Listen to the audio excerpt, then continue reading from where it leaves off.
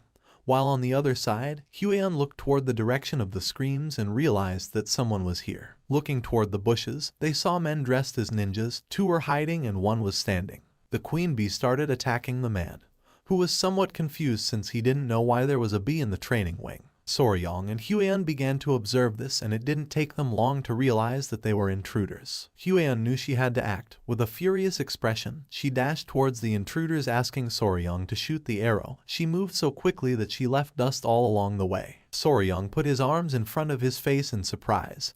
He didn't know what she was planning to do. The queen bee was biting one of the intruders' ears, who grabbed her and with tears in his eyes asked for help from the others to get her off him. One of the ninjas turned towards Soryong and upon seeing Huan approaching, panicked and gave the order to his companions to retreat. The queen bee clung onto the intruder, the other two jumped and began scattering. Huan started running quickly toward them, asking them to stop. Upon seeing that two intruders wanted to flee, she filled herself with determination and pulled out a whip. Using all her strength, she struck the ground, creating a small explosion.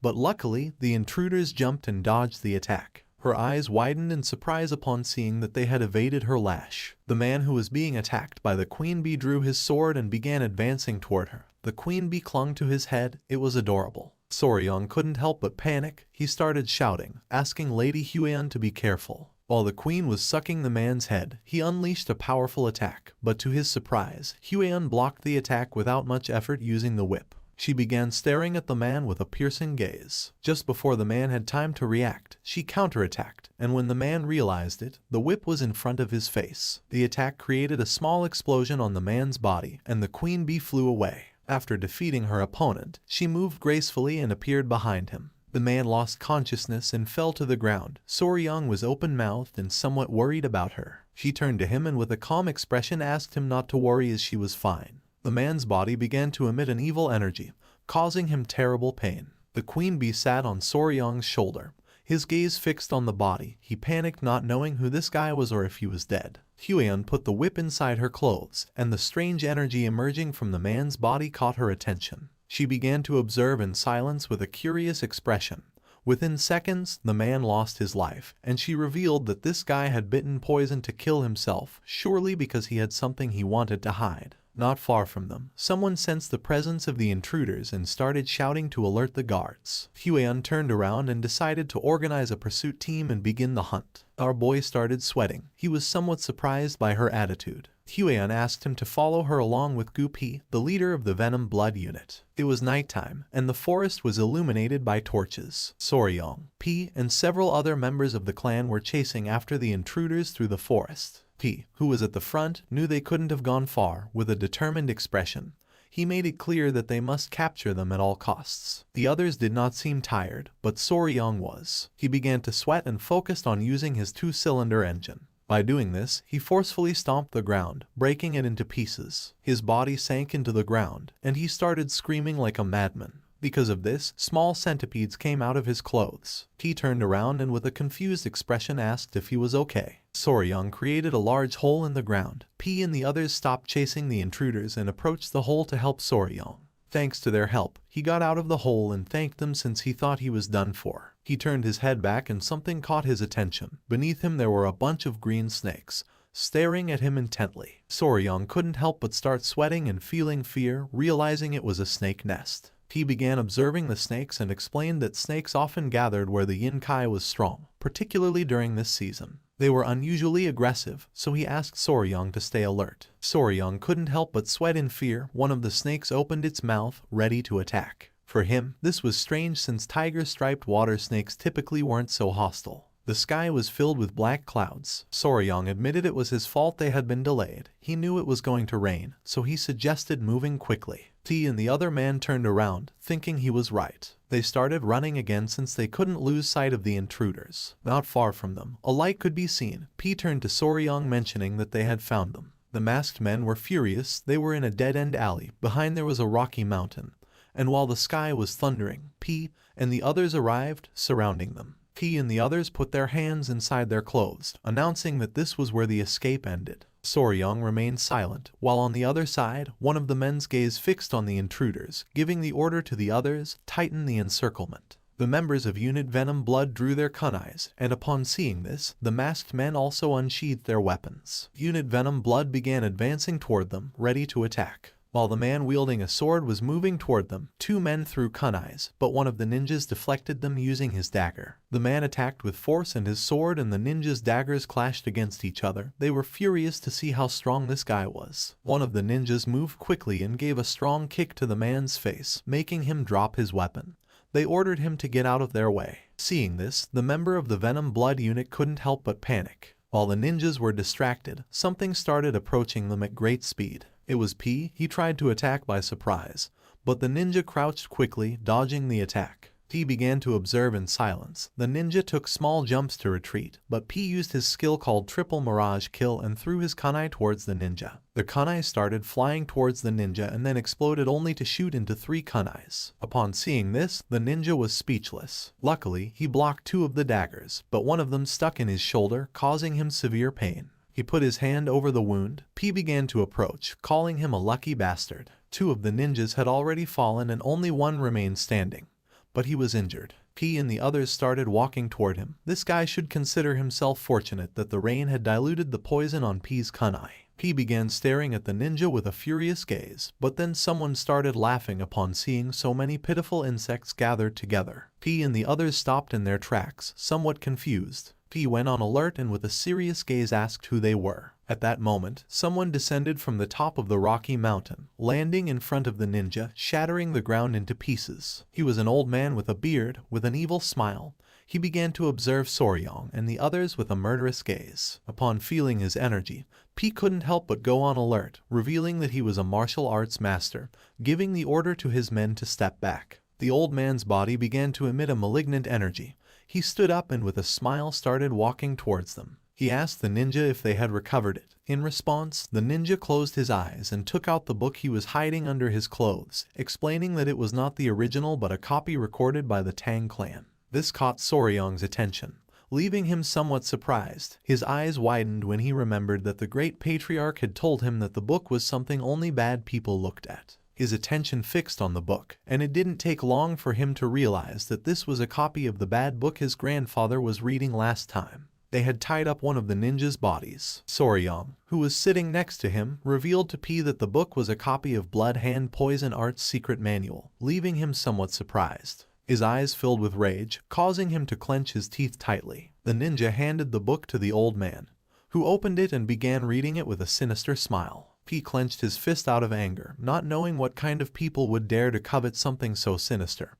He wanted the old man to reveal his identity. With a smile, the old man began flipping through page by page. It was just as he had suspected. Since it was a copy, the book contained the forms of the techniques but lacked the critical formulas. Even so, it was more than enough. After reading it, he closed the book. Although it was a bit premature, there was no better way to announce their return. He gave permission to the ninja called Bloody Glory to unleash the martial arts of cultivation, giving him the order not to leave anyone alive. Bloody Glory cracked his fingers and with a gaze full of determination, promised to fulfill the order. Next to him was the corpse of one of his companions. He extended his hand toward it and concentrated. A red energy began to emerge from his hand, and not long after, blood shot out from the corpse toward his hand. P's eyes widened in fear upon realizing what technique this guy was using. While on the other side, Soryong put his hands on his head. He couldn't believe he had just seen something so terrifying. The ninja's eyes began to glow, and with a smile, he started absorbing the blood from the corpse through his hand. In the blink of an eye, the kunai that was lodged in his shoulder fell to the ground, and his wound healed completely. The old man began to smile like a madman. He summoned a ball of energy in his hand, and with an evil gaze revealed that he was none other than an elder of the blood cult, the Blood Hawk Dagger Claw named Lord Guchenak. Soryong clenched his teeth and drew his kunai.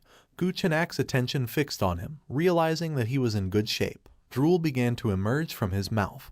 He licked his lips and his eyes started to shine as it had been a while since he had tasted the pure blood of the young. It started to rain even harder. Guchenak put the book inside his clothes and with a smile gave Hyoleong the order to capture them, as there was nothing better to recover than the pure blood of a young person. The ninja nodded his head, and then the two began to rush towards Soryong and the others. He drew his kunais and couldn't help but go on alert. With an expression full of determination, he commanded his men to unleash the 5-position annihilation formation since they could not allow them to reach Soryong. Guchenak jumped, and while his body was emitting a suffocating energy, he started laughing like a madman, asking P to try to stop him. Everyone's attention focused on him, putting them on alert. Using his power, Guchenak unleashed a powerful attack, creating a great explosion in the area that shattered the ground into pieces. He knew this was bad, so he asked Soryang to be careful. The rocks were flung out, but Soryang put his arms in front of his face to avoid being hit. Just then, the ninja appeared behind Soryang and grabbed him by the neck with a piercing gaze. He began to choke Soryang using a rear naked choke, and while his eyes were glowing,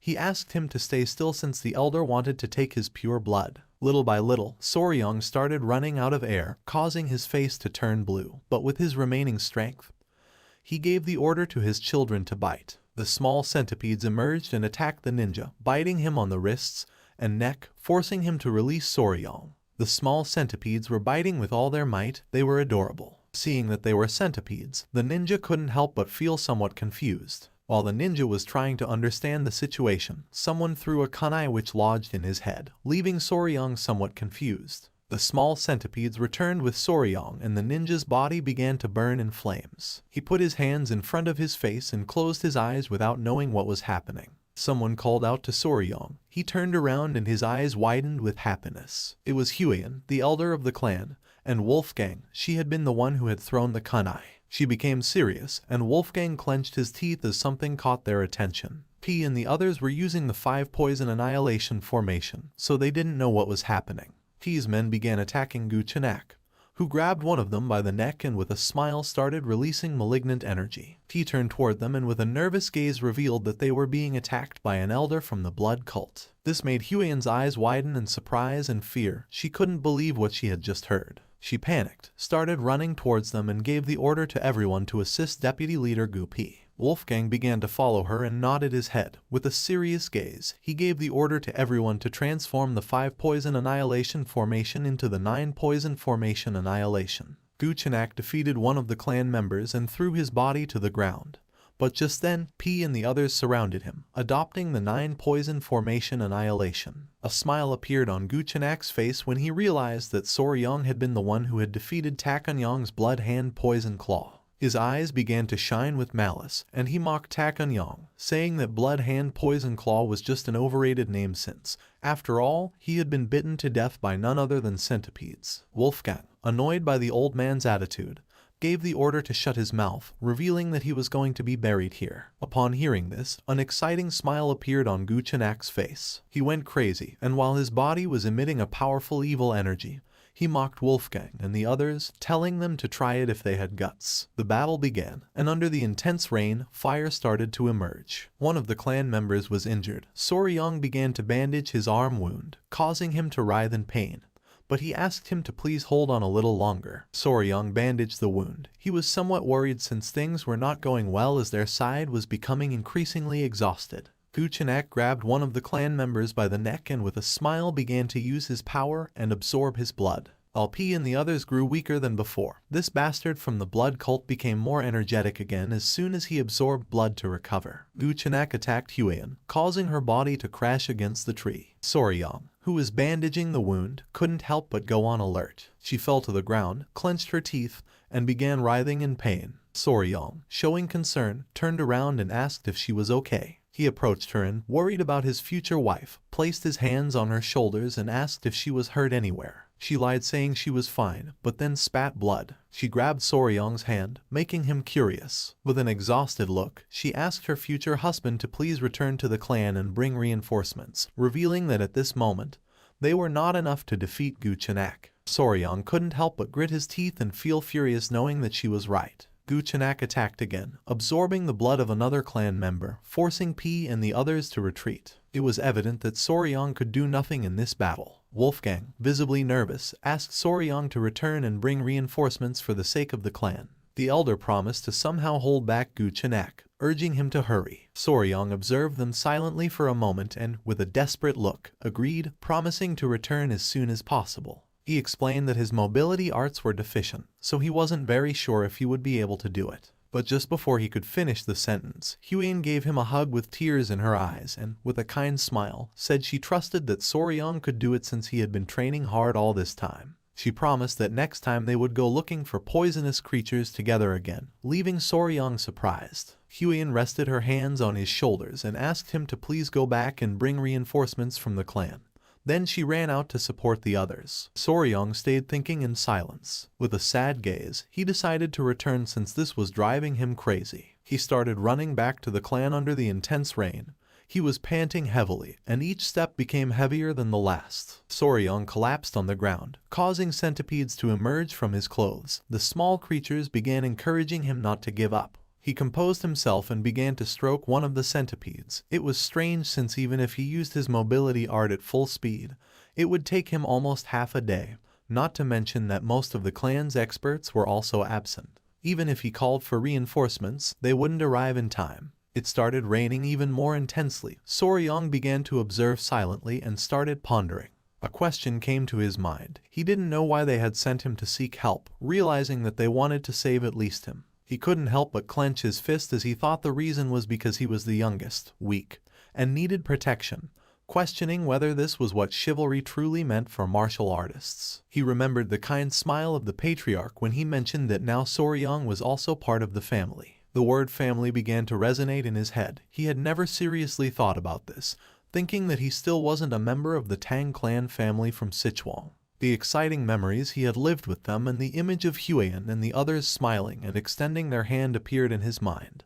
Everyone thought that he was already part of the family. He couldn't help but feel somewhat embarrassed and didn't take their hand since he was the only one who thought that he wasn't part of the family yet. Soryang began to smile, and then he caressed one of his centipedes, realizing that they were too warm-hearted to be a clan of assassins. He stood up, and his eyes began to shine with determination as it was time to save Mom. The centipedes made an adorable sound, indicating that they were happy. Soryang started running. He was determined to save them. He had to think of some way. The members of the blood cult could recover energy. The forest was full of poisonous creatures like snakes and frogs and poisonous plants. Soryang continued running until he stopped. In front of him there was a nest of snakes.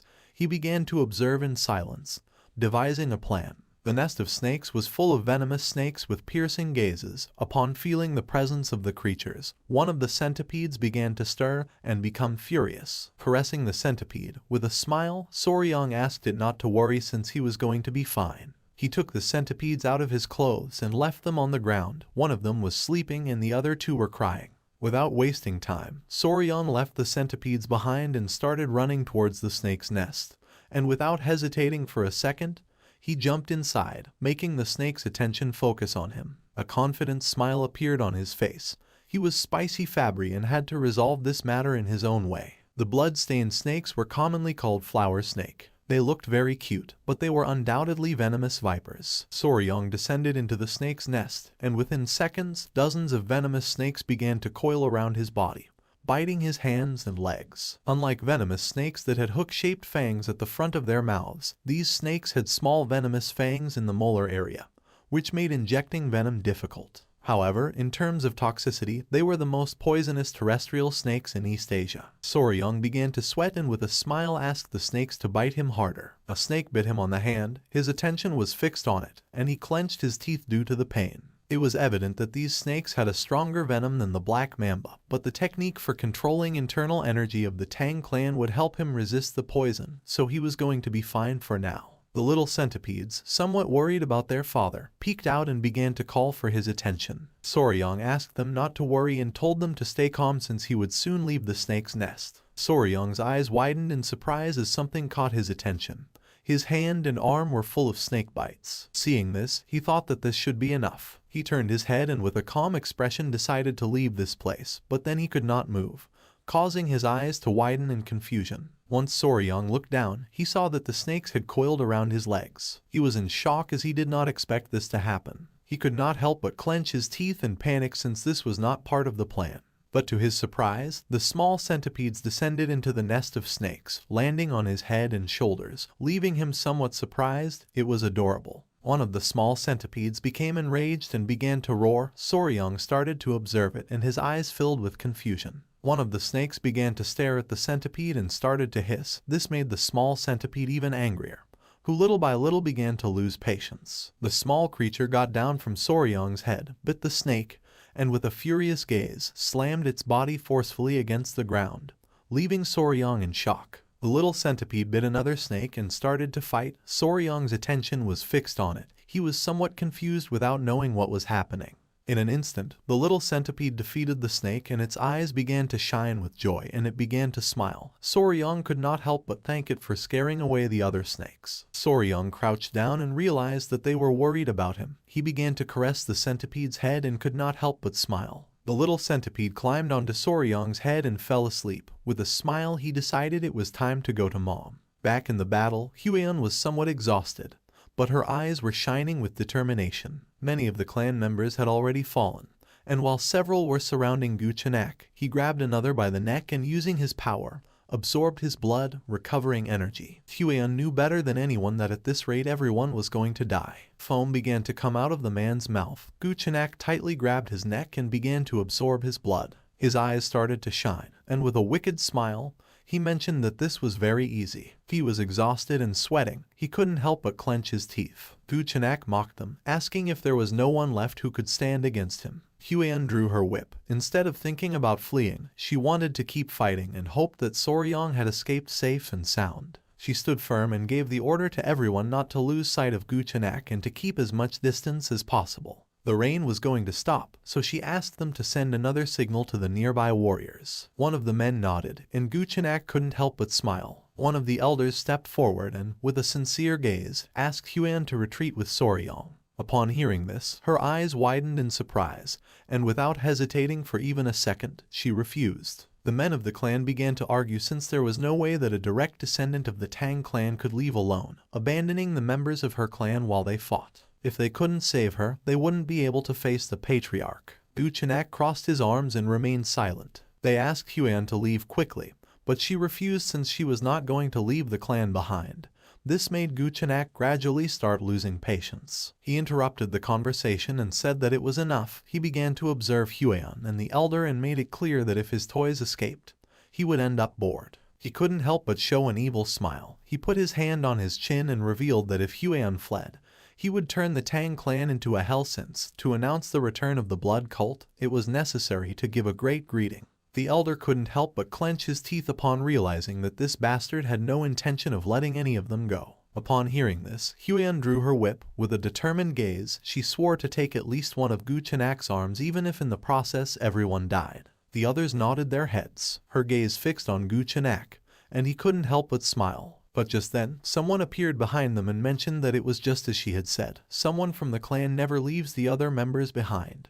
This caught everyone's attention. Hueon's jaw dropped and her eyes widened in surprise. It was Soryang. With a confident smile, he began to walk towards them. The elder was speechless, and Hueon felt somewhat worried without knowing why Soryang had returned. Soryang began to remove the small centipedes from his body, closed his eyes, and asked them to wait here, then reiterated that the Tang clan never surrendered nor left its members behind. Then he took off his shirt, and his eyes began to shine with determination, making it clear that he too was a member of the Tang clan. He drew his kunais and began to charge against Guchenak. Seeing this, an excited smile appeared on his face. Hueon couldn't help but feel somewhat worried and asked Soryang not to do it. Guchenak prepared to attack. He had spared his life, and now Soryang had returned by his own means. According to him, Soryang was an idiot. Soryang lunged at him, ready to attack. Hueon was in shock as, without much effort, Guchenak grabbed Soryang by the neck. His eyes began to shine with joy. He extended his hand and began to smile upon seeing that Soryang was willing to give him his blood. He placed his hand on Soryang's abdomen and decided to taste his blood, making him clench his teeth. But Soryang reacted in time and blocked the attack with his arm. Using his power, Guchenak began to absorb his blood. With an evil grin, Guchenak called Soryang an idiot, explaining that blood also flowed through the arms. He began to absorb Soryang's blood through his arm, causing him terrible pain. Seeing this, Hueon and P panicked. She couldn't help but feel fear, and showing concern, she gave the order for everyone to help Soryang. While Guchenak was slowly absorbing Soryang's blood, P and Hueon started running toward them. Guchenak began to feel pleasure since it had been a long time since he had tasted the essence of a young man's blood. Just before P and the others could approach him, he forcefully stepped on the ground, released Soryang's body, and used the technique called blood-filled wave, destroying the ground and repelling everyone. P and the others were sent flying backward and crashed into the ground. Luckily, Huan reacted in time and caught Soryong. Gu Chenak, who had become more powerful, began to smile. They had been very annoying, throwing hidden weapons like flies, but thanks to Soryong, he was able to take care of them all at once. Soryong fainted. Huan approached and, with a desperate expression, tried to wake him up. As a form of gratitude, Gu Chenak decided to grant Soryong a painless death. She hugged Soryong, saying that was not going to happen. Just then, he coughed and slowly began to wake up, catching Huan's attention. Drool started coming out of Gu Chenak's mouth, and he demanded to know what Soryong had done. His hair began to fall like leaves, and little by little he began to grow old. With a gaze full of fear, he soon realized that this was the effect of an energy-dissipating poison. Little by little, he began to lose strength, and his body started to tremble. For him, this was impossible since the internal energy techniques of the cult should be resistant to the energy-dissipating poison. He put his hands on his face and went crazy because this made no sense. He wanted to know who the hell Soryong was. With a smile, he began to sit down and, pointing with his finger, revealed that he was his natural enemy. Huan couldn't help but feel relieved to see that Soryong was fine.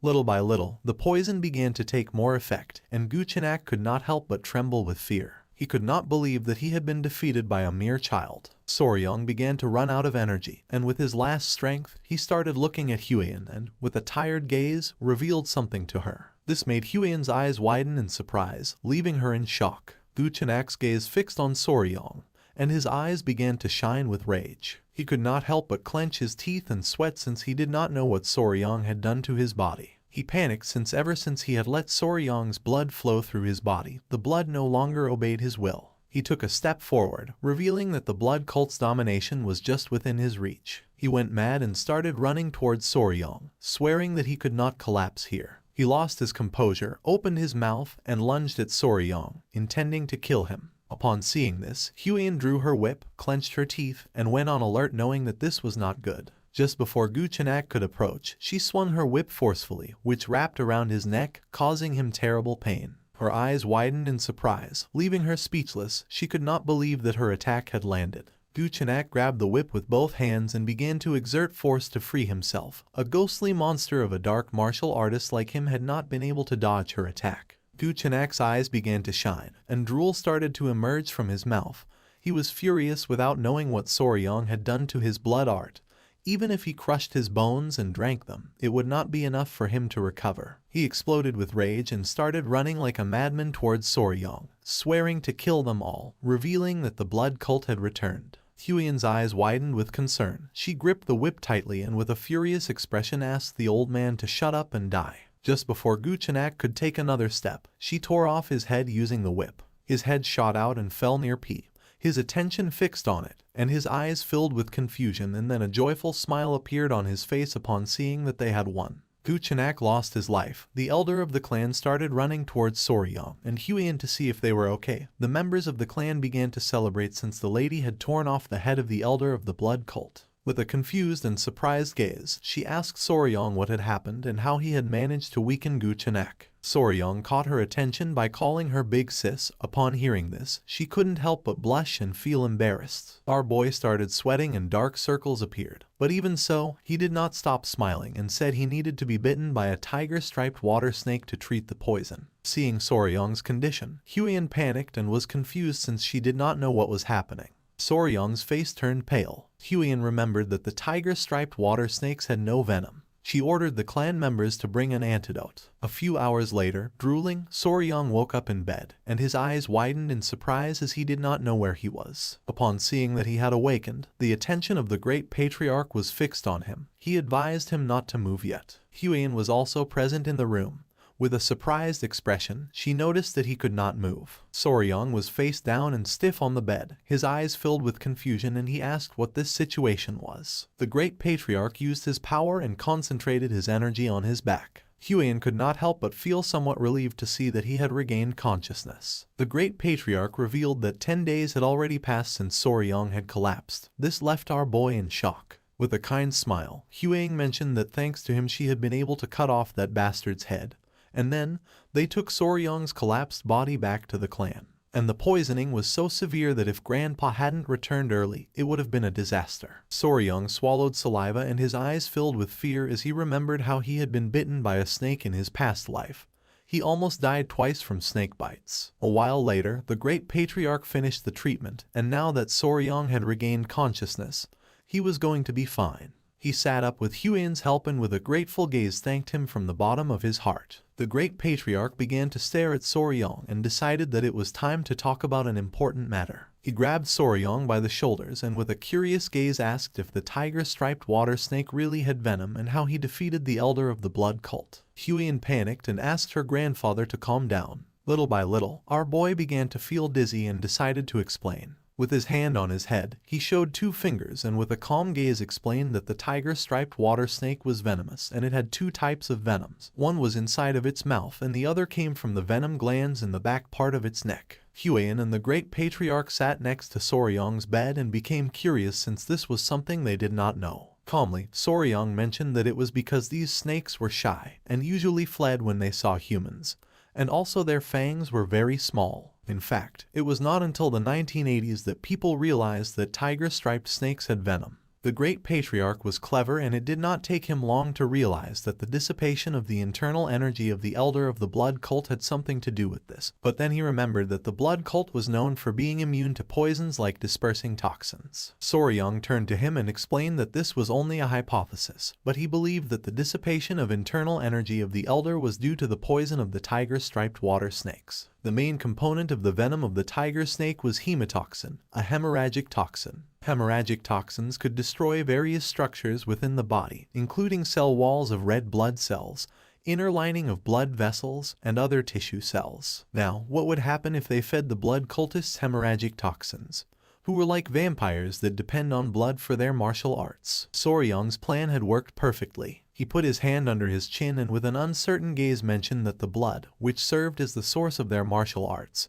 had probably been altered, leading to this result. It is not widely known that tiger-striped water snakes were venomous, but their venom was 5 times stronger than that of a viper, and if their venom was amplified with yin-kin, it became a deadly weapon. The eyes of the great patriarch widened in surprise, making him sweat. He was in shock to see that such a powerful venomous creature existed near Sichuan. Huian began to look at our boy with admiration and, with a smile, praised him for having achieved such a feat. The grandfather closed his eyes and coughed, catching the couple's attention. He crossed his arms and, with a smile, mentioned that Huian had told him that the elder of the blood cult called Soryong Nemesis of Heaven, his natural enemy. Our boy felt embarrassed because said that it sounded exaggerated, like a high school delusion. He covered his mouth with the blanket, looked away, and couldn't help but blush. Seeing this, Huian and her grandfather placed their hands on his shoulders, since he had been able to perfectly seal the elder's martial arts, then being called natural enemy fit. The great patriarch began to smile and thanked him for having protected his family. He clenched his fist and could not help but get angry without knowing how they had dared to attack his family while he was absent. He clenched his teeth and swore to uproot them once and for all. Soryong and Huian remained silent. With a serious gaze, he said that he agreed with the grandfather since they should completely crush the blood cult. Now that they knew their weakness, all that remained was to collect a large amount of venom from the tiger-striped water snakes. Soryong's eyes filled with rage at the thought of Guchenak and his subordinates. To him, they were nothing more than mosquitoes, and it was natural to strip them down to their souls. Since that day, and with the appearance of the blood cult, the Tang clan had been in a state of emergency. Many of the clan's warriors had been injured, and some had even died. Someone placed a message on the leg of a messenger pigeon. Miram's allied Orthodox factions were gathering at the Tang clan to provide their assistance. It was the great patriarch. He released the messenger pigeon and mentioned that considering they had faced someone at the pinnacle of martial arts, casualties had been minimal. But thinking about the blood that was going to flow again in Miram entirely because of the blood cult filled him with deep concern. They were not only content with kidnapping people at random to drain their blood, but 30 years ago they also committed a massacre, thus becoming the sworn enemy of the Miram as a sect. This was a very serious matter. While Soryong was distracted, the great patriarch placed his hand on his shoulder and said that this time things were going to be a little different. Soryong snapped out of his trance and became curious. With a confident look, the great patriarch revealed that the reason was that this time the Sichuan Tang clan was the natural enemy of the blood cult. Soryong couldn't help but get angry and sweat, not knowing if his grandfather was saying this on purpose. The grandfather turned towards him and showed a smile, confirming his suspicions. He put his arms behind his back and explained that he had a request, asking if he was going to be able to do it. He became curious and replied yes, and if it was something related to the clan, then he was going to give his best. The great patriarch's eyes filled with seriousness when he revealed that soon people from the Muram Alliance were going to arrive, and the military forces of the Alliance would be among those who arrived. He had planned to show them the poison that Soryong had discovered since they had finally uncovered the weakness of the blood cult. Soryong's eyes widened in surprise. He clasped his hands as a form of respect and with a smile said that if it was for the greater good, then they should do it. Upon hearing this, the great patriarch couldn't help but smile, knowing that Soryong would say that. Just before Soryong could leave, he mentioned that he had some news that was going to make him very happy. Upon hearing this, our boy's eyes filled with curiosity, and he turned around wanting to know what it was. With a kind smile, the great patriarch explained that the modifications to the Hall of 10,000 Poisons were complete and that from now on, Soryong was officially going to be in charge of managing the hall. Upon hearing this, he couldn't help but clench his fists and feel joyful. He began to imagine himself lying down and surrounded by poisonous creatures. This made his eyes widen with excitement. The great patriarch also mentioned that as he had suggested, they had also prepared a sunlit pavilion, since after all, to properly raise tiger-striped water snakes, a solid foundation was first needed. Soryong interlaced his hands and could not help but get even more excited. He had to think of it as if it were for the good of Muram and do his best effort. The messenger pigeon flew away. A few hours later, he arrived at the Hall of 10,000 Poisons, and his jaw dropped. It was beautiful, and there were 2 guards at the entrance. Soryong and Huiyan began walking toward the door. There was also a room called Toxic Creature Garden. Huiyan's attention was fixed on it. She put her hand on her chest and entered into confusion. Soryong crossed his arms and with a smile explained that it meant a backyard where all the poisonous creatures of the Central Plains gather. She became nervous and asked if he intended to gather all the poisonous creatures. With a confident look, he replied that yes, since as he had promised her someday he was going to gather the 10 great venomous creatures of the Central Plains. This made Huiyan blush like a tomato. She put her hand over her mouth and looked away. Without wasting time, she ran off with the excuse that she wanted to see why people were gathered. Soryong couldn't help but feel somewhat confused. Just then, a member of the clan was pleased to see that they had arrived. It was Gupi. He put his hands on his waist, and with a smile revealed that he was now commander of the Poison Division. Soryong's eyes filled with confusion, while on the other side, Huiyan remained still. With a kind smile, Gupi explained that it was a newly established unit under the Patriarch's orders. Behind him were several clan members. Gupi turned to them and revealed that from now on, these people were going to serve Soryong as his hands and feet. Whether it was to find poisonous creatures or raise them, he could count on them. Upon seeing this, drool began to fall from Soryong's mouth, while on the other side, Huiyan could not help but feel envy. The eyes of our boy began to shine with joy upon thinking that this was like having staff from a pet store, realizing that they were truly giving him all their support. This was a moment in which Soryong's dream took one more step toward reality. The messenger pigeon reached its destination. A woman with black hair received the message, and after reading it carefully, she noticed that the blood cult had returned. She began to gaze at the sky, knowing that in the once peaceful Central Plains, a bloody storm was about to break out once again.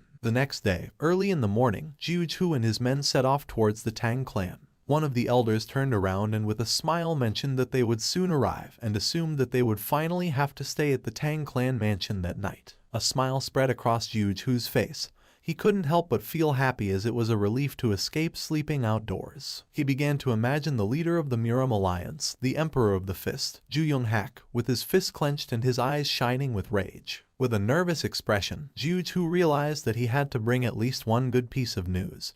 He was eager to find even a small trace of the blood cult. After several minutes, they arrived at the entrance of the Tang clan, which was being guarded by 2 armed guards. The elder could not help but feel joyful upon seeing that the Tang clan mansion was in sight. The attention of one of the guards fixed on them, and his eyes widened in surprise. He assumed that they must be the guests from the Muram Alliance. Jiu stepped forward, closed his fan, and with a calm gaze introduced himself as the military advisor of the Muram Alliance. One of the guards opened the door, and the other greeted them as a sign of respect and thanked them for their valuable visit, asking them to please wait a moment. The eyes of the guard expanded with nervousness. He looked to one side and explained that there were some things they had to be aware of before entering the Tang clan mansion. Upon hearing this, Jiu's eyes widened in confusion, making him curious, while on the other hand, the elder asked if they had to surrender their weapons before entering. The guard began to touch his chin with his finger and with an embarrassed expression mentioned that this might sound embarrassing, but explained that no matter how small or insignificant a creature might seem, they should never take a life within the Tang clan. Jiuju began to imagine a golden statue of a Buddha and with a surprised expression wondered if the entire Tang clan had converted to Buddhism. The guard became nervous and explained that they would find out when they entered the Tang clan, but he asked them to keep this in mind. Upon hearing this, Jiuju and the leader became serious. Just then someone appeared and felt happy to see that the military advisor had arrived. Seeing this, Jiuju's eyes widened in surprise, making a smile appear on his face. They were Huiyan and Soryong. Both bowed their heads before him and greeted him as a form of respect. Jiuju also bowed his head to them and greeted them back, mentioning that it had been some time since he had seen Huiyan. She placed her hands over her abdomen and mentioned that it had been exactly 1 year since the last time they had seen each other. With a smile, Jiuju asked where the myriad poison's divine sovereign was. Huiyan closed her eyes and replied that her grandfather had gone to search for traces of the blood cult, asking that he please forgive her for the inconvenience. Jiuju's attention fixed on her, and with a serene expression, he asked how it could be an inconvenience to be received by one of the 3 flowers of Murim. His eyes widened with curiosity, and his attention fixed on Soryong. He asked who this young warrior was. With a kind smile, our boy said that it was an honor for him to meet the military advisor. He greeted them again and introduced himself as Y Soryong. Upon hearing this, Jiuju and the elders' attention focused on him. They were confused to see that he was not from the Tang clan. Huiyan placed her hand over her chest, looked away, and with a nervous expression revealed that Soryong was her fiancé. This revelation left Jiuju and the elder in shock. The men who had come with them started losing their minds and feeling jealous upon seeing that one of Murim's 3 flowers had a lover. They clenched their fists, and their eyes filled with tears. For them, this world was unfair, and they did not know where Soryong had come from. Envy also became evident in Jiuju's eyes. He opened the fan, and while gazing at the ground, he asked if they could guide them inside. He knew that at this rate, it was possible that the whole group would request a sparring match with Soryong. Just then, a strange sound spread through the air. The eyes of Zhenghu and the elder filled with confusion and curiosity since they did not know where that strange sound was coming from. The men's jaws dropped. They began to look at the sky, and with a surprised expression, they caught everyone's attention, revealing that there was something in the sky. The sound came from the golden-haired king bees, which were flying around the area. Everyone's attention was fixed on them. They were in shock upon seeing that there were such poisonous creatures as these bees in the Tang clan. The men stood in front of Huiyan and the others, drew their swords, and asked everyone else to be careful. They were ready to protect Huiyan. Seeing this, Soryong couldn't help but panic and, with a serious gaze, asked them to put away their weapons. His eyes widened in fear. He placed his hand on the man's shoulder and decided to explain the new regulations of the Tang clan. But the man became angry, pushed our boy's hand away, and with a furious gaze asked him to step aside, revealing that the golden-haired king bees were very dangerous creatures capable of killing an ordinary person with ease. Soryong tried to explain himself, but little by little the men began to crush his body. He could no longer contain his rage, pushed the men away, and with a furious gaze revealed that he was raising the golden-haired king bees, asking everyone to calm down. The man couldn't help but go into shock and swallowed hard upon seeing that Soryong was raising such poisonous creatures. One of the bees landed on Soryong's head as a form of love, and upon seeing this, Zhenghu and the others were scared shitless and backed away. With a smile, Soryong began to play with the bees and knew that they had missed him since it had been some time since they last saw each other. Huiyan's eyes widened with joy, and she began to show a smile. The gaze of the bees fixed on Zhenghu and his men. Our boy began to caress one of the bees and with a kind smile asked them not to sting the guests. The man's jaw dropped. He began to sweat upon seeing that Soryong was treating the golden-haired king bees as if they were children. And then, the spirits of the young warriors instantly calmed down. After this incident, Zhenghu and the elder accompanied Soryong and Huiyan inside. Zhenghu's attention was fixed on Soryong. He would never have thought that the young warrior from Hainan Island was the fiancé of the poisonous flower. He was in shock to see that despite being an outsider, Soryong had managed to become the son-in-law of Clan Tang. As they were strolling, something caught Zhenghu's attention. Not far from them, 2 men were sitting and arguing with each other. The black-haired man took out a small vase and, while pointing at it with his finger, with a furious gaze made it clear that a venomous scorpion would be more suitable for the Tang clan. The orange-haired boy took out a small chameleon and, with a gaze full of rage, asked what he was talking about and asked everyone to look at the shape of the chameleon's radiant crest. Jughu's eyes widened in fear. He placed his hand on Soryang's shoulder and, while sweating, asked why all those warriors were taking care of insects and animals. Soryang came out of his trance and became curious. While the men were arguing, our boy explained that they were sentenced to the venomous creature companionship punishment. Jughu started sweating and asked what they had done to deserve such punishment. Soryang put his hand under his chin and began to ponder. A few days ago, at night, the incident occurred. Soryang and Huan went to the training hall. Our boy started training. She got nervous and explained that he had to feel as if he were expelling his internal energy. Our boy concentrated, but it seemed like he was dancing instead of training. Just then, someone appeared and caught their attention, making them curious. It was Commander Gu and his men.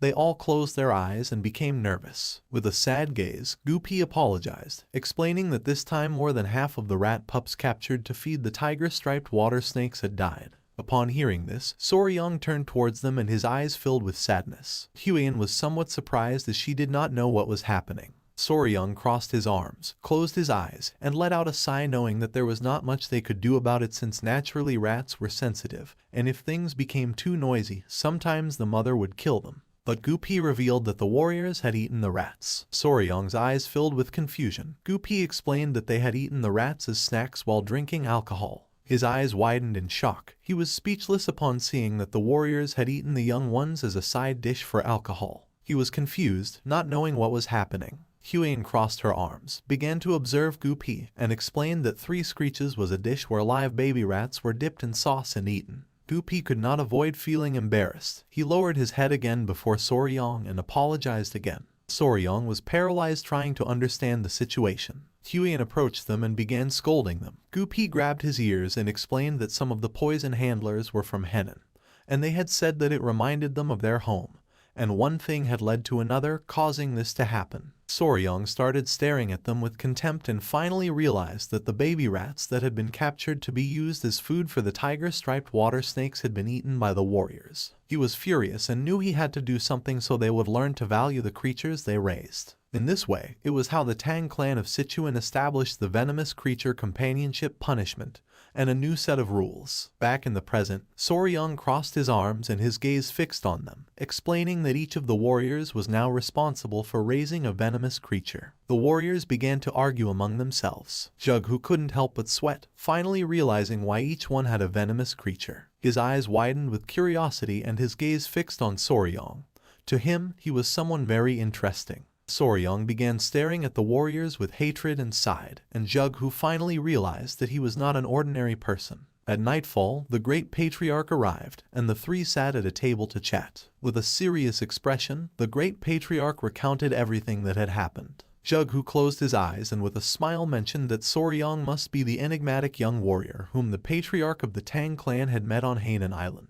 The great patriarch began to observe him and with a smile asked what he thought about the treasure of the Tang clan. Jughu praised our boy, saying that calling him enigmatic did not do him justice, admitting that the golden-haired king bees were astonishing. Soryang could not help but feel nervous upon seeing that he was being praised. Jughu's eyes began to shine with seriousness. For him, it was worrisome not to have found a single clue about the blood cult. With a smile, the great patriarch turned to Soryang and made it clear that they could not sit idly by and allow the influence of the blood cult to continue growing. Soryang's eyes widened with curiosity, and he turned toward him. The great patriarch asked our boy to bring that. This made Jughu's eyes widen in confusion and curiosity. The great patriarch began to show a finger and, using his power, created a barrier around them. Then, he closed his eyes and with a smile explained that they could not risk any sound leaking out, so for this reason, he had invoked a Kai barrier. Our boy put his hand inside his clothes, and Jughu began to observe the barrier, and his jaw dropped. With a confident smile, Soryang took out a small jar and placed it on the table. Jughu grabbed the jar, began to observe it, and his mind filled with questions. He asked what kind of object required even a Kai barrier to maintain secrecy. With a confident gaze, the great patriarch replied that it was a poison that dissipated internal energy. Jughu argued that the internal energy dissipating poison was quite common and hardly seemed like something that required a Kai barrier. Soryang and the great patriarch looked at each other and nodded with a smile. He revealed that this particular poison, which could dissipate internal energy, only affected members of the blood cult. Jughu's attention fixed on the poison, and his eyes widened in surprise. He panicked, slammed his hand against the table, and asked if this was true. The great patriarch closed his eyes and, with a confident expression, explained that although it was hard to believe, it was true. With a gaze full of hatred, Jughu began to imagine the members of the blood cult, thinking that this was a truly incredible discovery, revealing that the reason they had fought so hard during the blood cult rebellion 30 years ago had been because they had used internal energy dissipating poison against them. The great patriarch began to recall the blood cult rebellion and confirm Jughu's suspicions by explaining that when martial artists like them were poisoned, their internal energy dispersed, leaving them powerless, but the members of the blood cult remained completely intact. With a serious gaze, Jughu asked what the potency of this version of the poison was. The great patriarch's eyes began to shine with confidence, and he responded that according to Huian, the poison was capable of reducing their physical abilities to the level of an ordinary person, revealing that she had defeated a blood cult elder who had been poisoned with a single blow. Upon hearing this, a smile appeared on Jughu's face and his eyes began to shine with joy,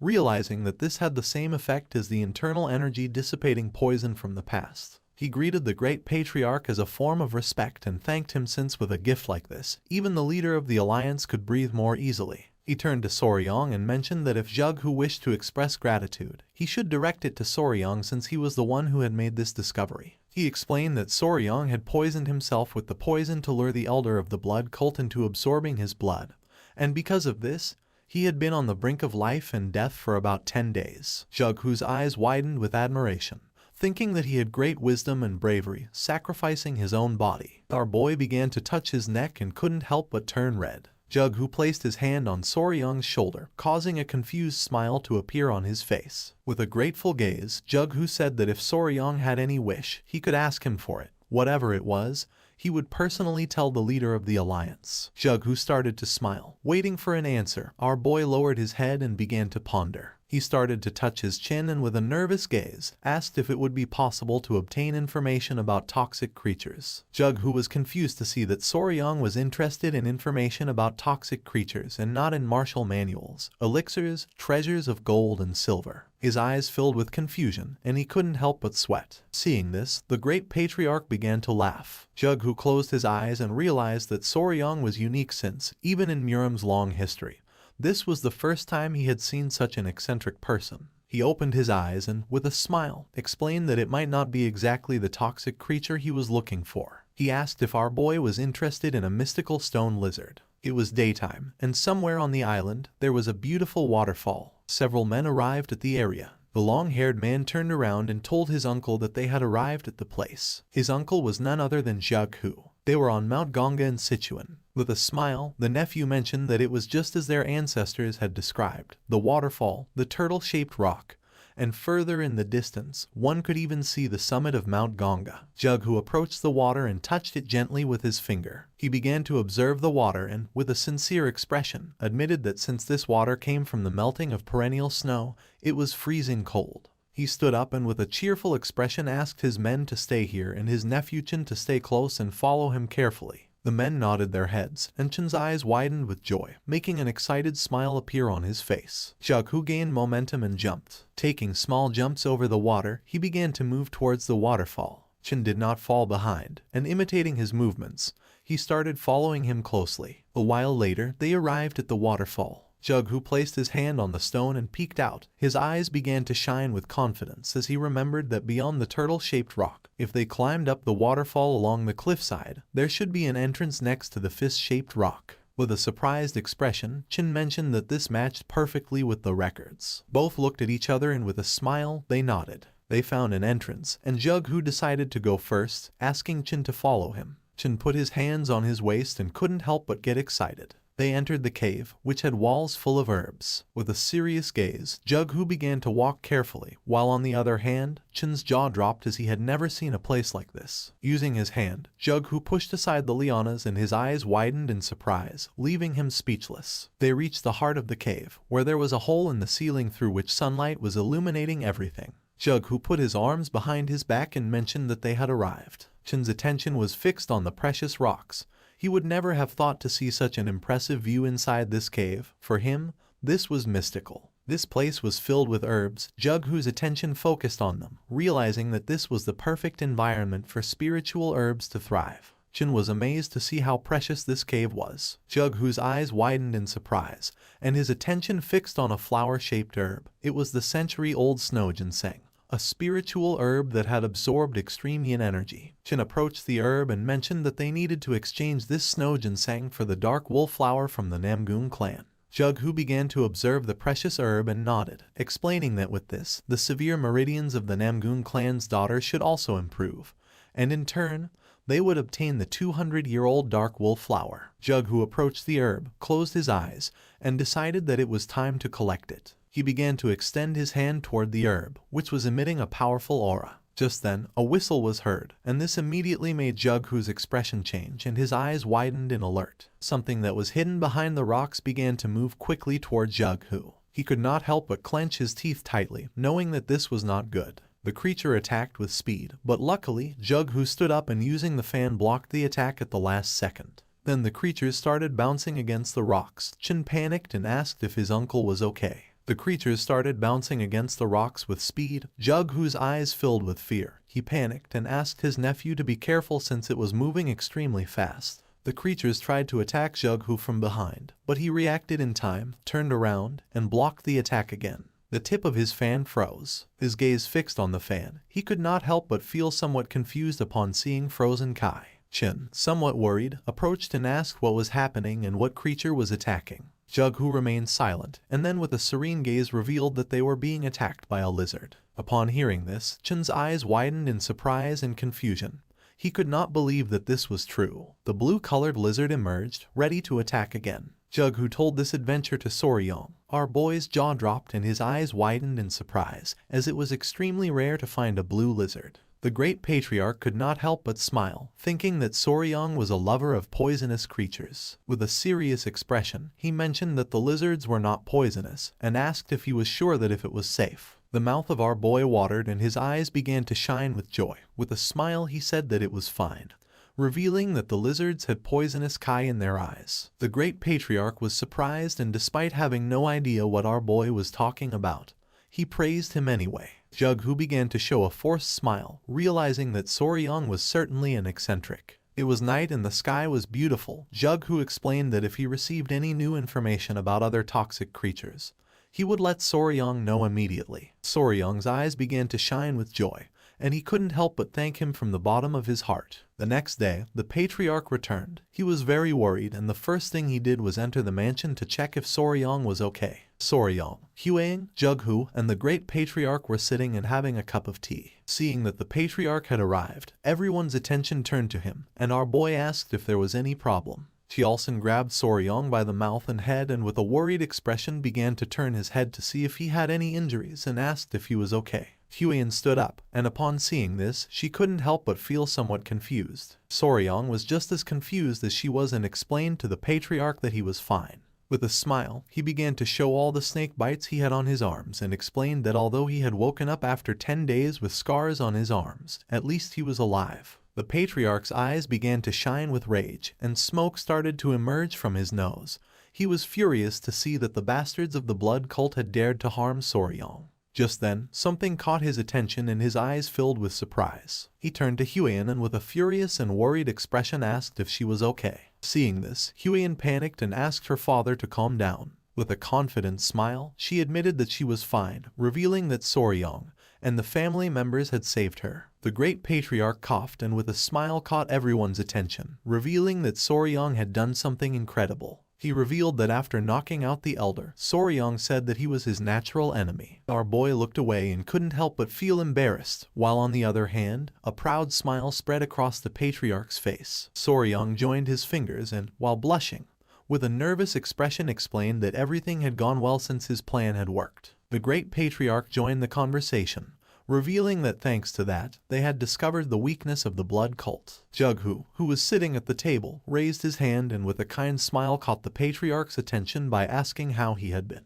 Seeing that Jughu was also present, the patriarch shook his hand. Since Jughu had risen to a high position, They had not been communicating much, and now they had only met under these circumstances. With a smile, Jughu apologized, explaining that he had been very busy. Soryong and Huiyan's attention was fixed on them, making a smile appear on their faces. She adjusted the strand of hair and mentioned that they were childhood friends. Our boy couldn't help but feel stressed, as this was very chaotic. Jughu asked the patriarch to take a seat since they had much to discuss, starting with the blood cult. The patriarch did not refuse but asked Soryong and Huiyan to sit as well since they needed to discuss this in more detail. Soryong became nervous but nodded his head, while on the other hand, Huiyan began to smile. Everyone sat at the table, and the patriarch asked how the progress of the search for the secret agent was going. Soryong's eyes filled with curiosity. He interrupted the conversation and asked which secret agent they were talking about. He didn't know if by secret agent they were referring to a spy or something similar. The patriarch rested his head on his fist, and his eyes expanded with joy. Then he closed his eyes and, in a serious tone, asked if Soryong hadn't mentioned that the bastards from the blood cult had interrupted to steal the secret manual of Blood Hand Poison Claw. With a surprised and sincere gaze, our boy explained that for them it was extremely valuable. The patriarch opened his eyes and asked how our boy believed they had discovered that the Blood Hand Poison Claw manual was with the Tang clan of Sichuan. Soryong's eyes widened in fear. He couldn't help but clench his teeth and start sweating. Placing his hands on the table, he stood up and with a furious expression made it clear that this was a big problem since there could be someone inside the clan leaking information to the blood cult. Huiyan and the patriarch's attention focused on our boy, leaving them somewhat surprised. The eyes of the patriarch and Jughu filled with confusion. He placed his hand on the patriarch's shoulder and with a smile asked him to educate his son-in-law a little since as a newcomer to the family, he was unaware of certain things. But even so, he was hearing some rather amusing stories. The patriarch began to stroke his mustache and could not help but feel somewhat disappointed. Soryong could not help but sweat upon realizing that he was the odd one out. With a kind smile, Huiyan explained to her future fiancé that secret agents could never exist in the Tang clan. Soryong turned somewhat surprised and asked if this was true. With a calm gaze, the patriarch explained that even when selecting a simple servant, they conducted exhaustive background checks on all their direct relatives and even distant relatives. Then, if they considered them acceptable, they incorporated all their direct relatives into the clan. With a confident smile, he made it clear that all their children were raised within the Tang clan, so under such circumstances, no one would dare to betray them. Our boy couldn't help but go into shock upon seeing that they took such extreme measures. He began to sweat, and his eyes widened with curiosity, and then he asked who the secret agent was. Somewhere else, someone broke a teacup. A muscular man grabbed a woman tightly by the neck, making her clench her teeth. She tried to break free, but it was in vain. The man was Ju Yoonghak, and his eyes were full of rage. He began to strangle the woman, making her face turn pale. She was a servant of the Murim Alliance. Jughu showed a finger and, with a confident smile, made it clear that within the alliance, only 3 people had knowledge of this matter, and he was confident that by now, the leader of the alliance should have already captured her. It was daytime, and the sun was high in the sky. While the situation in the clan was stabilizing, an unexpected guest arrived at the gates of Tang Clan Manor. Upon seeing the guest, the guard couldn't help but tremble with fear. The guest mentioned that he had finally arrived, explaining that running all the way from Hebei to Chengdu without using mobility arts had been quite fun. He struck his fist against his chest and, with an excited smile, asked the guard to inform his patriarch that Peng Muwen, head of Clan Peng, had arrived. Someone shot an arrow into the air, and upon seeing it, Soryong and Huiyan started running towards the entrance of the clan.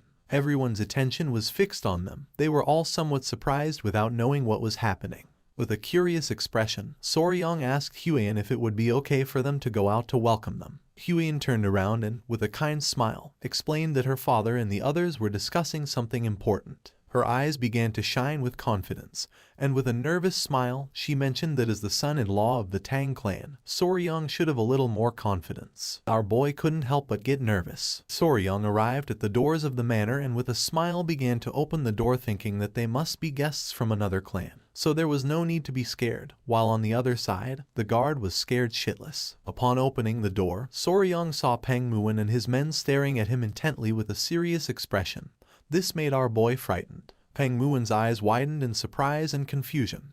He placed his hands on his waist and couldn't help but smile upon seeing Huiyan. She joined her fist with her palm and greeted the head of the Peng clan with respect. With a smile, Peng Muon said that some time had passed. He had seen her when she was little and now she had grown so much that he could hardly recognize her. Huyen closed her eyes and with a forced smile mentioned that had been 5 years ago, realizing that indeed a lot of time had passed. Peng Muon's eyes filled with seriousness and his attention focused on Soryong. He wanted to know who he was. Upon feeling the gaze of the head of the Peng clan, Soryong began to sweat like crazy. Huyen started observing him and couldn't help but feel somewhat confused. With his face sweating, our boy greeted Peng Muon, introducing himself as the son-in-law of the Tang clan.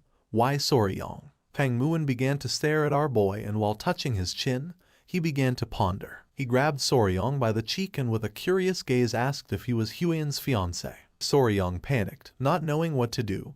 Huyen placed her hand near her mouth and nodded with a smile. This made Peng Muon's eyes fill with seriousness. Soryong began to sweat and, with a nervous expression, looked away. Peng Muon's attention was fixed on our boy.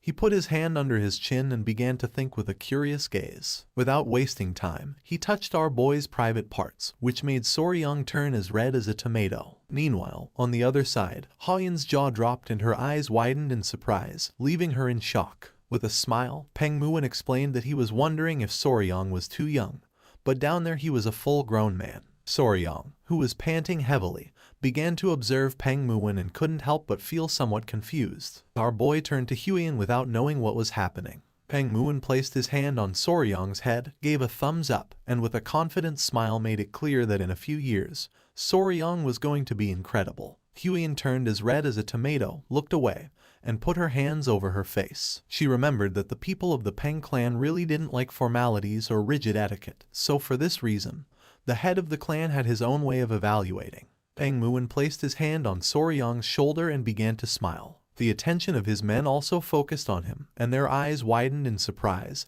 thinking that he was incredible. One of the men even put his hand on his chin, bent down, and began to curiously observe the intimate parts of our boy. Soryong's eyes filled with confusion. He looked away and felt somewhat depressed. But then he thought that this was their style. For him, it was expected to see one man recognizing another man. He greeted Peng Muon, and while his eyes were shining with joy, he smiled and thanked the head of the Peng family for the compliments. Peng Muon started laughing, thinking that Soryong was different from the useless brats of other noble clans. He hit our boy on the back and introduced himself as Peng Muon, head of the Peng family. The slap was so strong that it hurt our boy a little. He welcomed everyone to the Tang clan, and while they were conversing, Huyen began to observe them and couldn't help but start sweating. Huyen caught Peng Muon's attention by saying she had a doubt. He became curious, turned to her, and asked what doubt she had. Her eyes widened with curiosity. She thought they had come from distant Hebi just to help her family, asking how they had arrived so quickly. Peng Muon's eyes widened with seriousness. In reality, they had not come to help, so he asked if the Tang clan had problems. With a surprised expression, he began to inspect Soryong's hair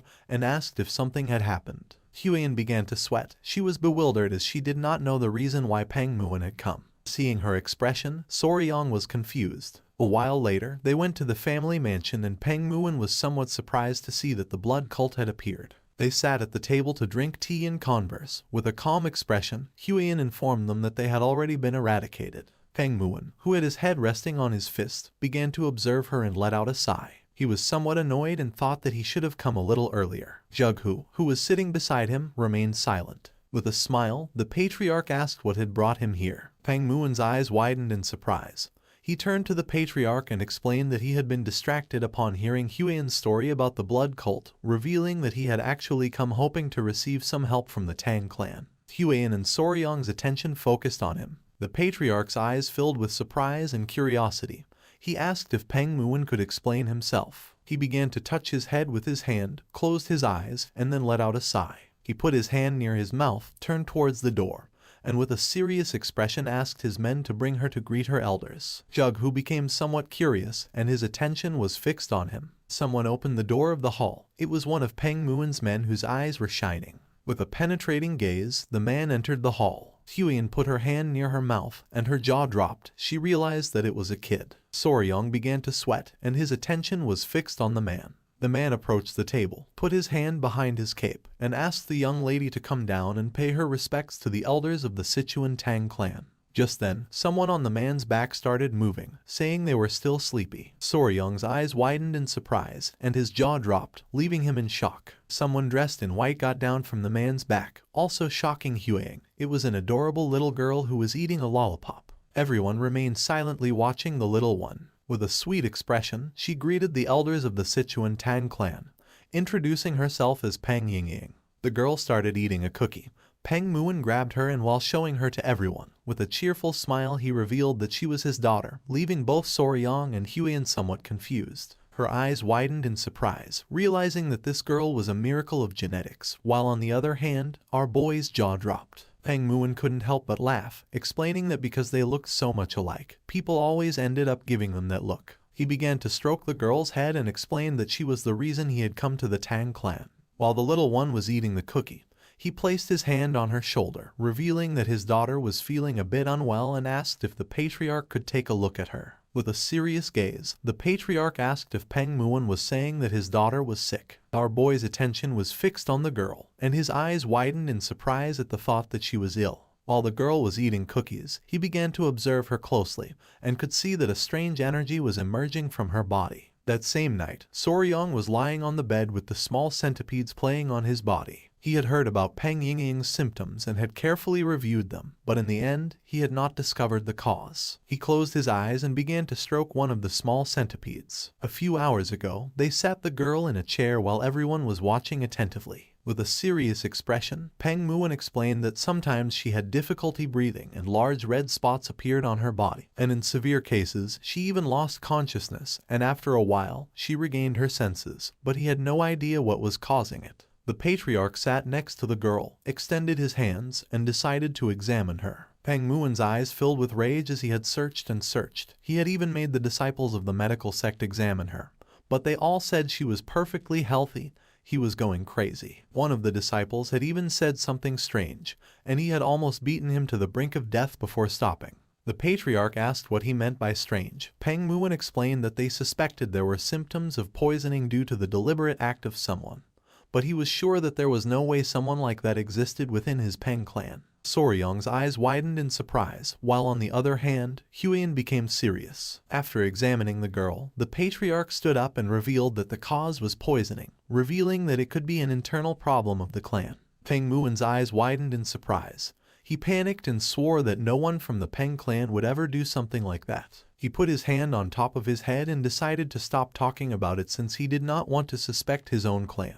Jughu nodded and mentioned that it was still uncertain, so it was not good to jump to conclusions hastily, revealing that poisoning did not always necessarily occur because someone deliberately administered poison. The patriarch's gaze fixed on the girl who was absorbed in eating the cookie. He decided to provide them with an empty courtyard in the guest residence, asking them to stay there for now since he wanted to observe the girl's condition to determine whether it was poisoning or some strange illness. With a grateful expression, Peng Muin thanked the patriarch of the Tang clan, deciding to let his daughter be under his care for a while. Back in the present, Soryong began to imagine the girl eating sweets, no matter how he looked at it. That was childhood diabetes, realizing that sugar was literally multiplying inside her body. He sat on the bed and began to think, not knowing if diabetes caused red spots, and if there had been obvious symptoms, it should have been easier to recognize. Just then, someone knocked on his door. Our boy's eyes widened in surprise, and someone revealed that there was a big problem. Soryong became curious, opened the door to his room, and asked what the problem was. The maid who had knocked on his door became nervous, revealing that little Peng Yingying had collapsed. Upon hearing this, our boy went into shock. It was nighttime, and the moon was high in the sky. He put on his clothes and ran to the place where Peng Muin's daughter was. Upon arriving, he saw Huiyan and Muin's men with a worried expression.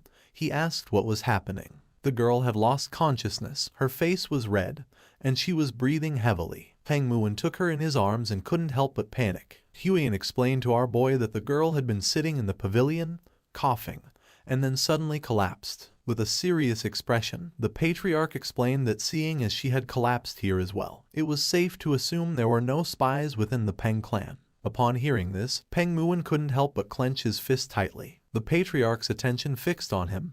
He became confused, not knowing what was happening. Without hesitating for a second, Peng Muin punched himself in the jaw with a powerful blow, leaving the man behind him in shock. The punch was so strong that a tooth flew out of his mouth. With his nose bleeding, Peng Muin closed his eyes and, with a smile, apologized since, even though he had said those words, he could not forgive himself for having suspected even momentarily of his own people. Now he knew that if Ying collapsed again, it had to be for another reason. One of his men put his arm over his face and couldn't help but cry. Meanwhile, on the other side, Soryang's jaw dropped upon seeing that Peng Muin had lost a tooth. Peng Muin's men began to hit themselves in the face because despite being there, they had failed to prevent the young woman from collapsing, admitting that their sin was also great. The patriarch's eyes widened in surprise, and his jaw dropped. He reached out to them and asked them to calm down. While on the other side, Peng Muin began to smile. More teeth started flying out. With a worried gaze, Huiyan approached Soryang and asked what they should do. Our boy put his hand behind his head and, with a sincere expression, mentioned that there was a way. He clasped his hands together and began shouting, asking them to calm down. Upon hearing our boy's voice, the men whose faces were covered in bruises stopped hitting themselves abruptly, and their attention turned to Soryang. Showing a finger and a confident smile, he revealed that there was a way to identify the cause of her symptoms and prove that no one here was guilty beyond all doubt. The attention of Peng Muin and the patriarch fixed on Soryang, and their eyes widened with curiosity. Soryang sat next to him and began to stare at him intently. Seeing this, Peng Muin's eyes widened in surprise. With a cold gaze, Soryang explained that first they had to remove Miss Peng Yingying's clothes. Upon hearing this, both the patriarch and Huiyan were petrified. Meanwhile, on the other hand, Peng Muin's eyes began to shine with rage. The patriarch was in shock upon hearing Soryang, while on the other side, Peng Muin's eyes widened in confusion and surprise. He asked what Soryang had just said. Our boy's eyes widened in surprise and curiosity upon seeing their expression. This was a reaction he did not expect. Soryang mentioned again that they should take all of Yingying's clothes off, but just before he could finish the sentence, Peng Muin grabbed him tightly by the collar. Our boy couldn't help but feel afraid. Upon seeing that he wanted to undress his daughter, Peng Muin's eyes began to shine with rage. Soryang's eyes widened in panic. He opened his mouth and panicked, asking him to wait a moment. Just then, one of the small centipedes emerged from Soryang's clothing and its gaze fixed on Peng Muin. Soryang realized that the little one was ready to attack, so without wasting a second, he ordered it to hide again. Little by little, Peng Muin began to lose his composure, and Soryang soon realized that this was not good at all. The patriarch's eyes filled with fear. He panicked, asking him to calm down and explaining that his son-in-law must have had a reason for saying such things. Huiyan, who was sitting next to him, extended her hands and with a nervous expression asked Lord Peng to please at least listen to what Soryang wanted to say first. He grabbed the poor Soryang by the collar even more tightly. Our boy closed his eyes and began to show a forced smile. Peng Muin started staring at him with a gaze full of rage, not knowing what to do. Despite being in panic, Huiyan began to show a smile, explaining that Soryang was a good person. After going around the matter several times, Peng Muin let go of Soryang. Our boy had dared to suggest stripping his daughter, who had not yet reached her prime, so he decided to listen to any justification that Soryang could offer. Our boy opened his mouth and began gasping heavily, feeling somewhat relieved. He sat on the floor in front of Peng Muin and with a serious tone asked him to please calm down and listen until the end. Peng Muin crossed his arms and closed his eyes, deciding to trust him. Showing a finger and a sincere expression, Soryang explained that what he meant was to take off all of Lady Peng's clothes and change her into something else, as it was possible that something in her clothing or personal belongings was the cause of her collapse. Upon hearing this, Peng Muin's eyes widened in surprise and his jaw dropped. He was in shock, realizing that he had misunderstood Soryang. He lowered his gaze, clenched his fist tightly, and prepared to hit himself again for having doubted the words of our boy. Soryang's eyes widened in fear, making him panic. He began to shake his hand, asking him to calm down. He was sure that his daughter's sudden collapse must have left him shocked. With a kind smile, Patriarch Peng thanked our boy from the bottom of his heart for being able to understand someone else's mistake. Soryang began to stare at Peng Muin and with a serious expression explained that from now on, the young lady of the Peng clan was going to be under the care of the Tang clan, and until further notice, all contact with the Peng clan was going to be restricted. Upon hearing this, the Patriarch and Huiyan were somewhat surprised. Peng Muin began to point at himself with his finger and with a confused gaze asked if he also. Soryang's eyes began to shine with confidence and with a smile nodded his head, since if his daughter experienced the same symptoms under their care, then it would be proven that the cause was not related to the Peng clan. This was the method called controlled environmental adjustment, a technique commonly used by breeders who raised poisonous insects, snakes, and amphibians. In his past life, one day he took his little chameleon out of the terrarium. The little chameleon tried to converse with our boy by asking if he could add some vitamin D to the food. Soryong's eyes expanded in confusion, leaving him in shock. If only the creatures they cared for could tell them this part hurts, things would be much simpler.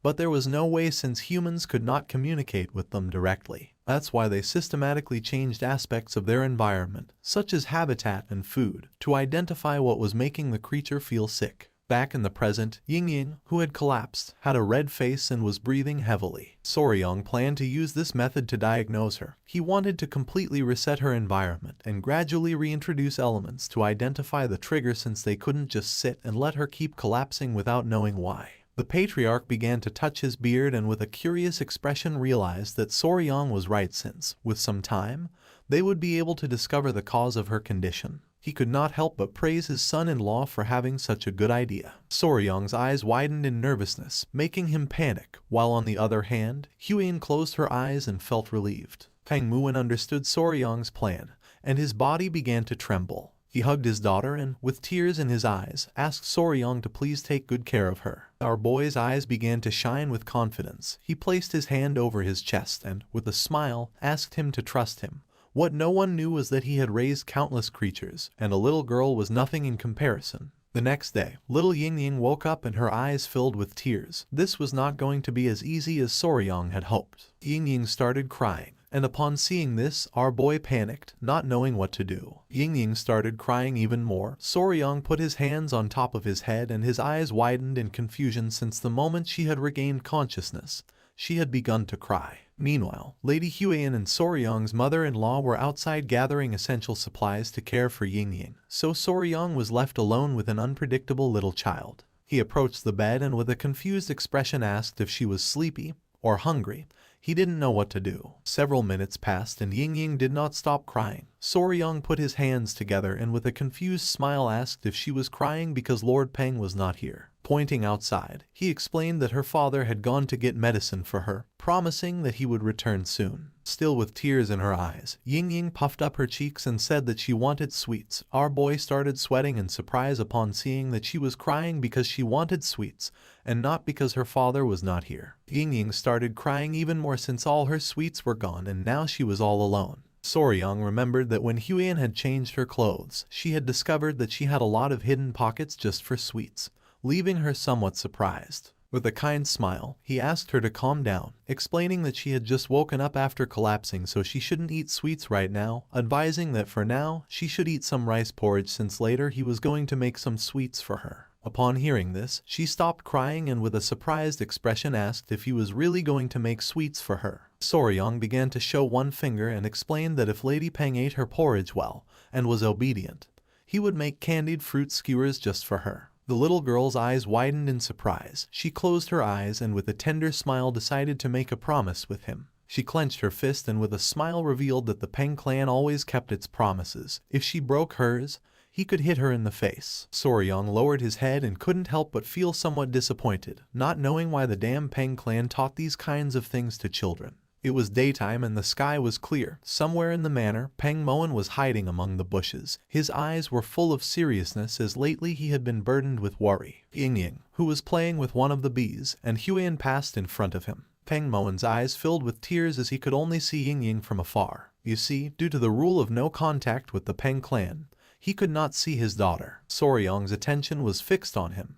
He put his hand over his mouth and with a confused expression asked what he was doing here. Upon hearing our boy's voice, Peng Muin went on alert, and without wasting a second, grabbed Soryong and pulled him into the bushes. With a worried gaze, he asked how Ying was doing. Soryong's eyes, as he lay on the ground, widened in confusion. He sat in front of the patriarch and mentioned that she was eating well and was obedient. Upon hearing that she was eating well, the patriarch's jaw dropped in surprise. Our boy revealed that she had devoured an entire plate of fried pork. Peng Muin was in shock, not knowing how Soryong had made her eat, to which he responded that she had eaten it by herself. Peng Muin's eyes widened in surprise and confusion. Just then, someone wearing a red dress appeared. Their attention was fixed on it, and their eyes expanded in surprise. It was Huiyan. With a kind smile, she greeted the lord of the Peng clan with respect. In response, with a grateful smile, Peng Muwen thanked her for taking care of his daughter. With a calm gaze, she mentioned that Yingying was asking where older brother Soryang had gone.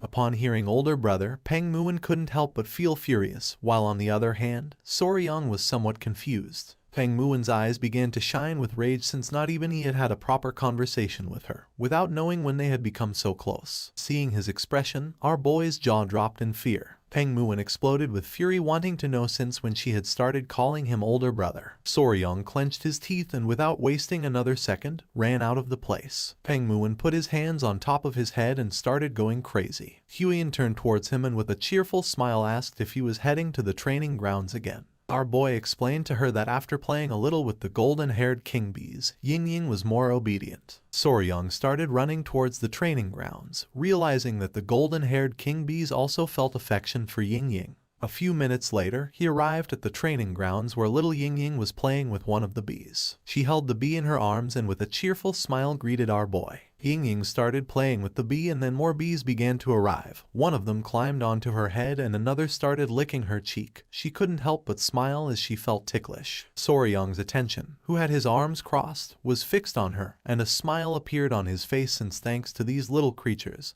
he had been able to bond with Yingying very quickly. One of the bees climbed onto his head, and our boy's eyes began to shine with seriousness, realizing that the adorable golden-haired king bees loved Yingying because she had spilled sugar syrup on herself while eating sweets, not knowing if they were mistaking her for food. Yingying knew that the bees liked her, so now she threw a tantrum every day, demanding to visit them. Just then, the queen bee emerged from the tree. Yingying, who was playing with the bees, turned towards Soryang, started pointing at the tree and with a smile said that the queen bee was there. Soryang sat on the bench and asked Yingying not to ask the queen bee to play since she was busy. In response, she closed her eyes and nodded her head. Soryang felt happy thinking that if he had a younger sister, he would feel like this, realizing that taking care of children was not so bad. Yingying raised her hand and called his attention, saying that there was another bee. Upon hearing this, our boy's eyes widened in surprise.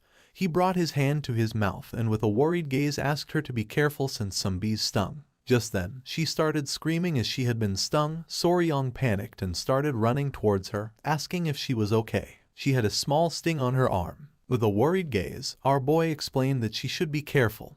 He decided to leave the matter aside and go first to the medicine hall. Little Yingying began to observe the sting, saying that it didn't look so bad. Soryang grabbed her hand and decided to apply some medicine just in case since sometimes bee venom could make people very sick. Yingying closed her eyes and with a sad expression nodded her head. Just then, Soryang's eyes widened in surprise. Little by little Yingying began to gasp heavily and her face started turning red. She started to feel cold and not long after, she collapsed. Soryang reacted in time, and just before her body could hit the ground, he caught her. His eyes widened in fear as he began to remember what Peng Muwen had said. Sometimes her breathing became difficult, and large red welts appeared on her body, and in more severe cases, she even lost consciousness. Finally, he realized exactly what this reaction was. With a furious gaze, he clenched his teeth upon realizing that the pure reason Yingying had been collapsing all this time was due to anaphylactic shock.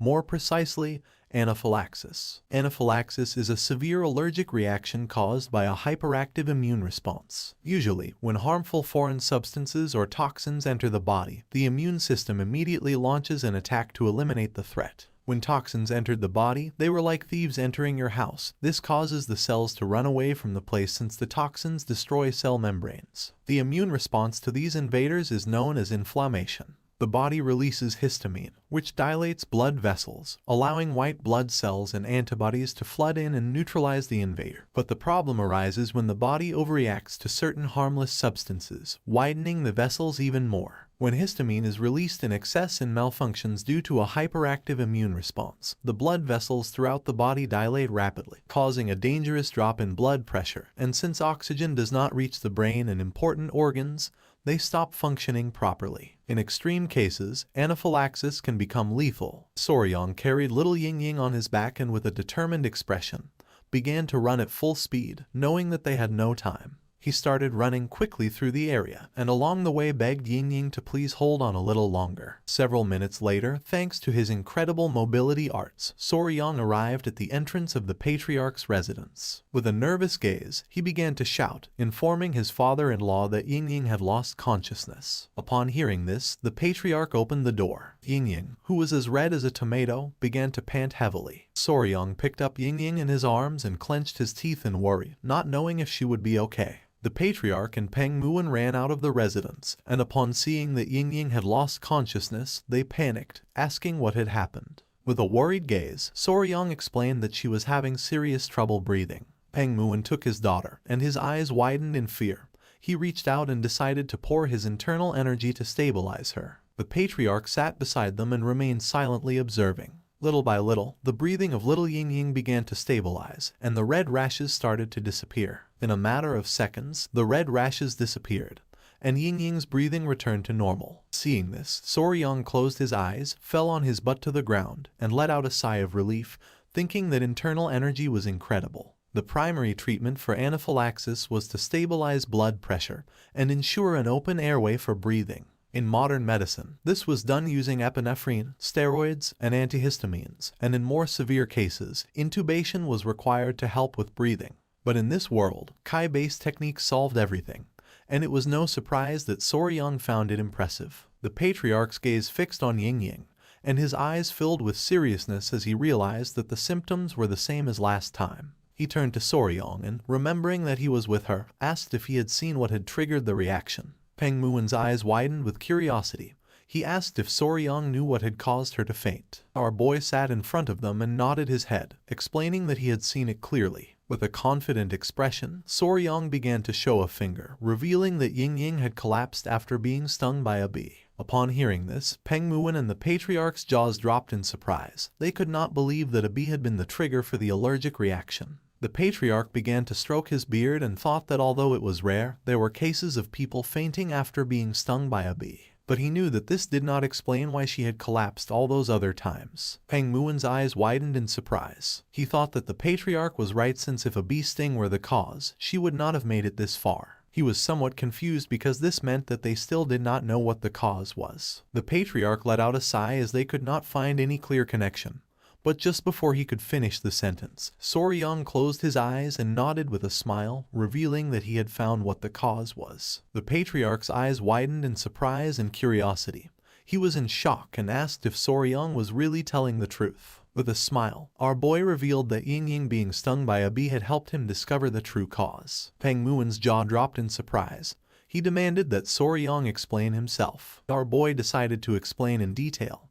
Peng Muon's face filled with sweat, while on the other hand, the patriarch's eyes widened with suspicion. Soryang's attention was fixed on little Ying. He closed his eyes and with a smile mentioned that first they had to remove her clothes. It was already dusk. Someone closed the door of a room.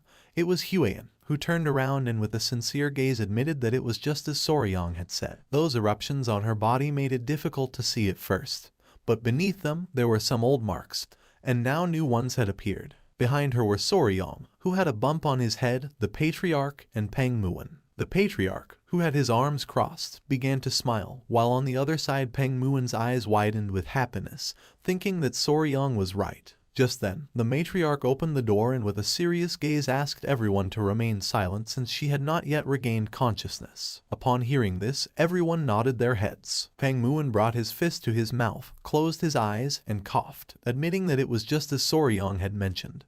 There were additional marks beyond just the rash. Soryang, who had a giant bump on his head, began observing him in silence. With a sad and confused gaze, Peng Muon asked why his daughter had been fainting all this time. With a confident tone, Soryang revealed that it was due to bee venom poisoning. Peng Muon's eyes filled with confusion as he recalled that the patriarch had said that was not the cause. Besides, there was no way they wouldn't notice a bee sting, and their courtyard had no flowers, only stone pavement, so there was no reason for the bees to be there. He wanted to know what made Soryang think it was bee venom. Soryang closed his eyes, started touching his chin, and thought that he was right since a bee sting would have been noticeable. But he had no doubt that her symptoms matched perfectly with anaphylaxis caused by bee venom. Little by little, our boy began to open his eyes, which started to shine. His mind was like a giant bookshelf full of books about poisonous creatures. His eyes began to shine with seriousness. He started touching his cheek and knew that what he needed to find out was another creature that had the same venom as a bee, one that contained melatonin or peptides that triggered swelling and difficulty breathing.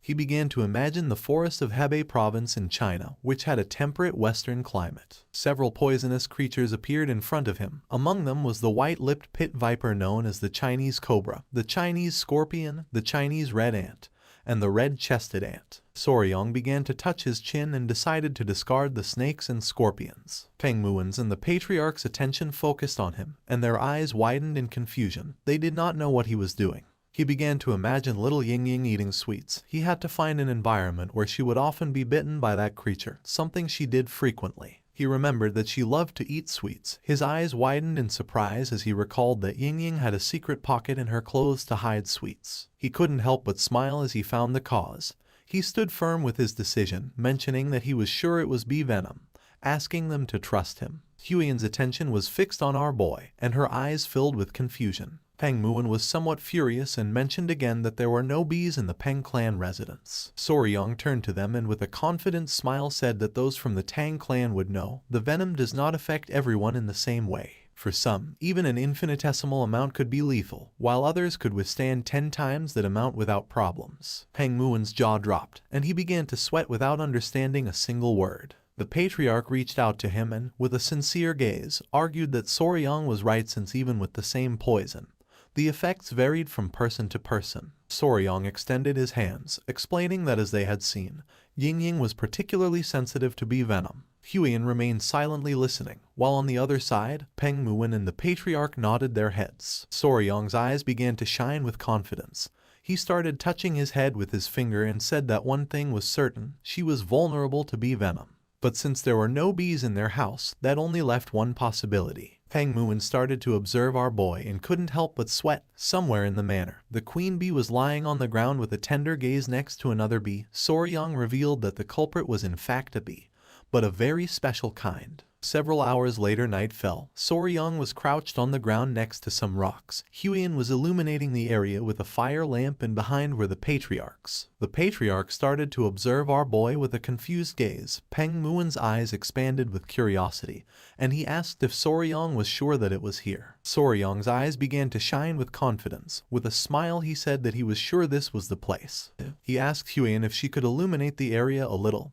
Huiyan's eyes, who was holding the fire lamp, widened with curiosity, and she nodded her head. Soryong left a candy on the ground and not long after, several small ants emerged from the stones and began to devour the candy. One of the small ants started eating another ant, which began to call for help. Using some chopsticks, Soryong grabbed the ant and with a confident gaze revealed that this guy was the culprit. The attention of Peng Muin and the patriarch was fixed on the ant. They were in shock since this insect was an ant and not a bee. Soryong asked them to look closely since, after all, this ant was a collateral relative of the bees. Peng Muin began to observe the ant carefully, not knowing what Soryong was talking about. Several seconds later, the patriarch's eyes widened in fear, leaving them in shock. The little ant was furious and upon looking closely they noticed that it had a massive stinger on its backside. They could not believe that an ant had such a large stinger. The patriarch finally realized what Soryong meant by them being collateral relatives, while on the other hand, Peng Muin was left open-mouthed upon seeing an ant with such a large stinger. Soryong began staring at them, revealing that this creature was the collateral relative of the bee that had caused Ying-Ying to collapse, a real stinger ant. Peng Muin's gaze fixed on the ant, and he couldn't help but sweat, while on the other hand, the patriarch was in shock. This ant was the true culprit behind Ying-Ying's condition, belonging to the order Hymenoptera, family Formicidae, known as the Asian needle ant. The king stinger ant or Pachycondyla chinensis was from the order Hymenoptera, from the family Formicidae, and from the subfamily Ponrani. Many must be wondering what the hell ants had to do with stingers. It was simple. These stinger ants had evolved from the same ancestor as bees, which meant that they had retained many characteristics similar to those of bees. In fact, studies on the venom of stinger ants and bees had shown that people who suffered anaphylaxis from stinger ant venom also tended to react in the same way to bee venom. Soryang grabbed the ant with the chopsticks, making it become furious, pointing at it with his finger. And with a smile, our boy mentioned that he didn't believe the ant was targeting Ying specifically. According to him, it had probably appeared to feast on the demon beasts that had invaded the Tang household, revealing that the King Stinger demon ant fed mainly on other demonic creatures. After being stung by the ant, one of Peng Muen's men carefully analyzed the sting. The mark looked like a common rash, so then they had no way of knowing what had really stung her. And by the time Ying regained consciousness a few days later, she simply assumed it was a residual spot from something insignificant. Peng Muen's eyes widened in surprise and his jaw dropped. Now everything made sense, and no one would have thought that Ying had collapsed because of such a pathetic and small creature. With a curious expression, he turned to the patriarch and asked if he could make an antidote. The patriarch closed his eyes and began to think. He opened his eyes, which were filled with seriousness, revealing that there was an antidote for bee venom. But cases like Ying's, where the body was highly sensitive to the toxin, often it did not work effectively. Peng Muen's eyes widened in surprise and his jaw dropped. The patriarch made it clear that just knowing the cause was a step forward, since at least now they could be careful before she collapsed again. Peng Muen couldn't help clenching his teeth and feeling furious, but then let out a sigh. He began to observe our boy and with a smile thanked him. Soryang's eyes began to shine with joy and he nodded his head, saying that there was nothing to thank for. With a confident expression, our boy asked Peng Muen not to worry since there was a way to treat Ying and even though it was slow, it existed. Upon hearing this, the patriarchs were in shock. Peng Muen extended his hand and asked Soryang to tell him what it was. Soryang began touching his cheek and with a calm gaze mentioned that it was something called desensitization. Huiyen's attention fixed on our boy. She didn't know what he had in mind. Soryang began to explain himself. Peng Muen's eyes filled with confusion and he asked if they had to undress Ying again. Soryang began to sweat and with a nervous expression explained that it was a treatment where small amounts of bee venom were injected into the patient's body over time, gradually decreasing sensitivity to the toxin, so it was normal that it was going to take some time. With an angry expression, Huiyen was already ready to give Soryang a good lesson. He was sure that once the treatment was complete, Ying would no longer collapse from the venom. The patriarch, with a surprised expression, crossed his arms, realizing that Soryang's method was viable, since even in the Tang clan they had similar techniques. They introduced venom gradually into the body to develop resistance. Peng Muen clenched his fist, asking if once the treatment was over, Ying would no longer collapse. With a smile, the patriarch nodded his head. It was going to take a long time, but it should be possible. Upon hearing this, a pleasant smile appeared on Peng Muen's face. He closed his eyes and patted Soryang on the back, thanking him for having saved his daughter. Our boy started touching his head in embarrassment. The patriarch and Huiyen couldn't help but smile. Peng Muen's eyes began to shine with joy. He grabbed our boy by the shoulders. After receiving such help, there was no way he would simply let it pass, so he asked if there was something that Soryang wanted. Whatever it was, Soryang only had to name it and he would grant it to him. Our boy started to sweat, then closed his eyes and felt somewhat confused, not knowing what was wrong with the people of this world. At the moment he helped them, they began to throw blank checks. With a grateful expression, Soryang greeted Patriarch Peng, saying that Ying was his little sister, so there was no way he could expect a reward in return. Peng Muen started laughing and gave Soryang another pat on the back, explaining that there was no such thing as modesty in the Peng clan, asking our boy to say what he wanted as a reward. The slap was so strong that Soryang began to scream in pain. He knew that if he didn't say something right now, he was going to die. Just then, our boy's eyes widened in surprise. With a joyful gaze and mouth watering, he asked if Peng Muen could join him for a mountain tour. Peng Muen became somewhat confused. The next day, Peng Muen, Soryang, Gu Pi and Huiyen went to Mount Gongga, which was in Sichuan province. Everyone's attention was fixed on the beautiful waterfall. No one had seen anything so beautiful. With a smile, Peng Muen mentioned that this was a magnificent mountain. Soryang began to laugh, explaining that it was said there was even a beautiful stone cliff. Huiyen stepped forward and her attention fixed on the waterfall. With a smile, she admitted that according to the general, this should be the place. With a confident expression, Soryang thought that she was right, since this should be the waterfall and the rock he had mentioned. Our boy felt somewhat confused since he didn't know how they were going to reach the cave that was behind the waterfall. Upon hearing this, Peng Muen turned toward them and an idea came to his mind. With a surprised gaze, he remembered that Soryang had said that he had only recently started learning mobility arts, realizing that he was not familiar with the technique of wave-stepping swallow flight. With a curious expression, our boy asked what that was. At first, Peng Muon began to smile, but then his smile disappeared and his eyes filled with confusion. He grabbed Soryong by the shirt and lifted him into the air. Explaining was painful, so he decided to teach him directly.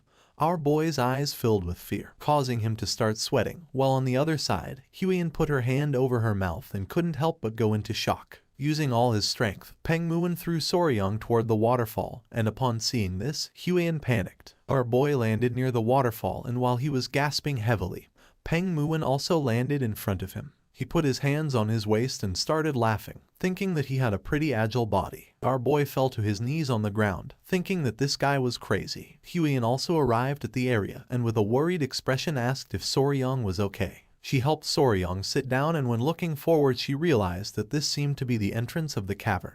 The eyes of our boy filled with surprise, since an entrance hidden behind a waterfall was mysterious. The eyes of Peng Muon began to shine with joy. He decided it was time to enter and find out what was inside the cavern. A few minutes later, while the water from the waterfall was falling into the river, Soryong and the others entered the cavern.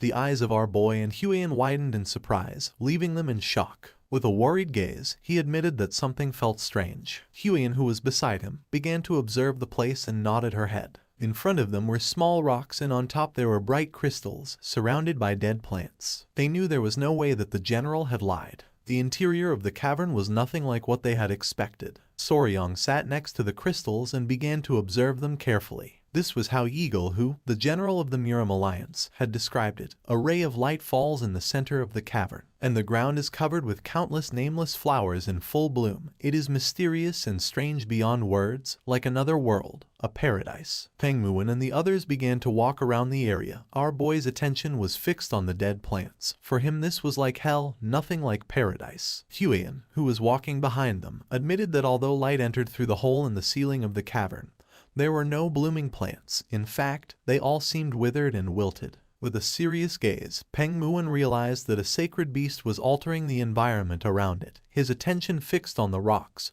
realizing that a cold Kai was radiating from the center rock. With a sincere expression, Soryong admitted that the elder was right. Peng Muon grabbed his sword and asked them to stay behind him. Slowly, Peng Muon began to walk toward the rocks. His eyes began to shine with seriousness, realizing that this was a very serious cold. Just then, a creature let out a powerful roar. Soryong's and Huiyan's eyes filled with surprise. Peng Muon's eyes began to shine with seriousness.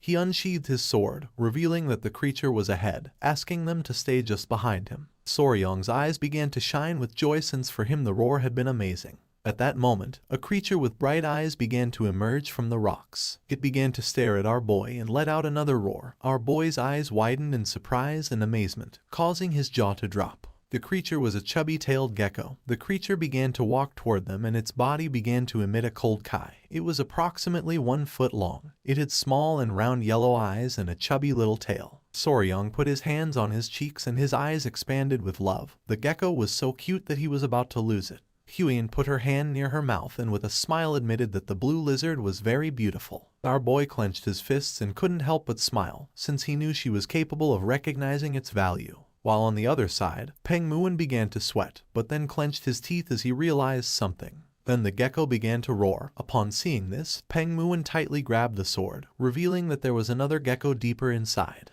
Upon noticing there was another one, Soryong couldn't help but wonder if they were pair. Smoke began to emerge from his nose and his eyes widened in surprise when he thought that they could even have offspring out of this. He explained to Lord Peng that they had to bring them back alive no matter what. The gecko started staring at Soryong with a murderous look and cold Kai began to emerge from its body. Deeper within the rocks, there was another gecko that seemed to be injured. With a worried expression, Huiyan turned to him and asked if there was any problem. Soryong's eyes began to shine with seriousness and his attention fixed on the rocks. He had caught a faint glimmer, but he was sure of one thing. His eyes filled with concern and his gaze fixed on the gecko, revealing that he thought it might not be breathing. The other gecko opened its mouth and began to roar. Soryong decided to leave it to Commander Gupi. If something happened, he had to let him know immediately. The furious gecko was watching the entrance. Gupi, who was hiding, began to show a forced smile, asking Soryong to trust him. If the gecko showed any unusual behavior, he was going to inform Soryong immediately. Soryong left the cavern and decided to retreat for now. During the night, they lit a bonfire near the waterfall. Huiyan and Peng Muon began observing our boy who was standing near the entrance of the cavern. They knew nothing about its habits, and trying something reckless could harm the already injured creature. While the centipedes were playing with Huiyan, she adjusted her hair and with a loving expression asked our boy to come down and eat. Soryong closed his eyes and began to imagine Huiyan as his wife, preparing food for him. He couldn't help but blush since for him this was kinda sweet. Using the campfire, they started cooking the food. Peng Muon sat on the log, and with a curious expression asked if there had been any progress. Soryong, who was sitting next to Huiyan, began to ponder in silence, and then revealed that the creature hadn't moved at all. With a serious gaze, Peng Muon mentioned that when he had checked, the thing hadn't moved even a little bit. He asked if living creatures shouldn't at least be eating something. Soryong's attention was fixed on the campfire. For him it was strange, since usually geckos or common lizards fasted for several days when they were stressed. Especially fat-tailed geckos. They stored energy in their thick tails. If it hadn't eaten anything, it was likely surviving only on stored energy. They were reaching the point where a decision had to be made. With a serious expression, Soryong suggested checking on the gecko that wasn't moving. Peng Muon couldn't help but smile, thinking that they were finally going to catch the gecko. Soryong clarified that they were not going to catch it. He believed that they needed to check where it was injured, and if it got hungry, it could even eat something. He wanted Peng Muon to lure out the gecko that was watching the entrance. Upon hearing this, he couldn't help but feel somewhat surprised. Showing his bicep and a smile, Peng Muon asked if it wouldn't be easier to knock it out with a single blow. That way they would get both the healthy one and the injured one. Our boy started sweating, knowing that the gecko was going to die on the spot after being hit by those muscles. With a forced smile, our boy explained that if Peng Muon smacked it, even the rock thing that repelled General Jekyll, whose men could drop dead on the spot. Lord Peng started laughing, thinking that our boy was right. He gave Soryong a strong slap on the back, mentioning that it was no wonder that a scholar like him, always glued to his desk, had been relegated by a phenomenon like that rock thing. He thought that if he hit the gecko, he could kill it. With a serious gaze, Peng Muon asked if the plan was to subdue the gecko gently. Showing one finger, Soryong said that was the best move. With the help of a stick, Soryong began to draw on the ground, explaining that first, Peng Muon was going to lure out the lively gecko, then he and Huiyan were going to check on the one that seemed to be injured during that time. Huiyan threw some rocks on the ground, explaining that in the meantime, the poison division could block the path to Soryong.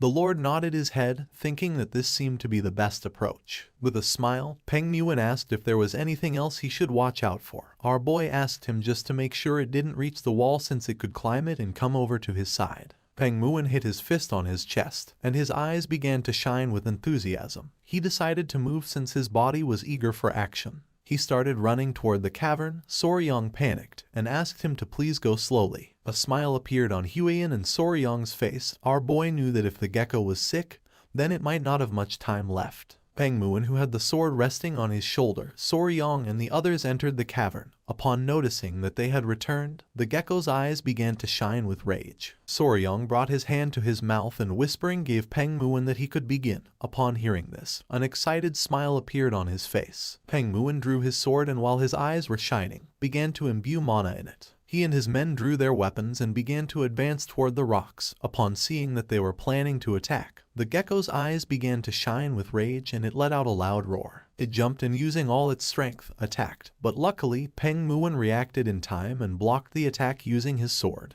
The gecko struck hard at the sword using its tail. He couldn't help but smile as he couldn't believe that such a small creature was good enough to be a first-rate warrior of the Peng family. The creature backed away, only to gather momentum and attack again. Upon seeing this, an excited smile appeared on Peng Muon's face and his eyes began to shine.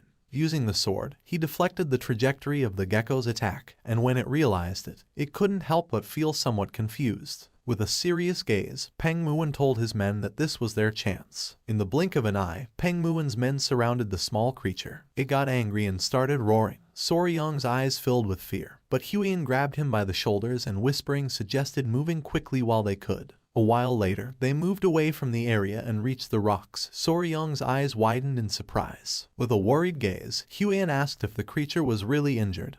He replied that it seemed so. Upon observing closely, he noticed that the tip of the tail was necrotized due to an incomplete shedding.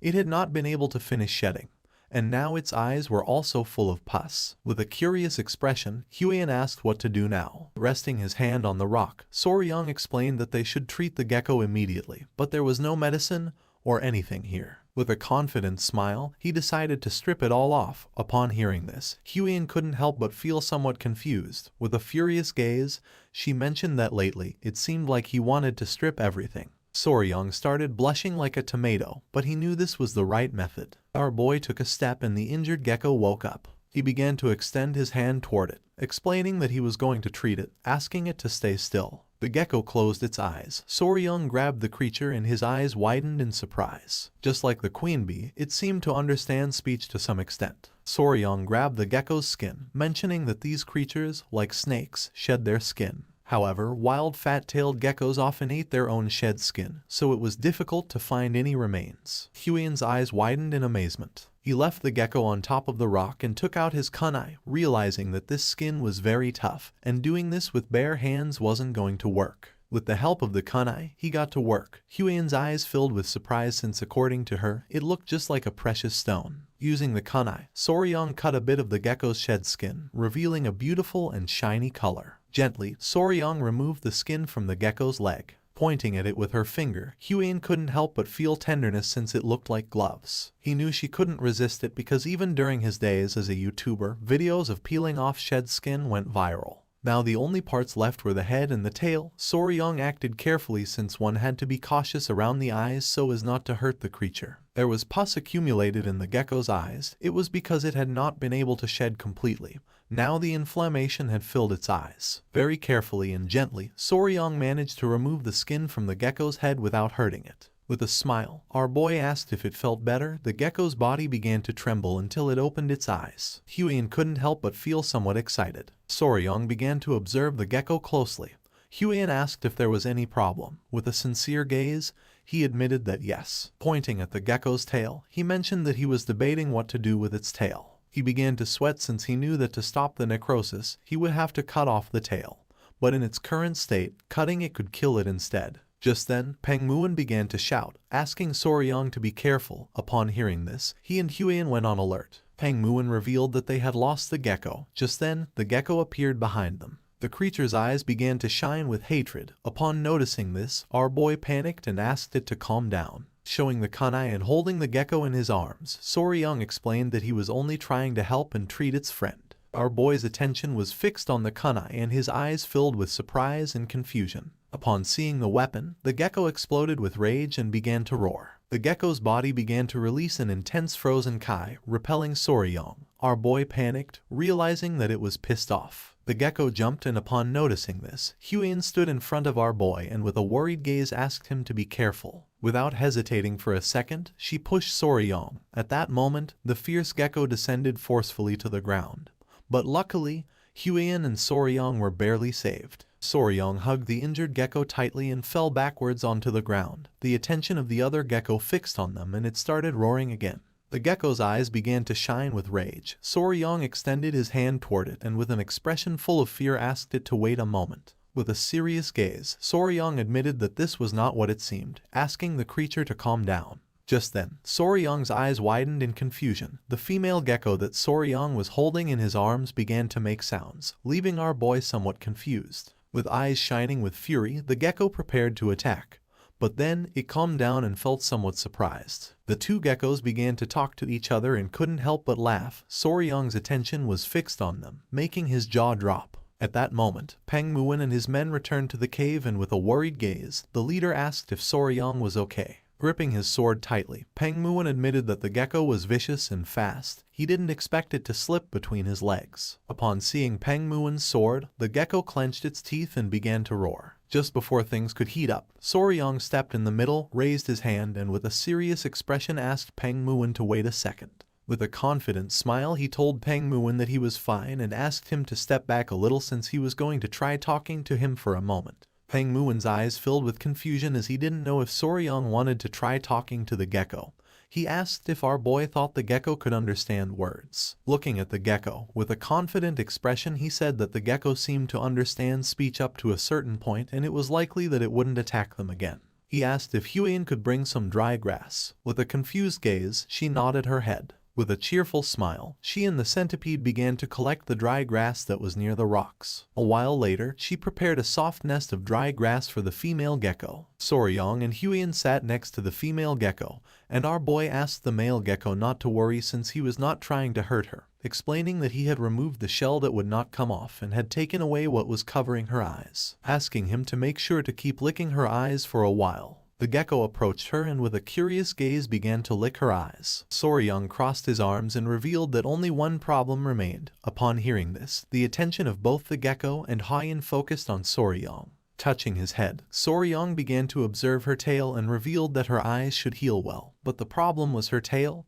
Half of it was already rotting and he didn't believe that licking it would help. The gecko began to look at her tail and couldn't help but feel somewhat confused. He turned towards Soryong and nodded with his head, saying that he was right. Forming scissors with his fingers, Soryong revealed that they would have to cut the tail. The gecko's face filled with sweat and fear when he imagined Soryong cutting her tail. The creature began to roar again. Upon seeing this, our boy felt somewhat confused. The gecko jumped and with glowing eyes prepared to attack. Soryong put his arms in front of his chest and with a gaze full of fear, began to scream. A few hours later, Peng Muon's men lit a campfire inside the cave, while Soryong and Huion were sitting on the rocks. Using her finger, Huion began to apply a special balm on Soryong's cheek. Our boy let out a sigh and felt furious, since he was only trying to help, but even so the gecko had bitten him. Huion, who was applying the balm on his wound, asked him to stay still, explaining that if he moved it could leave a scar. Peng Muon, who had his arms crossed, began to laugh, saying that Soryong was finally starting to act like a real man since after all, he had gotten a glorious scar in battle. Upon hearing this, Huion began to stare at Peng Muon with a sinister gaze. Feeling her gaze, the patriarch could not help but feel fear. Touching his cheek, Soryong felt relieved since the misunderstanding had somehow been cleared up. The small centipedes climbed onto Huion's body and began to play. Seeing how the centipedes were not reacting to any murderous intent, he realized that little gecko never intended to harm him in the first place. While they were distracted, Gupi appeared and called their attention. Upon hearing his voice, Soryong's and Huion's attention turned to Gupi. Gupi appeared alongside the gecko, revealing that the creature had something to say. With a forced smile, Soryong began to touch his cheek and asked if he was ready. The gecko nodded. Soryong stood up, promising to do his best effort. But before that, he wanted to ask something to the gecko. He began to observe our boy and became somewhat curious. Showing a finger, Soryong asked what geckos ate, since if he was going to cut her tail off, she was going to need to eat something nutritious in order to recover well. Taking small jumps, the gecko turned his back on them and began to move away. Soryong panicked and started to follow him. The little gecko moved several meters away and stopped near a small plant. Soryong's eyes filled with curiosity and his attention focused on the plant. Using his mouth, the gecko pulled out the plant and began to show it to Soryong. Our boy took the small plant in his hand. Peng Muon and Huion began to observe it closely. With a curious gaze, she asked if she could take a quick look at the plant. Our boy did not refuse and handed her the plant. Huion took the plant and began to inspect it carefully. Showing the plant to Soryong, she revealed that although it was weak, she could feel a bit of Kai seeping out. She was sure that this was a seed of a spirit herb that used to grow in this cavern. Soryong's eyes widened in confusion. He took the seed and his jaw dropped in surprise. With a serious gaze, Peng Muon revealed that he had heard about it long ago. It was said that spirit herbs always grew where spiritual beasts dwelled. The centipedes were sleeping on top of the rocks. Huion began to observe them and explained that if that was the case, then maybe these little ones, just like the centipedes, survive by feeding on the Kai of the spirit herbs. Soryong clenched his fist and his jaw dropped, realizing that if they unearthed the spirit herb, then that meant they were in serious trouble. He panicked and started to replant the herb again, but Peng Muon mentioned that it was no longer useful. Soryong planted the herb again, but Peng Muon placed his hand on his shoulder and revealed that once a spirit herb had been touched by human hands, it would not grow again. He was sure that the gecko knew this and for that reason had unearthed it to show them. Even if he replanted it, it was not going to grow beyond this point, leaving our boy in shock. Soryong began to imagine Jughu pulling out the spirit herbs that were in the cave, and the little geckos crying. Soryong's eyes filled with tears knowing that humans were very cruel. With a curious gaze, Peng Muon asked Gupi what the name of the spirit herb that used to grow here was. Gupi began to observe him in silence, and revealed that that thing was called frost ginseng. Peng Muon began to ponder, and then a smile appeared on his face since then all they had to do was find something that emitted the same type of Kai as the frost ginseng. Upon hearing this, our boy stood up and his eyes began to shine with joy. He asked if there really was something like that. With a smile, Peng Muin nodded his head and then revealed that it was called ice jade, just like the frost ginseng. It contained the essence of cold kai. Touching his chin, he mentioned that the problem was how to obtain the ice jade, since even with money, it was not something that could be obtained easily. While they were distracted, Huiyan stepped forward, capturing their attention. With a serious gaze, she said that if they were talking about the ice jade, then she knew someone who had it. Upon hearing this, a curious smile appeared on the faces of Soryong and Peng Muin, since for them this was good news. With a curious gaze, Soryong approached her and asked who had the ice jade. She panicked and asked him to calm down. She began to sweat, not knowing what to say. Seeing this, Soryong and Peng Muin became somewhat confused. Huiyan swallowed saliva, then began to touch her chin and with a sincere gaze revealed that they were some other weed. Upon hearing this, our boy's jaw dropped in surprise, while on the other hand, Peng Muin became even more confused. With a serious gaze, she let out a sigh. Soryong's eyes widened in fear as he did not know what was happening. Peng Muin and Soryong began to observe Huiyan, not knowing what she had in mind. Even Peng Muin felt confused. Huiyan began to show a confident smile, and upon seeing this, Soryong's eyes filled with fear, and he couldn't help but sweat. He put his hand on his face and let out a sigh. He didn't know why his father-in-law had to say something like that at that moment. He remembered that in this world girls were called weed. Peng Muin crossed his arms and asked who was that other weed who supposedly had the ice jade. Soryong came out of his thoughts and his jaw dropped in surprise, leaving him in shock. Huiyan began to show a confident gaze. Showing a finger, she revealed that one of the 3 flowers of Muram was known as the Flame Queen Peony. Her real name was Namgung Xiao, the daughter of the Namgung clan. From what she had heard, Xiao had the ice jade, but she really didn't need it. Upon hearing this good news, a smile appeared on Peng Muin's face, while on the other hand, Soryong's jaw dropped in surprise. While they were conversing, the little gecko appeared and started making chirping sounds to get Soryong's attention. Upon hearing the gecko's voice, our boy became curious and turned around. The little gecko's eyes filled with tears and sadness. Huiyan asked what he was saying, and Soryong revealed that he was asking them to quickly treat the injured gecko. Soryong reached out his hand and decided to save the rest of the conversation until after treating the gecko. Huiyan nodded her head, noticing that the little gecko was nervous. She thought that was for the best. Soryong peeked his head between the rocks and saw the little gecko sleeping. He took her out of the nest and began to examine her carefully. The other gecko's eyes began to shine with concern. With a confused look, Huiyan remembered that geckos could cut off their own tails. She didn't know why it had held on until things had gotten so bad. With a sad expression, Soryong admitted that she was right, but also revealed that there were some geckos that weren't like that. Upon hearing this, Huiyan's eyes widened in confusion. When a lizard cut off its own tail, it was called autotomy, and depending on the species, the traits were different. Soryong began to observe the gecko carefully, remembering that there were some who could perform autotomy but couldn't regenerate. Some could both shed and regrow, and others couldn't do either of those things, so he couldn't assume anything and had to examine it properly. Soryong started to touch the gecko's tail. Once they confirmed it, they would find the detachment segment and press it with a finger to trigger the separation. Huiyan's eyes filled with confusion since she didn't know what that was. With a smile, our boy explained that although it seemed like the gecko's tail could be cut anywhere, in reality, the point where it breaks was predetermined. That was what they called the detachment segment. Huiyan was in shock since she didn't know much about geckos. Because they weren't poisonous, she didn't know how Soryong knew so much. According to her, this was amazing. The gecko was sleeping in Soryong's hands. He had sounded confident when he said it, but the tail was already very decayed, so he wasn't sure that the surgery would go well. Soryong grabbed its tail and his eyes began to shine with determination.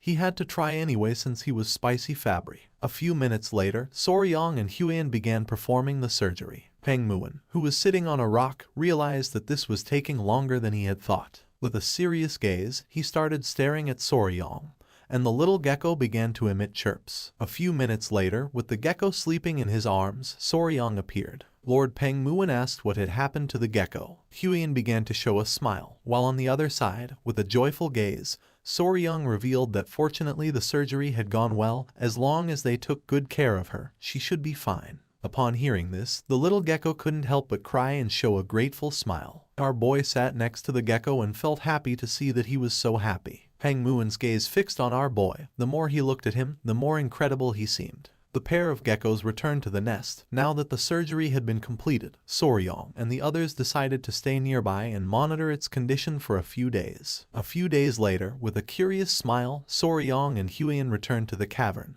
and began to run toward the rocks. Near the nest was the pair of geckos playing happily. Seeing that her condition was better, Soryong couldn't help but smile. The little geckos began to show tender looks. Soryong clenched his fists and couldn't help but feel excited, realizing that they had gone from being kittens to being lizard puppies, knowing that if this had happened in his past life, it surely would have gone viral. Soryong's attention was fixed on the female gecko, realizing that the injured girl had also regained some strength. Now that her condition was better, Soryong decided it was time to leave. Upon hearing this, the gecko's eyes widened with sadness. With a smile, Soryong explained that they were not going away forever. They were just going to get some food for them and then come back. Until then, he asked the gecko to make sure to preserve the seeds Kai. The two geckos nodded their heads. Soryong turned around and with a confident gaze told Huion that it was time to return to the Tang clan.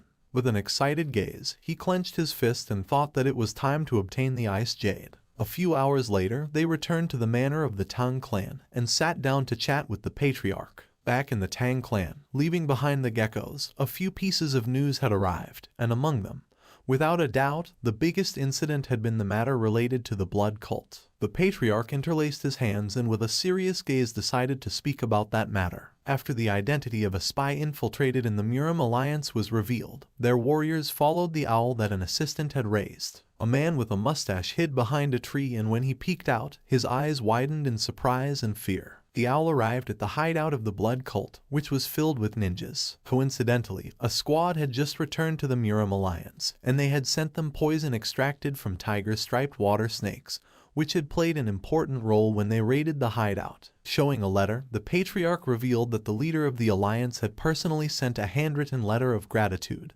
He was very proud of Soryong. With a forced smile, Soryong coughed. The patriarch asked if he had caught that mysterious gecko. He decided to stop by the toxic creature garden himself to see how it looked. Soryong began to sweat and with a nervous gaze mentioned that one could say they had half caught the gecko. Upon hearing this, the patriarch felt somewhat confused. Just then, with a serious expression, Huion decided to explain everything that had happened so far to her father. The patriarch put the cup of tea on the table. He began to stroke his beard and started thinking about the ice jade. Resting her hands on the table, Huion stood up and explained that for that reason, they had planned to go together to Anhui province to visit the Namgung clan. After thinking, with a calm gaze, the patriarch gave them permission to go. For him this was very convenient since he needed them to deliver something along the way. The timing wasn't the best because of the blood cult, but if Soryong was with her, he could be at ease. Soryong let out a sigh and his eyes filled with confusion since he didn't know if that had been a stealthy way of assigning him a task. Just before they could leave, with a serious expression, the patriarch asked them to wait a moment. He closed his eyes and revealed that some disturbing rumors had been circulating lately about the Namgung clan. Soryong and Huion began to look at each other and their eyes widened in surprise. It was nighttime and near the Namgung clan was Yellow Mountain. Two men were walking around the area. The bald man's eyes filled with surprise and he couldn't help but sweat when he asked if his friend was joking. With a confident gaze, his friend said that he was telling the truth. He again mentioned that the young lady from the Namgung clan was not normal. With an angry gaze, the bald man asked his friend to stop saying nonsense and not to make up dirty and scandalous rumors. His friend's attention was fixed on something. Not far from them there was a man lying on the ground. Upon seeing this, their eyes widened in fear. They began to run toward the man without knowing why someone had collapsed here. The friend placed his hand under the man's head without knowing if he was dead. Just then, the man began to smile. Their attention was fixed on the man and they could not help but feel even more confused. The man had not collapsed. Blood was coming out of his nose. He was red like a tomato and gasping heavily, as if he were in love. The men began to look at each other and felt even more confused. They carried the man on their back and decided to take him to the village thinking that he must be drunk. Not far from them, there was a woman hidden behind a tree, watching everything. The woman's body began to release a strange aura. Her shadow became larger. She was like a spider hanging from its web. It was night and under the light of the moon, a woman was practicing with the sword. She concentrated and her eyes began to shine with determination. With precision and elegance, she swung the sword several times, cutting the leaves of the trees. At that moment, her body began to tremble, and the woman began to gasp heavily and felt frustrated. She had not managed to cut all the leaves, so she thought that she still needed more training. A woman with pigtails who was holding a lamp appeared and addressed the woman as Unnai. She was Namgoon Yoon from the Namgoon clan. With a serious expression, she suggested returning now, since if they arrived late, they were going to be caught. Yoon knew that her father was going to scold her if they were caught this time. She admitted that the sword handling was great, but as the eldest daughter of their family, Unnai had to take better care of herself. Unnai began to observe Yoon in silence. Using her hand, she took off her hat and with a sincere gaze admitted that Yoon was right. She was the eldest daughter of the Namgoon clan, also known as the Flame Queen Peony or Soul. At that moment, she began to cough strongly. Seeing this, Yoon's eyes filled with concern since she did not know if Seul was okay. Unnai clenched her fist and her face turned pale, since she suffered from the disease called overflowing Kai deviation. At first, everyone in the family considered it a blessing. That was because the Kai channels were completely open, which made the construction of internal energy much faster, and there was no blockage at all in the circulation of pure Kai. The old man who was treating her mentioned that too many of her blood points were open, and her innate Kai was being depleted too quickly. With a worried expression, the father asked if there was no solution. The old man put his hand on his chin and began to ponder. With his face sweating, and with a sincere expression, the old man revealed that she needed yin energy, pure and strong yin energy, which should be used before her innate Kai or her life could be shortened. Back to the present, Unnai began to pant heavily and little by little began to run out of energy. Yoon approached her and with a worried gaze asked if she was okay. With a smile, Unnai asked her not to worry and suggested going back. With a confused gaze, Yoon asked if she was sure. Just then, Unnai's attention was fixed on the lamp. She felt identified and thought that she was like the oil flame inside this lamp. She began to stare at the lamp, knowing that she was a being who would disappear once the oil was consumed. She began to look towards the sky, knowing that she had to hurry and master at least the Emperor's sword style as soon as possible. Her attention was fixed on the moon, and while the wind was blowing, she thought that she should master the style before her body burned and disappeared. It was daytime, and somewhere on the Yangtze River there was a boat. On the boat were Soryang, Huan, and Gupi. Gupi began to point towards the water and asked Soryang to look, since the Beiji dolphin had appeared. Upon hearing this, Soryang's eyes widened in surprise, realizing that it was the Yangtze River dolphin. The dolphin emerged from the water and began to play. Soryang was in shock, since he could not believe that he was seeing with his own eyes a species that had gone extinct. And even though he liked insects and reptiles, dolphins were something different. With a smile, Huan mentioned that if they followed the Yangtze River, they would reach Wuhan, where the Muram Alliance was located. Soryang's attention focused on her. With a smile, he explained that according to his father-in-law's orders, they had to stop in Wuhan and deliver the red-necked keelback's poison. After that, they could get off the boat at Angyang, which was considered a safe zone. Huan began to show a smile and said that at this speed they could arrive at a much earlier hour. Soryang sat next to her and with a worried expression revealed that there was something he was concerned about. Huan sat next to him and with a curious gaze asked what it was. Our boy knew that if the ice jade was really so precious, then the Namgoon clan would not hand it over easily. He extended his hand and explained that this fact kept bothering him, no matter how he thought about it. She started laughing and asked him to trust her. She started imagining Unnai and revealed that the ice jade was of special use for the young lady Namgoong Seol. She needed to be able to eat it, but the ice jade could not be eaten. She started to point at our boy, being sure that now that they had that, they were going to trade it for the ice jade, since after all, that could be eaten. Soryang put his hand into his clothes. Then he started to touch his chest and mentioned that she was not entirely wrong about that. He felt worried since he did not know if this ice jade was safe. He also remembered that lizards were cold-blooded, so normally they hated everything that was cold. He did not feel good feeding them, something he was not sure about. With a serious gaze, he called Huan's attention and remembered that she had said that the ice jade contained cold yin energy. He asked what that was, since he had heard about yin and yang energy before, but for him it was still difficult to understand. Huan turned towards him, and while her eyes were shining with joy, she started to show one finger and began to smile. Because it was important for martial arts cultivation, she decided to explain, but asked our boy to listen carefully and remember. The yin kai was the kai that created the yin fire, and among the kiss of heaven and earth, it referred to the kai that sank downwards and gathered. With a serious expression, she revealed that normally, yin energy suppressed the activity of living beings.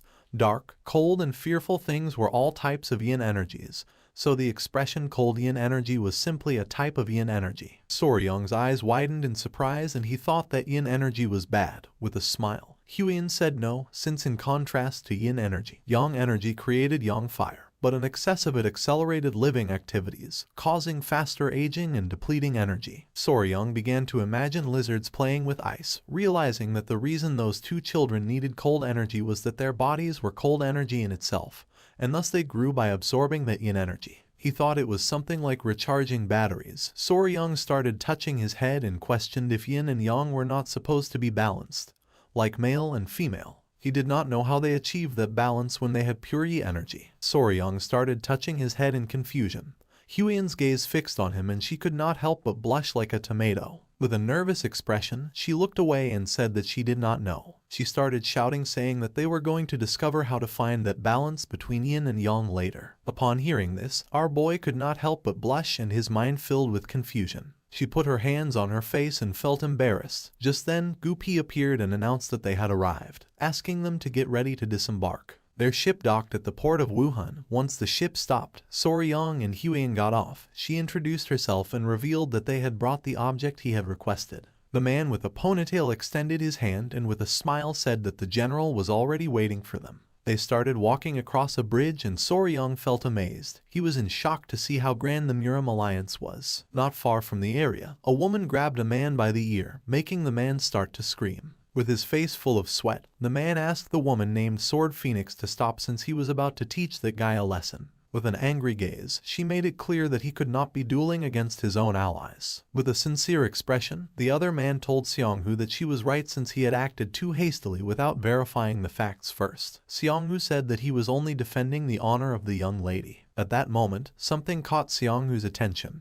His gaze fixed on Huion and he soon realized that she was the poisonous flower. Huion turned around and recognized the man with a white bandana as Slaying Dragon, the woman as Sword Phoenix and Seonghu as Spear Dragon. With a smile, she remembered that it was the first time they met since the Dragon Phoenix meeting. She asked how everyone had been. Seonghu could not help but smile since it had been a long time since he had last seen Huion.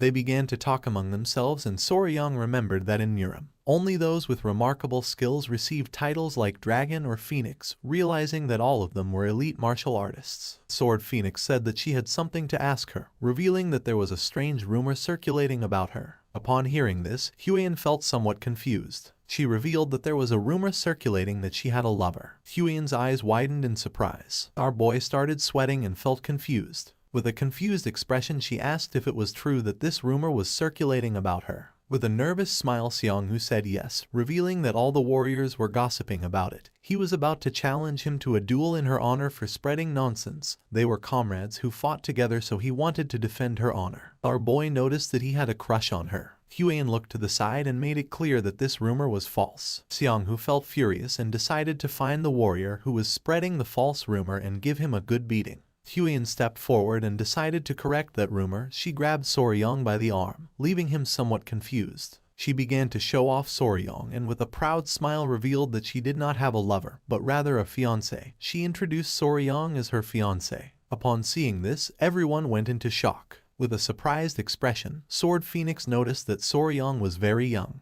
With a forced smile, Huion apologized and thought that she should have introduced Soryang to them earlier. Soryang and the others greeted each other. Just when he raised his head, he saw Seonghu staring at him with a murderous gaze. He approached our boy and asked if his name was Soryang.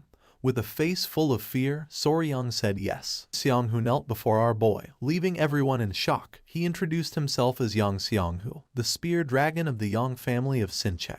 Our boy started sweating like crazy. With an angry expression, Seonghu challenged Soryang to a duel. Seonghu asked Soryang to accept the duel, leaving them in shock. Sword Phoenix and Slaying Dragon let out a sigh and felt somewhat disappointed upon seeing Seonghu's attitude. With his face full of sweat, Soryang asked if he really wanted to challenge him to a duel. With eyes shining with rage, Seonghu said that he wanted to have a duel man-to-man. Just then, Sword Phoenix grabbed Seonghu by the collar and pulled him, leaving him somewhat confused. With an angry gaze, Huion asked what Seonghu was doing, suddenly asking for a duel. With eyes shining with rage, Sword Phoenix began staring at Seonghu and asked him to take things seriously. Soryang's eyes began to shine with confusion.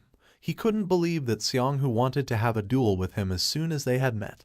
He didn't know why he kept meeting strange people. At that moment, someone wearing white clothing approached them and asked why they were making such a fuss. This man was none other than the military advisor, Junju. Soryong closed his eyes and greeted the military advisor with respect. Upon seeing this, Seongwoo's eyes filled with fear, and he couldn't help but panic. Junju hit Seongwoo in the face with the fan and with a furious gaze demanded to know what he was doing to the guests. Upon receiving the blow, poor Seongwoo panicked. With a kind smile, Junju suggested going together to the Heavenly Martial Pavilion where the leader of the alliance was. Soryong's eyes widened in surprise and he nodded his head. Junju, Soryong, and Huan went to the Martial Pavilion. Seongwoo clenched his fist and his eyes began to shine with rage since he wanted to have a duel with Soryong. Seeing his expression, his friends felt somewhat confused and suggested that it was better to leave. It was daytime and next to the Heavenly Martial Pavilion there was a beautiful river. Huan decided to wait in the guest hall. Soryong, who was walking beside Junju, did not refuse and nodded his head.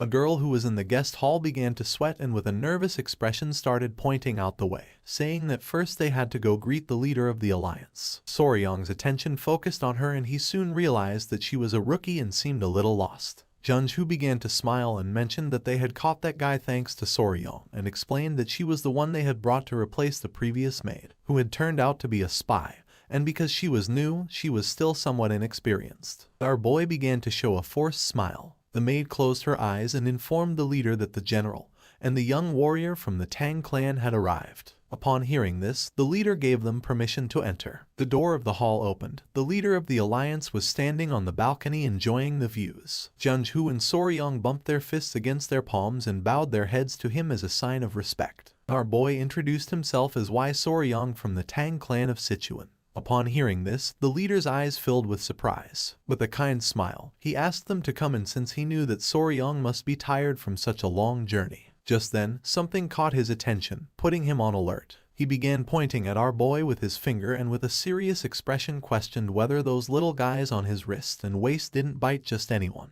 With a surprised expression, our boy said that they didn't bite just anyone. The little centipedes were sleeping under Soryong's clothes. He remembered that it was said the leader was one of the top 3 martial masters in all of Murim. He couldn't believe that he had instantly noticed the poisonous creatures wrapped around his body. They sat down to chat, and the leader got straight to the point and asked if Soryong had brought the venom from the tiger-striped water snakes. Soryong said that he had, and with a smile revealed that he had prepared as much as possible just before leaving. He had brought 3 bottles. Junju was in shock, and with a calm expression mentioned that when he was in Sichuan, he had seen the process of extracting that venom. A complicated task. It required a lot of work and effort to collect. He didn't know how to thank Soryong for having brought 3 bottles. The leader began to look at our boy and mentioned that he had heard that he had become the son-in-law of the Tang clan. Soryong turned his head toward him and nodded. The leader decided to ask about his parents, and Soryong revealed that he had no family. He was alone in this world and had no one to trust. Junju interrupted the conversation and with a serious tone said that he had heard that Soryong had lost all his memory in an accident, and before being taken in by the patriarch of the Tang clan, he used to live alone on Hainan Island, hunting snakes and selling them. The leader crossed his arms and it didn't take long for him to realize that Soryong must have lived a lonely and difficult life on his own. With a cheerful smile, Soryong began to touch his head and mentioned that he wasn't completely alone. The leader decided to change the subject and talk about the reason why he had summoned Soryong. He knew that our boy had played an important role in the recent blood cult incident and wanted to grant him a reward. The eyes of our boy widened in surprise. With a nervous gaze, he mentioned that he had already told the general what he needed the last time. Junju began to show a smile. What Soryong had discovered was something enormous, enough to ensure that those disgusting leeches from the blood cult would never set foot on the Central Plains again. And according to him, this kind of service deserved more than just a simple reward. With a nervous expression, Soryong began to shake his hands in denial, revealing that it had been something he had stumbled upon while trying to save his people from them. If it was that gift which had already been promised to him, according to him that was more than enough for him. The eyes of the leader and of Junju began to shine with seriousness. The leader placed his hand on the table and asked if he had really stumbled upon it while trying to save his people. He stood up, crossed his arms, and couldn't help but smile, as he had been wondering why he felt a sense of closeness with Soryong. Now he had realized that it was because they were alike. Soryong's eyes filled with confusion, and the leader clarified that he wasn't talking about their faces. With a serious gaze, he revealed that he had lost both his clan and the one he loved because of those bastards from the blood cult. He was struggling, doing everything possible to save even a single remaining member of the family, and at some point along the way, he reached enlightenment and achieved martial mastery. The leader began to observe our boy and mentioned that he had heard that Soryang had thrown himself against an elder of the blood cult while he was poisoned in order to save his people from the Tang clan. With a smile, our boy said it was true. A smile appeared on the leader's face since he had done the same thing 30 years ago. He began to walk towards Soryang. Despite being imposing, he had thrown himself in completely, with nothing but desperation in his heart. He placed his hand on our boy's shoulder, leaving him somewhat confused. With a smile, as a reward, he decided to grant our boy his unique martial art, called Iron Coffer Technique. The jaws of Soryang and Junju dropped in surprise. The leader couldn't help but smile and with a confident gaze revealed that he had never taken a disciple before. And when he died his martial art would disappear with him. He had no intention of pretending to be his master, so he decided to let the Tang clan know they didn't need to worry. Junju stood up and his face was covered in sweat. Our boy was open-mouthed and sweating like crazy. From the bottom of his heart, he thanked the leader and swore to make sure not to bring shame to his great name. Upon hearing this, a kind smile spread across the leader's face. Once night fell, Soryang was walking around the area carrying a heavy book. He held the book tightly. The alliance leader was granting him his own martial art. For now, Soryang had to keep it secret from everyone except for the elders of his clan, since if it were found out, he could become a target of the blood cult. He decided to return to the guest hall and thought that if he told Huyen she would be delighted. Just then, a man appeared and began watching him in silence. The man asked our boy to wait. With a curious gaze, Soryang turned around and saw the furious Xianghu staring at him. Soryang couldn't help but tremble. Xianghu took a step forward and with a serious look said that he had heard that Soryang had passed through the heavenly martial pavilion. He had come since he still hadn't received an answer regarding their duel. Our boy was in shock to see how persistent this guy was. With a sincere expression, Xianghu admitted that he wanted to know if Soryang was a man worthy of marrying Huyen. He wanted Soryang to prove it. With a nervous gaze, Soryang said that a duel was very dangerous. Pointing at the spear with his finger, Xianghu explained that he shouldn't worry about that, since he was going to remove the tips from his spear. With a piercing gaze, Soryang revealed that he was worried because he was afraid that Xianghu could end up dead. Both remained silent for several minutes, looking at each other. Soryang's words made Xianghu angry. He grabbed Soryang by the collar and with a furious gaze demanded to know what he had just said. Just then, something that was hidden in our boy's clothes started to move. Xianghu's attention fixed on it, leaving him somewhat confused. With a furious gaze, the small centipedes emerged from Soryang's clothes and lunged at Xianghu. At that moment, our boy caught the centipedes and asked them not to bite Xianghu. The arrogant Xianghu fell on his butt to the ground, his face filled with sweat and fear since he didn't know what was happening. Soryang approached him and with a smile mentioned that as he had told him it was dangerous. Soryang sat in front of Xianghu, making him start to sweat like crazy. With shining eyes, with an arrogant expression, Soryang made it clear that he had already forgiven him once. Xianghu began to pant heavily with fear and realized that Soryang was not joking. If our boy had not stopped the centipedes, he really would have died. Soryang stood up and began to show a penetrating gaze. Xianghu realized that he was a fearsome man. In Yan Xianghu's eyes, Soryang was like a monster. Our boy asked if he was okay, and at that moment, Hayan appeared and with a confused gaze asked what they were doing. Upon hearing her voice, Soryang's eyes widened in surprise, making him panic. With eyes shining with rage and a murderous intent, she questioned whether Xianghu was planning to harm Soryang. Resting his hand on Xianghu's shoulder, with a forced smile, Soryang explained that there had been a misunderstanding. He had gotten lost after leaving the pavilion, and at that moment Xianghu had appeared and offered to show him the way, so for this reason, they were together. Huyen began to ponder in silence. She did not know whether to believe that Xianghu had offered to show Soryang the way. Upon observing closely, she saw that the centipedes were restless. With a nervous gaze, Soryang placed one of the small centipedes on Xianghu's head and mentioned that after chatting he wanted to show the centipedes to Xianghu. So he had asked Xianghu to release a bit of killing intent and this was what had happened. Our boy explained that he was only joking with Xianghu. Xianghu was confused, but decided to play along with Soryang. He stood up and placing his hand on his shoulder, with a smile mentioned that Soryang was right. Huyen's eyes filled with suspicion. She didn't know if they were telling the truth. She thanked Seonghu for guiding Soryong and decided it was time to return to the reception hall. With a nervous smile, Soryong nodded and started running. Seonghu put his hand on top of his head and let out a sigh of relief since he had narrowly avoided getting into trouble. While Soryong was walking away, he turned around and with a smile made it clear that he had saved Seonghu's life twice. After saying this, they left. Seonghu's jaw dropped in confusion. He didn't know what was happening. The next morning, the ships began to arrive at the port. Soryong, Huian and Gupi got ready to leave. With a smile, she greeted Seonghu and the others by bowing her head and explained that they had something to do, so they had to go, thanking everyone for their kindness. Slaying Dragon asked both of them to take care. Just before they could leave, with a curious gaze, Sword Phoenix asked Soryong to wait a moment. Then, she placed her hand on Seonghu's shoulder with eyes full of nervousness. He bowed his head to Soryong as a sign of respect. Sword Phoenix mentioned that she had heard what Seonghu had done and thanked Soryong for his generosity. Soryong's eyes widened in confusion. Seonghu started touching his head and with a nervous gaze thanked our boy, explaining that after talking with Sword Phoenix at night, he had realized how foolish he had been. A proud smile appeared on the faces of his friends. With eyes full of tears, he clenched his fists and revealed that he had convinced himself when he saw Soryong's great tolerance, who had covered up his bad manners. According to him, Soryong was the most suitable as Huian's fiancé. He asked our boy to take good care of her in the future. Soryong said goodbye to them and couldn't help but smile.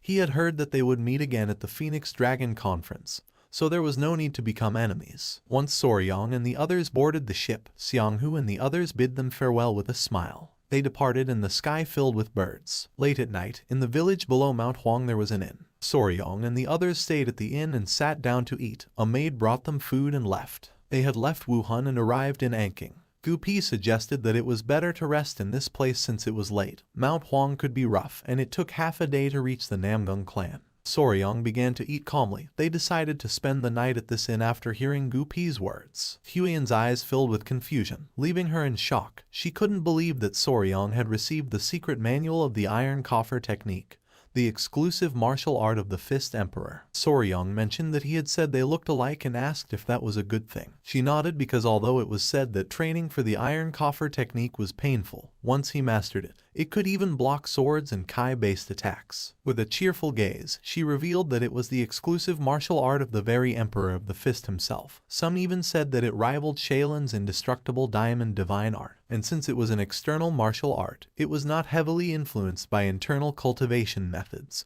so Soryong wasn't going to have any problem learning it. Soryong was in shock as he knew that if he mastered the technique, he would gain bulletproof defense.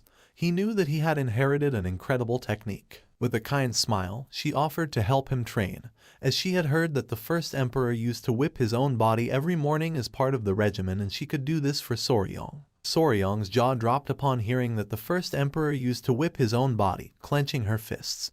She said this was true since hardening skin through whipping was part of training. Soryong couldn't help blushing at the thought of Huian dressed as a maid holding a whip. Just then, an old man approached them and asked if they were planning to climb Mount Huangshan. Soryong's eyes filled with curiosity and he turned around. Huian nodded her head and questioned why the old man was asking this. The old man introduced himself as the owner of the inn and asked if they were heading to the Namgung clan. Our boy stood up and with a confused gaze asked if there was any problem. Huian remembered that her father had said that sinister rumors had been spreading. She didn't know if this could be related to them. The old man approached her and revealed that during the last few months, the people who had gone up Mount Huangshan had started to disappear. Eventually they had been found safe and sound, but all their yang energy had been completely drained. Upon hearing this, Soryong's face filled with fear, while on the other hand, Huian became suspicious since according to her this was strange. She questioned what all of this had to do with the Namgung clan. The old man coughed and couldn't help blushing when he revealed that each of the people who had come back to their senses had said the same thing. The person they had spent the night with was none other than Lady Namgung Xiao of the Namgung clan. Upon knowing this, Huian's eyes widened in confusion, leaving her in shock. She began arguing with the old man saying that this was absurd. According to her this must be a trap, a malicious slander. Soryong asked her to calm down. The old man panicked and with a nervous expression revealed that everyone had reacted like her. It was night and the moon was high in the sky and not far away was the manor of the Namgung clan. Xiao was sitting in her room sewing. Just then, a maid opened the door to her room, making her curious. The maid informed that the patriarch had summoned her to the patriarch's hall immediately, leaving her somewhat surprised. Without wasting any more time, she left her room and began heading toward the patriarch's hall. She did not know if her father had found out that she had been secretly training fencing at night. Once she arrived at the patriarch's hall, her eyes filled with surprise. In front of the patriarch there were several men kneeling. When he saw that she had arrived, the father's eyes began to shine with seriousness. He gave the order to all the men to raise their heads, and asked everyone to say if the one they had seen was really his daughter. With a face full of fear and trembling, one of the men raised his head, and the others began to ask for mercy. With a furious gaze, the father gave them the order to speak the truth at once, leaving Xiao somewhat confused. With a serious expression, he asked if Xiao had been secretly going out to Mount Huangshan at night. He revealed that these men were saying that she had drained their yang energy. Her eyes widened in fear and confusion. Her face filled with fear and she couldn't help but cry. The father began to point at her and asked her to speak clearly. With a sincere gaze, she admitted that it was true that she had been training with her sword in the valleys of Mount Huangshan the last few days, but swore that aside from training with the sword, she hadn't done anything else. The father turned toward the men and said that his daughter had declared herself innocent, so they must provide solid evidence of what they claimed to have seen. With eyes full of tears, the fat man swore that they only spoke of what they had seen with their own eyes. They did not intend to insult the young lady. The other man began to cry since he didn't know what was happening in this world, nor if everyone had gone crazy or been possessed by spirits. Upon hearing this, the fat man's eyes filled with surprise. He stood up and said that there was a mole. The patriarch became curious and asked which mole he was talking about. Pointing at his chest, he revealed that the woman they had seen had a mole on her chest. With a curious expression, the father thought this was nonsense, turned around and asked Xiao if it was true. She put her hand over her mouth and her eyes began to shine with fear, leaving her in shock. Seeing her expression, the father couldn't help but get angry. He couldn't believe that this was true. Huiyan and Soryang left the inn and began to walk through the forest. Huiyan's face was full of rage. Our boy approached her and with a curious expression asked if she was still upset about what the innkeeper had said. Despite being so, she denied it. In front of them was Gupi, who carried all the luggage in his backpack. With a furious gaze, Huiyan turned around and made it clear that it was ridiculous to think that Namgung Xiao was absorbing men's masculine energy every night. Soryang's eyes widened in fear, realizing that she was upset. Huiyan let out a sigh. With a sincere expression, she apologized since she didn't want to get angry. But according to her, those rumors were nonsense. She revealed that Namgung Xiao could not have contact with men, leaving Soryang in shock. With a face full of sadness, Huiyan revealed that Xiao had a strange illness, and if she didn't constantly receive yin energy, her life expectancy would shorten. Due to that type of body, yang energy was like poison for her. That's why she was careful not to let any man get close to her. So spending each night with men was something impossible for her. With a confused gaze, Soryang realized that this scenario was like that of a fantasy heroine. He didn't know if this was going to end well. Several hours later, they arrived at the entrance of the Namgung Manor. With a serious gaze, the guard began looking at Soryang and asked what they had come for. Huiyan began whispering and her eyes started shining with seriousness, realizing that the family atmosphere in the Namgung clan wasn't good. So it was possible that the guards wouldn't allow them, and if they said they came to see Xiao without any reason. So she asked our boy to make something up. With a curious expression, Soryang decided to listen to her. Our boy approached the guards, coughed, and with his eyes shining with confidence said they had come to make a deal. The guards said nothing, and upon seeing this, Huiyan panicked since she didn't know what Soryang was saying. Seeing that the plan hadn't worked, our boy couldn't help but sweat. Just then, someone opened the door upon hearing the commotion. Upon seeing who this person was, Soryang and Huiyan's eyes filled with surprise, leaving them in shock. This person was Namgung Yoon. She was just as surprised to see Huiyan. Thanks to her, Soryang and the others entered the clan's manor, and Huiyan and Yoon began to dance with joy. Yoon was happy since it had been a long time since the last time she had seen Huiyan. With a smile, Huiyan mentioned that it had been 2 years since the meeting of the 7 families. With a confused expression, Yoon asked what Soryang meant by making a deal.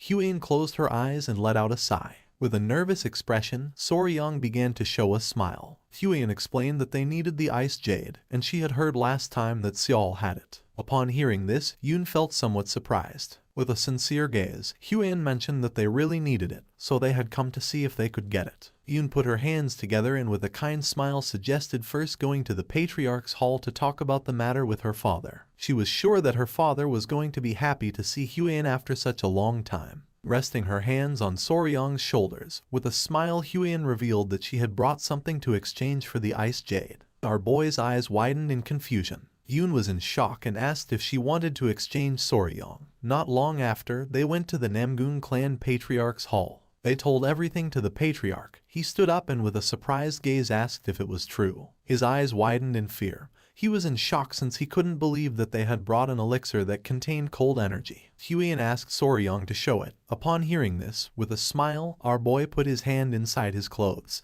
took out the elixir, and placed it on the table. The patriarch's attention was fixed on it and his mind was filled with surprise. Inside the elixir there was something shining. With a curious gaze, the patriarch asked if he could take a closer look, and with a smile Soryong gave him permission. Soryong couldn't help but sweat. It was an elixir that he had brought very carefully, keeping it in his arms. He hoped that they would accept this exchange. The patriarch began to examine the elixir carefully, and mentioned that the purity of cold kai was very high.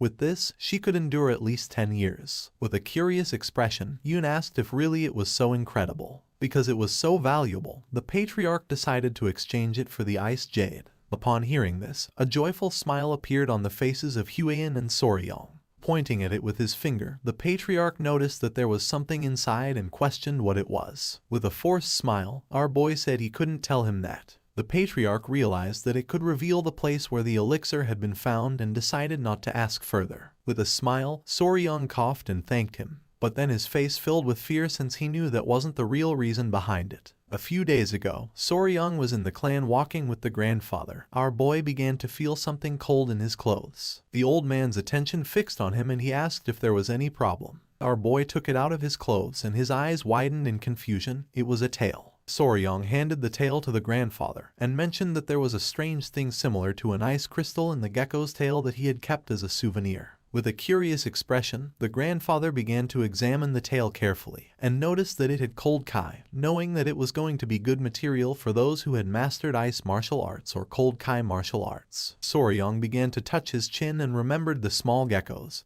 He thought they stored nutrients in their tails, like fate-tailed gecko. He would have never thought that it was actually cold kai. With a smile, the grandfather asked if Soryong wanted to try turning the tail into an elixir. Back in the present, our boy was in shock since he knew that a withered gecko's tail wasn't even worth mentioning. With a cheerful gaze, the patriarch asked Yoon to go tell her sister to exchange this elixir for the ice jade. Upon hearing this, she nodded. Now that they were already here, he asked them to rest a little. He had to organize a party to welcome the guests of his clan.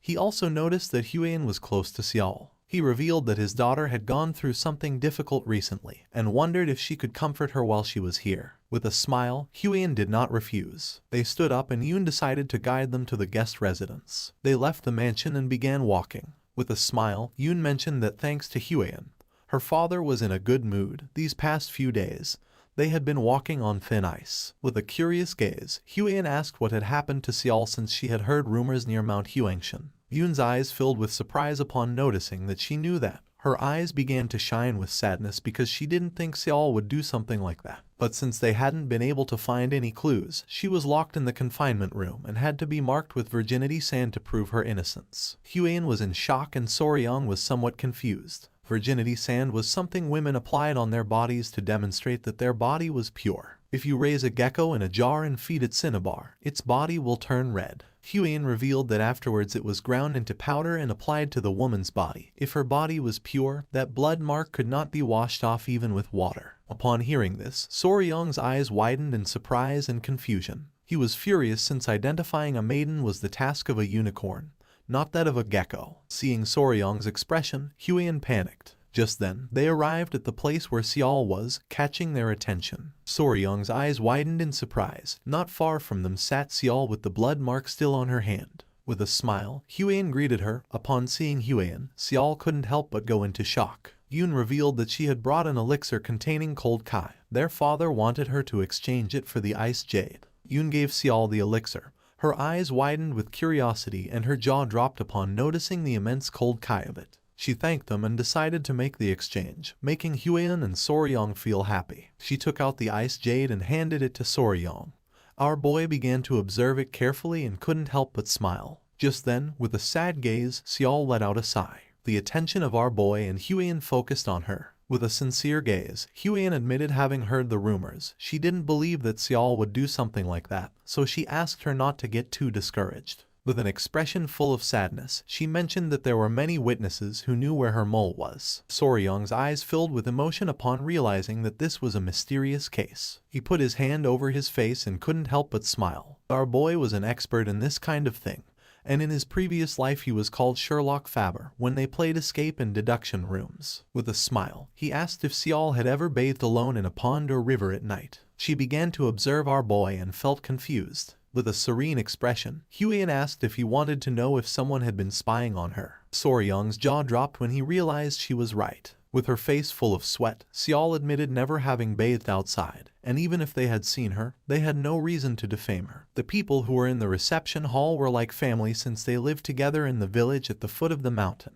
Yoon mocked Soryong, saying that he was wrong. Soryong's face filled with sweat. He couldn't believe that he had failed. He fell to his knees on the ground and begged for forgiveness. Just then, Huion noticed something. Putting her hands together and with a smile, she revealed that she had solved the mystery. According to her, there was only one probable explanation for this situation. Everyone's attention turned to her and all felt confused and curious. With a serious gaze, she revealed the probable explanation for this situation. With a serene expression, Huion decided to reveal the identity of the possible culprit. Everyone began to look at her with a curious expression. Huion remained silent until several seconds later, with eyes shining with confidence, she revealed that the culprit was a ghost. The faces of Yoon and Seol were filled with sweat and their eyes widened in surprise, leaving them in shock. Huion nodded her head. Soryong's eyes filled with confusion since he was thinking that she was going to say something profound. He didn't know why she suddenly started talking about ghosts. With a curious expression, Soryong began to touch his chin and started thinking about it. He remembered encountering the ghost of the blue-spotted centipede after it died, so this situation wasn't so absurd. Soryong extended his hand and asked Seol if by any chance she had touched or done something strange lately, like eating the inner core of a spiritual beast. Seol began to ponder and with a serious gaze revealed that she had recently touched an acorn and also a tree branch. Soryong and Huion began to sweat and felt confused, realizing that this was what they called idiotic charm. Seol's eyes widened in surprise. She clasped her hands and remembered something. She revealed that while she was training alone at night, she felt the presence of someone. It was as if someone had been watching her all the time. With a confused expression, Yoon asked her sister if this was true. Seol nodded her head. She had no doubt about it. She had clearly felt it. At first she thought it was Yoon, and when she went to check there was no one. She put her hand on her chin and couldn't help but wonder if she was being too sensitive. Soryong began to observe her, knowing that this was a suspicious situation. While they were distracted, a maid came running. Upon hearing her voice, the sister's attention focused on her. With a face full of sweat and while panting heavily, the maid revealed that something terrible had happened. Upon hearing this, with a worried expression, Seol asked what was going on. The maid clenched her fists and revealed that another villager had disappeared. She also mentioned that the warriors had left the clan's territory to begin the search. With a confused gaze, Yoon asked if this was true. Seol began to look down at the ground and couldn't help but feel furious. Soryong's attention fixed on her. With a calm expression, he asked if she was okay. Seol's eyes began to shine with determination. No matter what, she had to catch the ghost personally and avenge the affront against her lost chastity. Yoon clenched her fists and with a serious gaze asked her sister not to go, since if she sneaked out alone again and was caught, this time it was going to be a very serious problem. Seol started to think, and then with a smile, asked Yoon not to worry. Then she turned towards Soryong and Huion, and revealed that this time they were not going alone. With a confused gaze, Yoon asked what she meant by that. Seol approached Huion and grabbed her hand, and with a sad expression asked if the two of them were willing to help her. Soryong and Huion's eyes widened in surprise, leaving them in shock. Night fell and somewhere in the forest there was a small owl sitting on a branch. When it turned around it saw Soryong and the others searching the area. With her body trembling and her eyes full of tears, Yoon grabbed Huion by the arm, knowing that if she was caught this time, they were going to lock her up in the closed cultivation room. Then she thought she would be trapped there for at least half a year. Upon hearing this, Huion began to show a nervous smile. Yoon turned around and mentioned that Soryong must be helping her stop Seol. She didn't know how Soryong could fall in love with her so suddenly. Soryong's eyes widened in confusion, and he began to show a nervous smile. A moment before, Seol took out a golden ornament. She explained that it was a norigi made of knots. The central piece was designed so that an ice jade could be inserted. Our boy and Huyen remained listening in silence. With a serene gaze, Seol mentioned that although she wasn't very sure why they needed the ice jade, if they were looking for something to carry with them, this wasn't a bad option. Soryong and Huyen began to observe it closely, and their eyes widened in astonishment. She split it in half, revealing that even it could be split in half, it could serve as a symbol between the two. She promised to give it to Soryong if he helped her. Our boy went into shock. Their attention was fixed on the bright ornament. Back in the present, our boy began to think silently. He placed his hand over his chest and made it clear that, as he had already said before, it wasn't because he wanted the norigi. He simply wanted to protect Lady Seol's honor. Yoon's face filled with rage. She knew that Soryong was lying. Seol began to stare at her sister and asked her not to be so impulsive. While Huyen was showing a forced smile, Yoon began to lose her mind since she didn't know what she should do. Several minutes later, they stopped walking. This was the area where she had felt someone's presence. There could be some kind of trace, so she decided to thoroughly check the area. Huyen approached her and with a worried expression asked what they were going to do if the culprit really was a ghost. Seol began to show her sword and promised to cut the ghost with her sword imbued with the energy of destroying evil and revealing justice. Soryong began to observe carefully, realizing that this was intense. Just then, his eyes widened with curiosity and surprise as something caught his attention. Out of nowhere, fog began to appear in the area. Now none of them could see. Soryong began to look from side to side and became confused, not knowing what was happening. He began to shout and call for Seol and the others. He began to walk around the area without knowing if they had been separated. Just then Soryong's foot bumped into something. He became confused, not knowing what was happening. When he looked closely, he realized it was a spiderweb. He grabbed it in his hand and noticed that the thread was very thick, realizing that the creature that had created the web was enormous. At that moment, screams began to be heard. With a gaze full of fear, our boy turned around. He panicked since the voice was Yoon's. He didn't know what had happened to her. Our boy called the little centipedes, Grace and Myra, and asked them if they could find their mother. The little creatures began to smile. They jumped from Soryong's clothes and began to run. Soryong entrusted them with the mission of going and protecting Huyen. Our boy began to run through the forest, realizing that they were being dragged deeper and deeper into the forest. He didn't know why there were spider webs. He began to pant heavily, remembering that spiders were divided into two types, sedentary and wandering. The sedentary ones built a web and stayed in one place, while the wandering ones roamed like vagabonds. The forest was full of spider webs. He knew that no way, none of them wove flat webs on the ground, which meant this was not an ordinary spider. Red fog was all over the forest, and once the fog began to clear, with a serious expression Soryong decided to hurry and find Yoon and the others. Several seconds later, our boy stopped walking. The trees in front of him were full of cobwebs. He began to observe this and his eyes widened in confusion since he didn't know what was happening. At that moment he heard Yoon's voice, and when he lifted his head his eyes widened in fear. She was wrapped in spiderwebs and stuck to a tree. Upon seeing this, our boy panicked. With a surprised gaze, Soryong turned around and saw a woman sitting on top of a giant spider. The woman began to smile. It was Seol, with her eyes shining with evil. She started staring intently at Soryong. With eyes shining with evil, Seol began to show a smile. Soryong's face filled with fear. He was in shock since he couldn't believe what his eyes were seeing. The area was covered in webs. It was a type of ground spider that our boy had never seen before. It wove its thread on the ground, not the air, so he thought it was a new species. Soryong clenched his teeth and began to stare at Seol, who was sitting on top of the giant spider. He finally understood everything that had happened. What was in front of him, under the form of Namgung Seol, was a pedipalp disguised as the spider. A pedipalp was, in essence, a sensory or manipulation appendage of spiders, often mistaken for a leg but actually being a specialized organ attached to the head, used for touch, mating or prey capture. He observed how, with a slight slide, it was revealing its shoulders and acting seductively to attract him, and thought that this must be the result of evolution to attract male prey. Soryong began to blush and thought there was no need for that, since he had already been captivated. Yoon regained consciousness and tried to free herself from the silk that was wrapped around her body. Her attention was fixed on Soryong. She was furious to see that even he had fallen into the trap. Without hesitating for a second, our boy began to walk toward her. Seeing this, a smile appeared on the spider's face. With his face full of love, Soryang mentioned that she was very beautiful. Without wasting another second, he hugged the spider, leaving her in shock. Her eyes began to shine with evil, and with a smile, she prepared to attack Soryang. At that moment, our boy gave the order to one of the centipedes to bite. In the blink of an eye, the small centipede emerged from Soryang's clothes and bit the spider on the neck. She opened her mouth and began to scream in agony. Soryang moved away. The little centipede jumped and returned with our boy. With eyes full of tears, the spider reached out to Soryang and tried to ask for help. Her expression was too realistic, and for our boy it was not surprising that people fell into her trap. She put her hand on her neck and began to feel dizzy. Not long after, she collapsed to the ground. Soryang began to pant heavily and his eyes widened in confusion.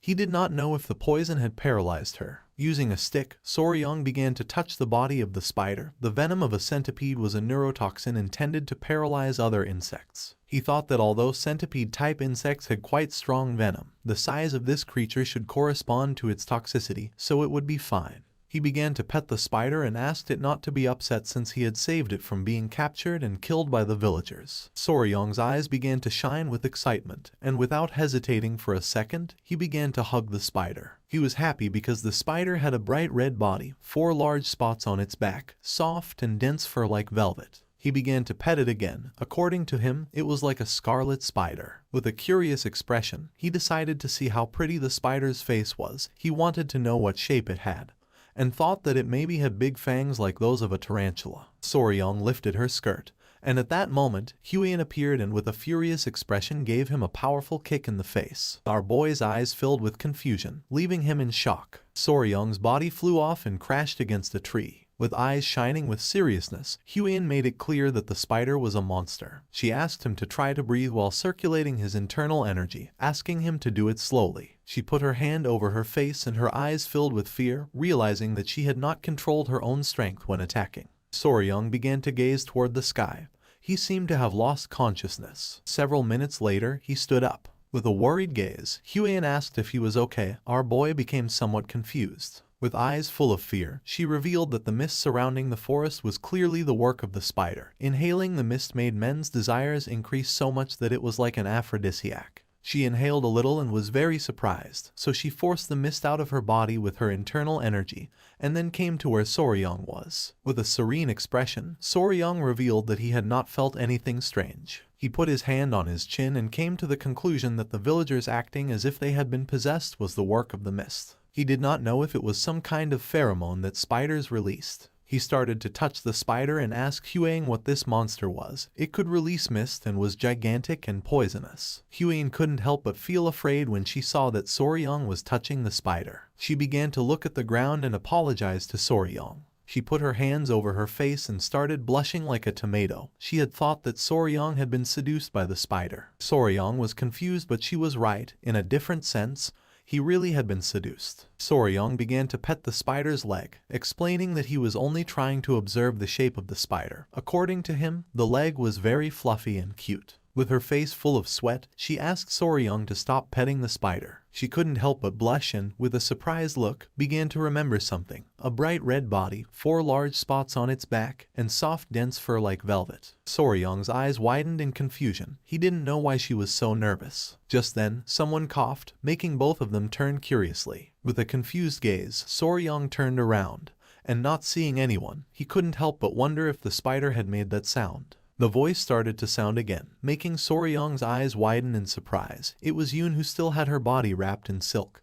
Our boy panicked since he had completely forgotten about her. She began to cry, and upon seeing this, Soryang quickly lowered her, and they placed her body on the ground. Huian and Soryang sat next to her. Yoon's face was pale and she was gasping heavily. She was breathing, so he realized that she was only paralyzed. Upon hearing this, Huian felt relieved. It was night, and Soryang mentioned that now all that remained was to find Seol. Now that the mist had disappeared, Huian was sure of being able to find her soon. Our boy stood up and decided to do one thing before going to look for Seol. Huian's attention fixed on him and she couldn't help but feel somewhat confused. He started to tie the spider's body using the threads of its silk. Several seconds later, our boy completely tied the spider's body. He started to drag the spider's body and decided to take it back to the clan to check what kind of monster it was.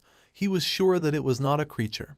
Huiyan did not refuse. Not long after, Xiao began to make her way through the forest and move toward them. Upon noticing this, Huiyan's eyes filled with surprise. Xiao's eyes began to shine with worry upon seeing that Yun was lying on the ground and gasping heavily. Her eyes filled with tears and rage. The spider had not only dared to stain her honor, but had also dared to hurt her little sister. She began to draw her sword and prepared to kill the spider. Seeing this, Soryang panicked and asked her to wait. Without hesitating for a second, Soryang started running and stood in front of the spider. Seeing this, Xiao stopped. She began pointing at the spider with her sword and with a serious gaze asked our boy to get out of the way. With an expression full of determination, Soryang stood firm in his decision and refused to step aside. Upon seeing this, Xiao felt confused. Soryang began to point at himself with his finger and made it clear that he had been the one who had caught the creature, so now it was his. Huiyan's eyes widened in surprise, leaving her in shock. Xiao began to gaze toward the ground in silence, not knowing what to do. She let out a sigh, and while her eyes were shining with rage, she began to stare intently at Soryang and asked what he had just said.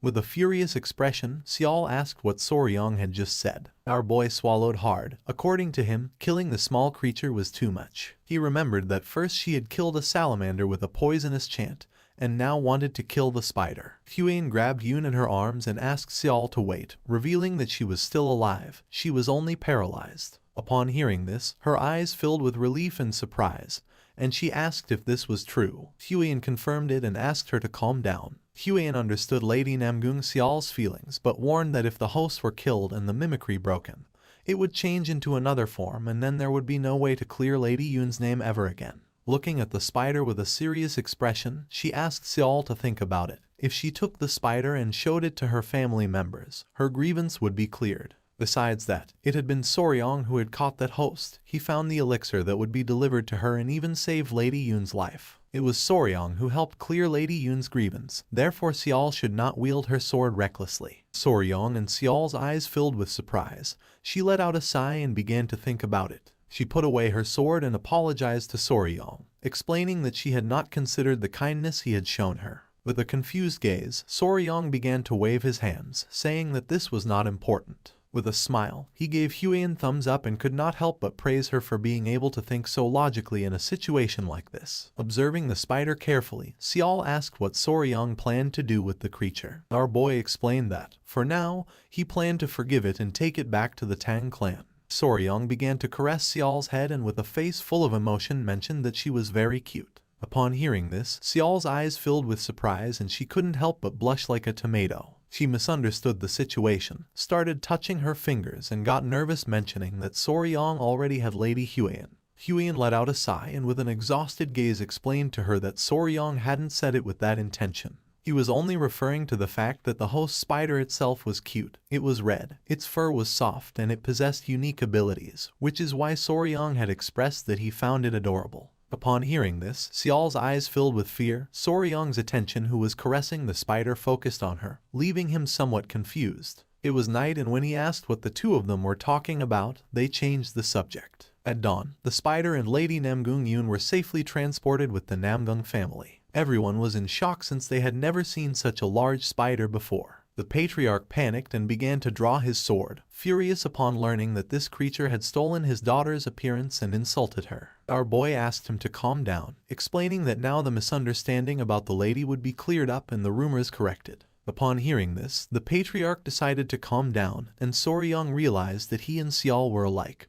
After all, they were father and daughter. The patriarch extended his hand to express his most sincere gratitude to the young warrior. He declared that it was as if he had saved the lives and honor of his two daughters and assured that the Namgung clan would never forget such kindness, so they would honor his wishes. Pointing at the spider with his finger, our boy mentioned with a smile that, just as he had said, he would take that guest with him. The patriarch showed no objection but mentioned that there was one thing that worried him. Upon hearing this, our boy became somewhat curious. The patriarch was in shock to see that the creature was still in the form of his daughter Xiao. He reasoned that, if that creature had stolen his daughter's appearance, it could also change into another form. Therefore, he asked if it could not at least adopt a different appearance. He never wanted to experience such doubts about his own daughter again. Soryang put his hand under his chin and began to ponder. He understood that, although he had secured ownership of the creature, there still remained the matter of image rights, and he wondered what should be done about it. Just then, he turned around and his eyes filled with surprise. Suddenly everything was becoming chaotic. He ran up to Gupi and asked what was happening. Gupi reported that the crowd was very agitated. 3 old men appeared, visibly furious. They began shouting, referring to the creature as a cunning little thing and a bastard who had been imitating the young lady's appearance. They demanded to know what they were doing and why they weren't killing it. With a serious gaze, Gupi extended his hand and asked them to watch their words. He reminded them that this guest had been captured by his clan and asked if they were daring to defame the property of the clan.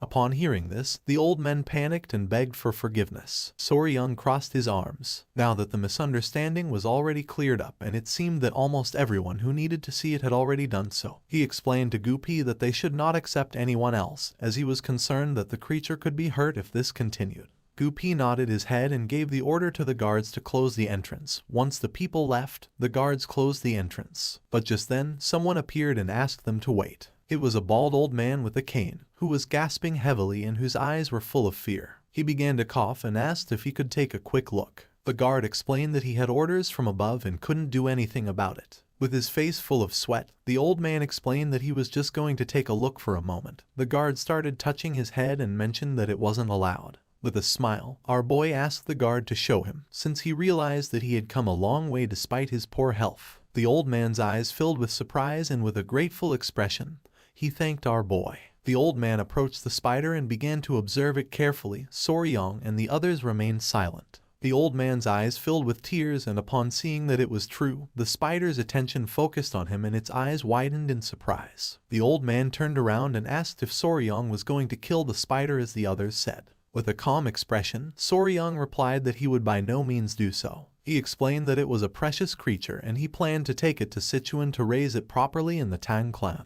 Although its diet might seem unusual, it was simply a guest. According to him, this was something predetermined by the heavens, and it wasn't the little creature's fault. The old man's eyes filled with tears of joy, since he had never heard anyone say something like that. He decided to trust him. Without wasting any more time, the old man began to untie the ropes that were around the spider. Seeing this, Soryong and the others panicked. With eyes shining with concern, our boy revealed that this was very dangerous. After untying the spider, the old man began to caress it, and the spider's eyes began to shine with joy. With a confused gaze, Soryong let out a sigh. For him it was not surprising, since from the beginning he had felt that a familiar aura emanated from him. He began to observe the old man closely, realizing that he was a kindred spirit. There was no doubt about it, he was an enthusiast. The old man revealed that the name of the spider was Yowa. He explained that one day, after losing his entire family to the plague and falling into despair, he had found the little creature, who at that time was only about as big as his fist,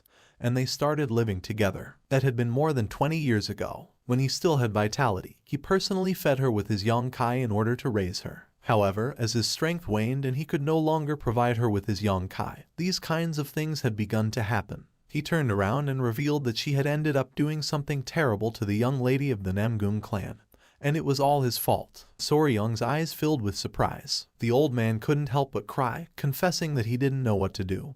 He had been wandering in anguish, but now that a gentleman as kind as him had taken her in, he could finally rest easy, so he begged him to please take good care of his Yowa. Soryong greeted the old man with respect, bowed his head before him and promised to raise her well. With tears in his eyes, the old man explained to Yowa that he was already old and could no longer take care of her. He asked her, please, to follow Soryong and live a long life. Yowa and the old man gave each other a hug, and the creature's eyes filled with tears. Soryong felt moved and couldn't help but cry, amazed that a pet could understand human speech and respond to emotions in that way. He wondered how much time they must have spent together, realizing that the old man had truly treated and treasured her like a daughter. He reached out his hand and asked the old man to please stop. He asked if he would consider following them to Sichuan, suggesting that it might be better for them to go together instead of simply parting ways. The old man refused and, with tears in his eyes, explained that he deeply appreciated his words, but he was no longer young enough to endure such a long journey. Besides, his family's graves were here, so it was impossible for him to leave this place. Soryong began to touch his head and, with a smile, asked the old man if he could share the experience he had acquired raising Yowa,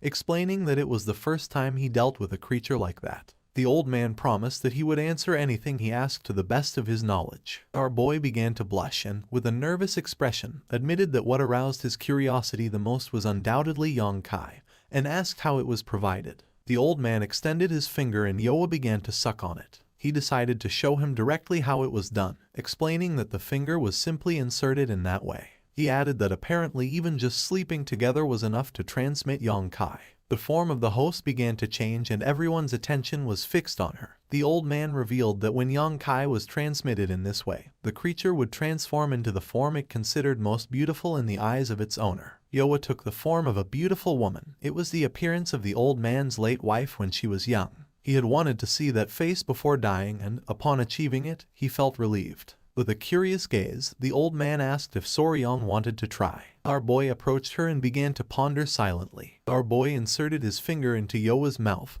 and not long after, her form began to change again, causing Soryong's eyes to widen in surprise. His eyes began to shine with excitement as he wondered what form it would take, assuming that, naturally, it would be Lady Huiyan's. The spider began to change shape, and upon seeing the form that it had taken, the old man and Soryong went into shock. Gupi's and the patriarch's eyes filled with fear and surprise. They asked if that new form was to her liking. The spider began to change shape and took the form of a wooden doll. The old man's eyes widened in confusion and surprise. According to him, this form was, without a doubt, the appearance that Yoa had shown only once before taking human form. Gupi panicked and asked Soryong why she did not appear as Lady Huiyan. Our boy was not very sure. Soryong began to sweat and feel dizzy. He understood that the reason why Yoa, or rather, the creature, had been able to maintain Namgung Xial's appearance all that time was because most of the villagers considered her the most beautiful woman. However, now it was about the most beautiful woman in all of the Central Plains, Tang Huiyan the poisonous flower. He himself had given his Kai Yang to the creature and yet Yoa had not transformed into Lady Huiyan, which made no sense to him. Soryong turned his back on them and started to run.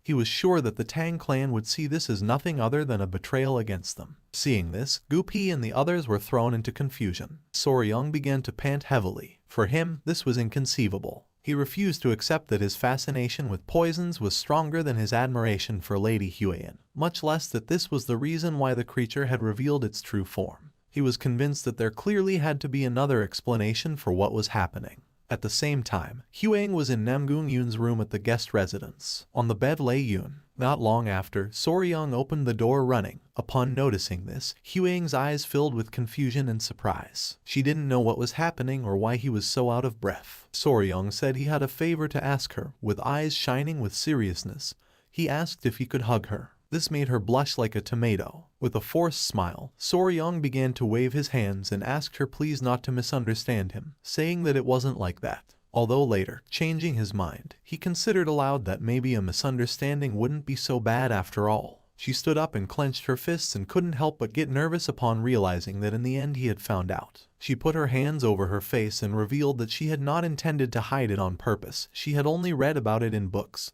so she was not sure herself and, consequently, had not been able to say anything. Soryong became confused since he did not know what she was talking about. She began to gasp and decided to talk about that spider, revealing that it was one of the 10 great venomous creatures of the Central Plains, the human-faced spider. Our boy was paralyzed, not knowing how to react. His eyes filled with surprise. He could not believe that Yoa was one of the 10 great venomous creatures of the Central Plains. With an embarrassed look, Huiyan began to touch her fingers and swore that she had never intended to deceive him. She had only thought it would be better to be sure first, because of the promise they had made in the past. Soryong began to observe her carefully, realizing that this was the reason why she had been hesitating. She began to approach Soryong knowing that a promise was a promise. Without hesitating for a second, she gave our boy a hug. Soryong couldn't help but blush like a tomato, but then someone coughed, making his eyes widen in surprise. It was Yun who was awake and, with an embarrassed expression, asked if she should give the two of them some space. Seeing that she was awake, our boy panicked, and upon seeing his expression, she got nervous and started to gaze off to one side.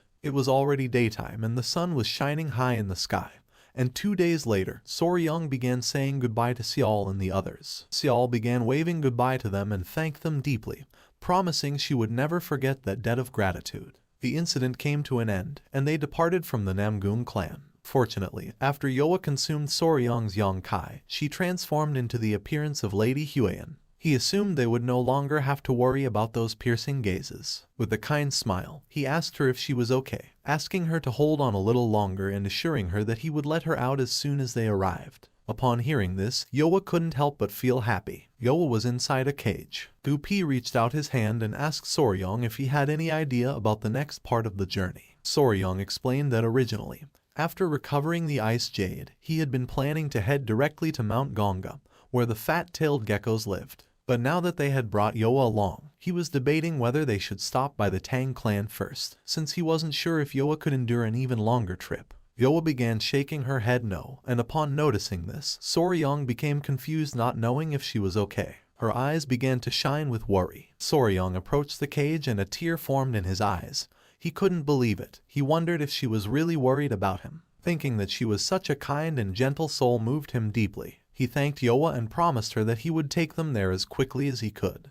With a confident look, Soryong turned around and decided to go directly to Mount Gonga as planned. They would take the fat-tailed geckos and Yoa and return together to the Tang clan. Gupi nodded his head. They began sailing down the river. The sky was full of seagulls, and our boy was enjoying the views. Two people who were on the ship began to talk to each other. One of them asked the other if he had heard the news that, apparently, the leader of the alliance had personally led the Blue Dragon unit on an expedition this time. The other mentioned that he had heard that the guys captured during the recent raid on the Blood Cult base had revealed information about the locations of other fortresses. With a worried expression, the boy with a ponytail revealed that he had heard there were barely any casualties in that battle, which seemed quite incredible to him. It was said that someone had managed to create a poisonous mist that only affected members of the Blood Cult. Soryong was in shock since they were talking about him. With a curious gaze, the boy with the ponytail asked his friend who had accomplished such an incredible feat. The friend mentioned that since there was a possibility that the cult could retaliate, the alliance had decided not to reveal his identity. Whoever it was, he was nothing less than a hero,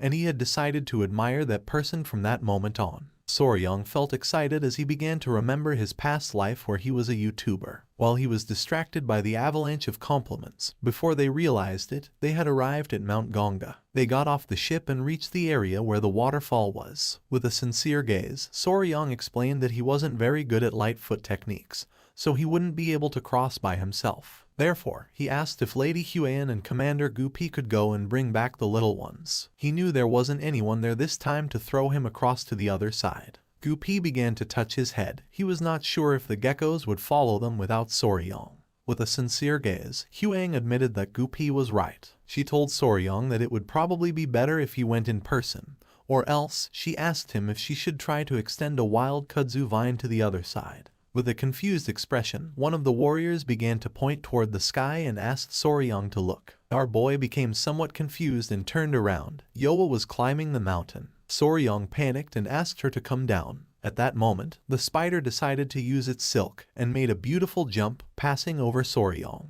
She landed in front of them. The eyes of Soryong and the others were full of surprise. Yoa began to stretch her arms, and Soryong's attention was fixed on her. He wondered if that was ballooning and if Yoa was telling him that she could also fly because she was a spider. Ballooning. Most people didn't know it, but spiders, despite not having wings, were insects that could fly. By giving their body to the wind, they could fly dozens or even hundreds of kilometers. This phenomenon was called ballooning. Sometimes, while walking down the street, if one suddenly felt like they had walked into a web suspended in the air, that was the trace left by ballooning. His eyes widened in amazement upon realizing that Yoa could also do ballooning. An idea came to his mind. Not long after, Yoa hugged Soryong, and with a jump and using ballooning, they reached the waterfall. Our boy was happy to see that this had worked. He couldn't help but hug Yoa since, according to him, she was incredible. He didn't know how she could be so ridiculously versatile. Yoa began to show a smile. With an annoyed look, Huang approached them and expressed her discomfort with the hug to Soryong.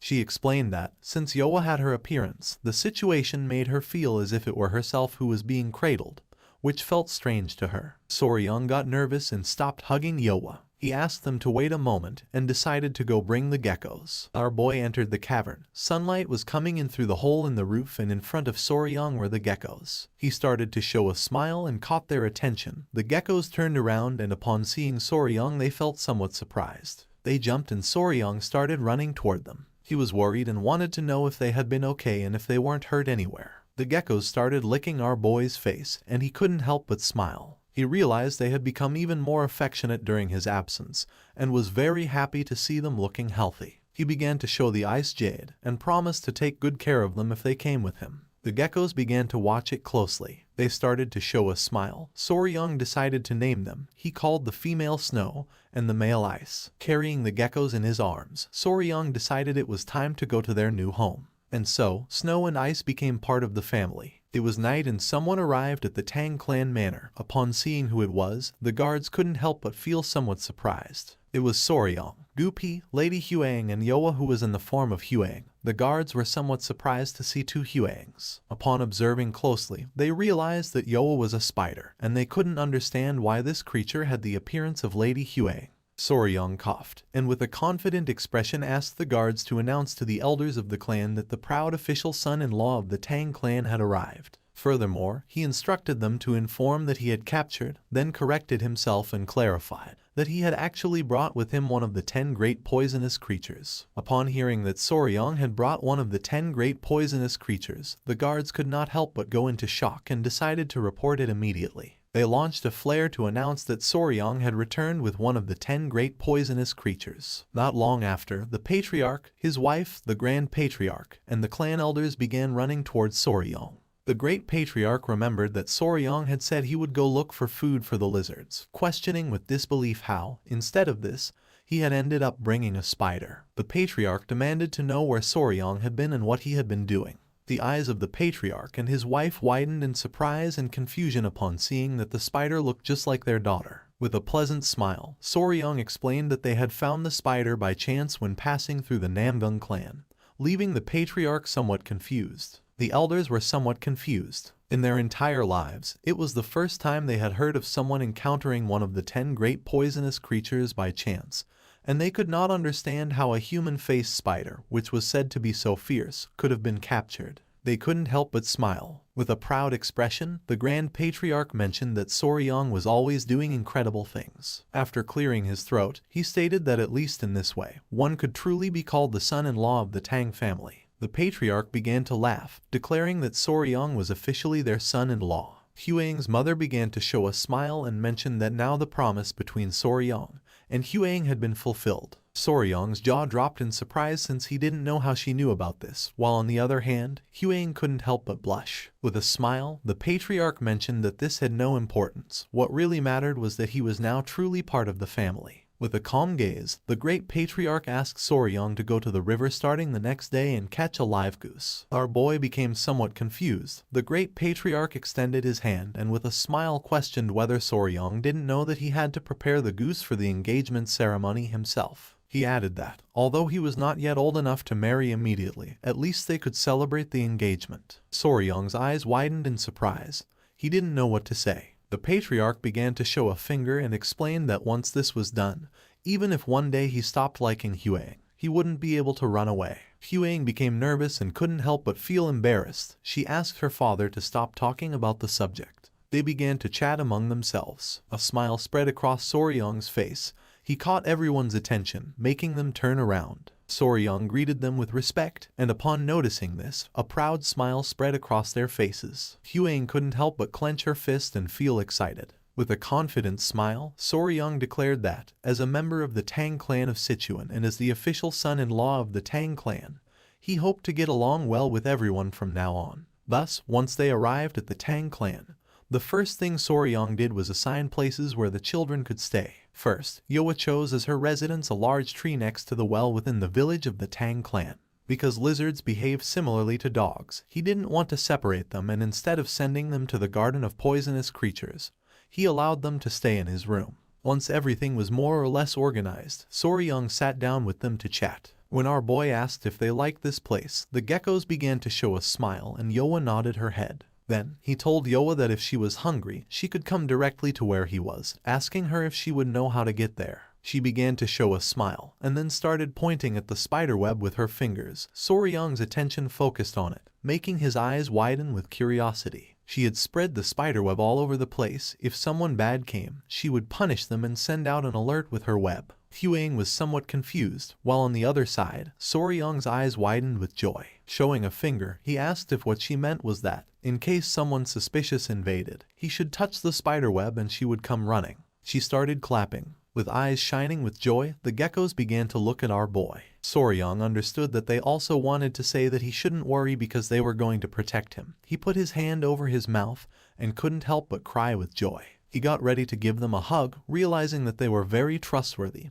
He was very happy. Thus, once the new home for the new family members was prepared, the engagement ceremony was held. For this, the elders of the clan gathered and, in a simple ceremony, engagement gifts were given as an oath of marriage. However, there was a small misunderstanding during the preparation of the gifts. While Soryang was waiting in the hall, Huan appeared carrying the geckos in her arms. Soryang's eyes widened with surprise and confusion. She began to show a confident gaze, and our boy noticed that she wanted the gifts to be the lizards, and he couldn't help but wonder if they weren't just a simple ornament. Our boy's face filled with sweat, realizing that this was a problem. He regretted that it had to be precisely this, and he didn't understand how he was supposed to offer the geckos as an engagement gift. He began to remember Huang. He knew that she had liked the geckos, but he didn't think she would say it directly. With a confident expression, he apologized and explained that this was going to be complicated. She became somewhat confused as she didn't know why. Soryang grabbed her arm, began to look into her eyes, and explained that originally engagement gifts existed to promise eternal love. He clarified that although lizards were pretty, the gifts should be immutable objects, like ice jade, to properly symbolize this promise. Huang couldn't help but blush like a tomato. With a kind smile, Soryang mentioned that both geese, which symbolized 100 years of life together,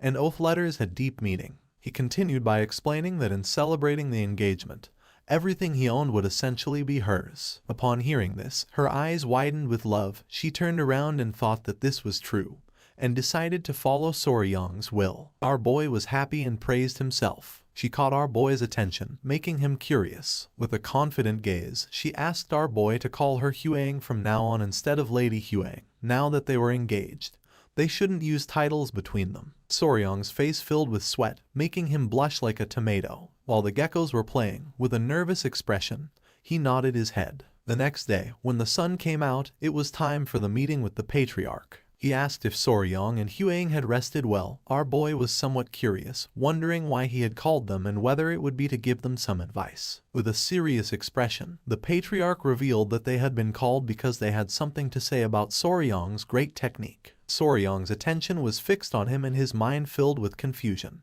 Huang explained to our boy that the great technique consisted of learning the internal art of the Tang clan and accepting the poison. Soryang realized that she was referring to the 10 poisons. With a smile, the great patriarch explained that this time it had been a very good thing for Soryang to bring the spider with a human face, since being the weakest among the 10 great poisonous creatures, it was the best one to accept first. Soryang questioned if he was now going to train the great technique. The patriarch shook his head and mentioned that Soryang had said he would use the 10 great poisonous creatures for the great technique, but he originally had another proposal. Our boy's eyes widened in surprise and confusion. With a serene expression, the patriarch revealed that upon reviewing the poisons Soryang had and those he would bring, he had remembered something the clan had forgotten for a long time. With a smile, he asked if Soryang knew what 5 poisons meant. Soryang's eyes widened with uncertainty, wondering if he was referring to the 5 poisons return technique that he had learned. The patriarch nodded his head.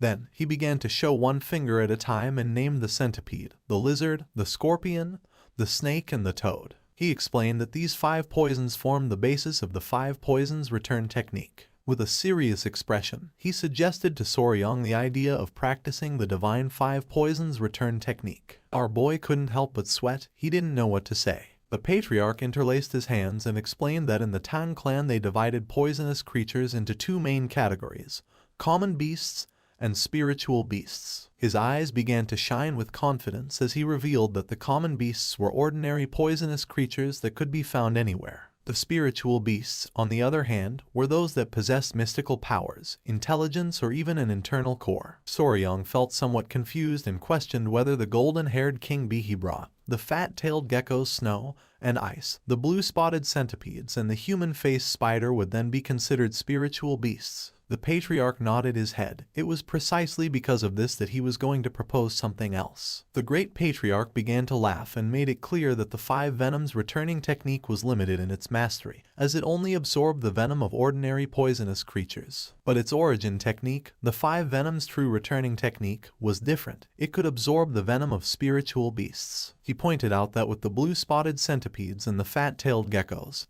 he already had 2 of these beasts prepared. If they also managed to obtain the venoms of the snake, scorpion, and spiritual level toad, then all conditions would be met to master the 5 venoms returning divine art. That was why he suggested training in said divine art. Soryong's eyes widened in surprise.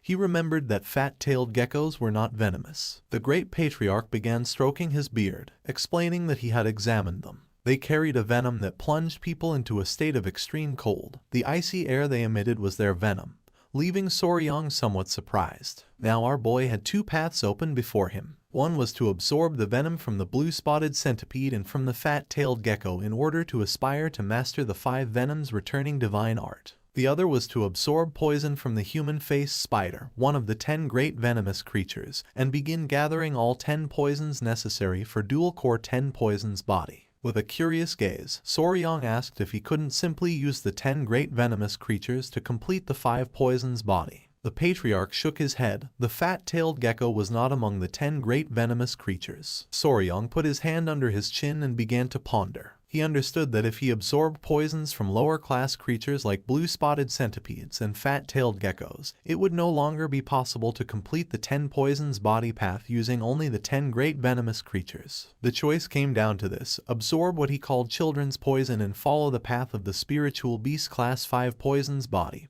or collect the 10 great venomous creatures and fully commit to the 10 poisons body path. Huang began observing our boy closely, not knowing what he had in mind. Soryong realized that this was like choosing a skill tree in a game. He remembered well from his past life, when playing RPGs, that the most important thing was always the skill tree. This choice determined whether one became a useless character or a god-level character. The patriarch asked our boy to think it over carefully. He explained that the 5 venoms returning divine art was an incredible martial art, and without truly heavenly luck, not even he would encounter the 10 great venomous creatures, much less tame them. Soryong came out of his thoughts and couldn't help but get nervous, not knowing what to do. He was torn between taking the easy and fast path of the 5 poisons body, or the arduous and punishing path of the 10 poisons body, one that would allow him to reach even greater heights. Our boy started going crazy, falling into a spiral of indecision. A few hours later, Soryong was still thinking about what to do. Huang's attention turned to him, and she couldn't help but feel somewhat confused. She called his attention and mentioned that if it was because of that promise, he didn't have to tie himself to the 10 poisons body. The 5 venoms returning divine art was more than enough, since it was an incredible martial art in its own right. While her eyes were shining with concern, she asked our boy not to rush into a decision out of anxiety. She assured him that, no matter which path he chose, he would still be Soryong. Upon hearing this, Soryong turned around, and while his eyes were shining with sincerity, he was honest and said that even the patriarch had mentioned that the preparation process was the same in both cases and only the final poison changed. He decided to take his time to think it through. A few days later, Soryong was lying in bed. Even though 2 days had passed while the grand technique was being prepared, he still couldn't decide easily. While the geckos were playing, our boy, completely undecided, asked them what they thought he should choose. Just then, Huang opened the door to Soryong's room with a surprised expression. Our boy became somewhat curious and asked what was going on. With her face full of sweat, she revealed that the blue-spotted centipedes were about to shed their skin again. Soryong got out of bed and his eyes widened in surprise. Without wasting any more time, he went to the pavilion where the centipedes were. Upon seeing them, both he and Huang felt tenderness. The creature's skin had become hard as stone. Soryong remembered that they had been growing very fast lately and hadn't thought that the second shedding would begin so soon. With a curious smile, Huang asked if the appearance of the blue-spotted centipedes would change again. With a confident smile, Soryong nodded his head, revealing that this time, blue spots would start to appear on their bodies. Our boy's eyes filled with excitement. Just the idea that they were becoming like their mother made his heart race wildly. Huang began to show a kind smile. She was very eager to see how the centipedes would change. Soryong was sure that they were going to be even cuter than before. Just then, his eyes widened in surprise and his attention focused on them. Suddenly he realized that this was not something to celebrate. What if they didn't manage to finish drying their bodies in time for the day when the grand technique would take place? Soryung put his hands on top of his head and couldn't help but feel worried. He knew that ordinary centipedes took an entire day to dry their bodies, and based on the last molt, this process would definitely take even more time. Huang's attention was fixed on our boy and she couldn't help but feel somewhat confused. Soryung knew that the venom of fat-tailed geckos was special and needed proper preparation before it could be extracted. He had debated between using the venom of the blue-spotted centipedes or Yoa's for the first dose. But if this happened, then he could no longer use the venom of the blue-spotted centipedes. Our boy began to think. He understood that if he tried to forcefully extract the venom now, something would go wrong. However, he also couldn't just sit around waiting for their bodies to harden. He started imagining Yoa, the gecko, and the centipede in a ring, with Yoa raising her fist. It was then when he realized why in hell he had been tormenting himself over these past few days. 2 days later, the grand technique prepared for him was finally carried out. The ritual took place in the grand technique hall, deep within the hall of 10,000 poisons of the Tang clan. He had considered postponing it for the sake of the blue-spotted centipedes, but the preparation for the grand technique was so meticulously complex that delaying it simply wasn't an option. The process was elaborate. First, hundreds of decoction cauldrons were used, each to boil different herbs and extract their medicinal essences. Then, these extracts were cooled and gathered into a massive jar. This constituted the first step. Next, into that jar, a precise mixture of various poisons and blood from poisonous beasts was added. Although this might sound simple, working with hundreds of herbs, poisons, and blood, each with its own volatile properties, and managing them all at once in perfect harmony was an extraordinarily difficult undertaking. In addition to this, with the slightest delay, all the medicinal liquid they had worked so hard to prepare would become useless and would have to be completely discarded. Because of this, sitting idly by waiting was not an option either. His mind was already made up. He would accept Yoa's poison, one of the 10 great venomous creatures. Soryung began to observe the liquid closely, realizing that the color was incredibly dark. The great patriarch approached our boy and informed him that they would now begin the grand technique, ordering him to take off his clothes and enter the jar. Soryung came out of his trance and nodded. Soryung took off his clothes, first put his foot into the jar and then began to insert the lower part of his body. His eyes widened in surprise, as for him, this felt strangely familiar, like an herbal bath. While the great patriarch's eyes were shining with joy, with a smile, he mentioned that they were going to add a single drop of Yoa's poison into this herbal decoction to provoke a reaction. Then, they would add the already prepared medicinal compounds so that his body could begin to absorb the poison. The great patriarch began to laugh, revealing that normally the process would be unbearably painful. Luckily, Yoa's poison was of a paralyzing type, so it wouldn't hurt too much. Upon hearing this, Soryung felt somewhat worried and couldn't help but sweat. The patriarch decided to go look for the rest of the necessary ingredients and asked him to wait a moment. After saying this, they left the room, leaving Soryung alone. Not long after, Huan, who was carrying the geckos in her arms, and Yoa entered the room and greeted our boy with a smile. With a cheerful expression, Huang revealed that the centipedes were awake, they had shed their skin, now had spots, and their bodies were emitting an intense glow. The centipedes began to play, and Soryung noticed that Nova, Myra, and Grace were now even more adorable. They began to climb onto the jar in which Soryung was submerged. The change was not as drastic as he expected. In fact, their appearance now resembled that of pillow-shaped stuffed animals, which, in a strange way, made them even more adorable. The centipede's attention was fixed on the liquid. Soryung started laughing since he realized that it must be strange for them to see their father inside there. He knew it was dangerous, so he asked them to stay with Huang. With a smile, she began calling the centipedes to come with her. Nova didn't listen and its attention was fixed on the liquid. When it tried to get down from the jar, unintentionally the liquid came into contact with its ear. It began to writhe in pain, and upon seeing this, Soryung's eyes widened with caution. He revealed to Huang that Nova's antenna had touched the medicinal liquid and asked her to wash it with water immediately. Huang's eyes widened in surprise and concern. Without wasting more time, she grabbed Nova in the process. It opened its mouth and its saliva came out of its mouth and fell into the liquid. Soryung began to observe closely. Nova's saliva caused the liquid to start reacting and began changing color. Huang's eyes filled with fear upon realizing that the poison was seeping into the jar. Soryung clenched his teeth tightly and not long after, he began screaming in agony. Our boy began to scream in agony. With a worried expression, Lady Huang asked Soryung to regain control. The liquid began to burn Soryong's skin, making his face turn red.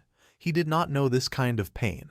It was as if all his skin were being torn off while his entire body burned. He remembered that he had been told he must not move at all during the grand technique, even though he desperately wanted to jump out of there. Somehow he barely managed to restrain himself. Foam began to come out of our boy's mouth. For him this was too much. Upon seeing this, Yohua and the geckos were in shock. Lady Huaying put her hand near her mouth and her eyes filled with worry. She didn't know what to do. The great patriarch and the patriarch returned, and upon seeing what was happening, they went into shock. They started running toward our boy. Huaying turned around and with a sincere expression explained to the great patriarch that the centipede had accidentally dropped a bit of venom. Soryong began to collapse while begging to be saved. The great patriarch grabbed Soryong, supported one hand under his head trying to calm him down. The patriarch asked our boy to stay alert, calm his mind, slow his breathing and above all not lose consciousness. Our boy opened his mouth and started to bleed. He could no longer bear the pain. Not long after, he dropped his hand because he no longer had strength. The patriarch's attention was fixed on him and his mind was filled with surprise. Everyone panicked, not knowing if Soryong was okay. Little by little our boy's eyes began to close. Soryong felt as if he were underwater. Little by little he opened his eyes and his attention focused on Nova,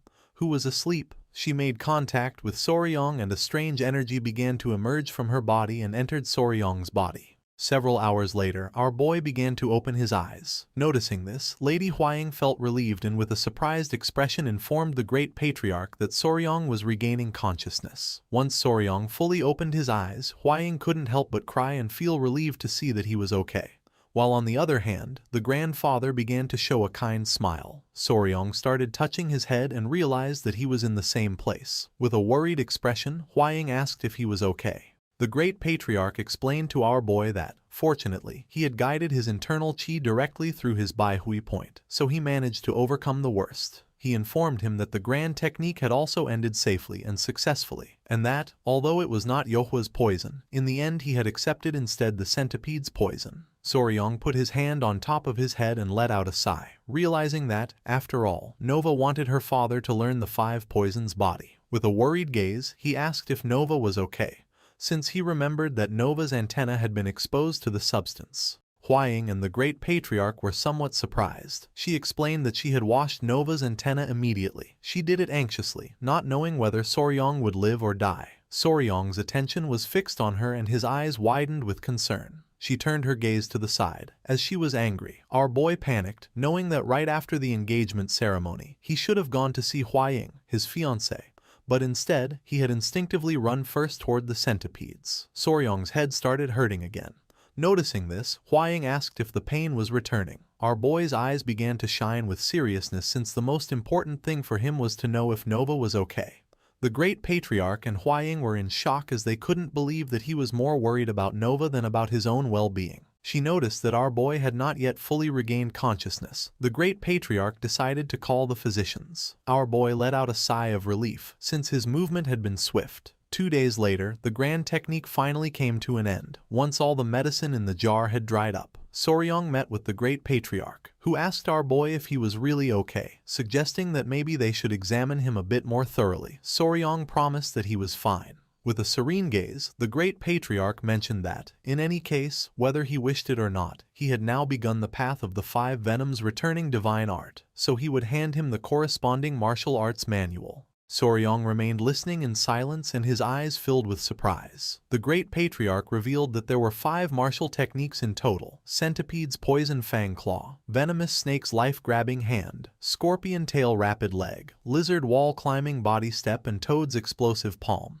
He began to stroke his beard and explained that each of the techniques belonged to a specific category: claw technique, hand technique, leg technique, step technique, body technique, and palm technique. This martial art allowed one to reach a realm where one became poison, and poison became oneself, achieving a true unity between being and poison. Soryong's eyes widened with excitement and joy. Seeing our boy's expression, the great patriarch realized that he liked it. Soryong nodded his head, although he admitted to being surprised. They were not poison arts or assassination techniques as he had expected. The great patriarch coughed. According to him, Soryong had been perceptive in noticing it, since the truth was that this martial art did not originally come from his Tang clan. He closed his eyes and revealed that the 5 venoms returning divine art, and these 5 poison techniques were the martial arts of the 5 poison sect, which had already been annihilated.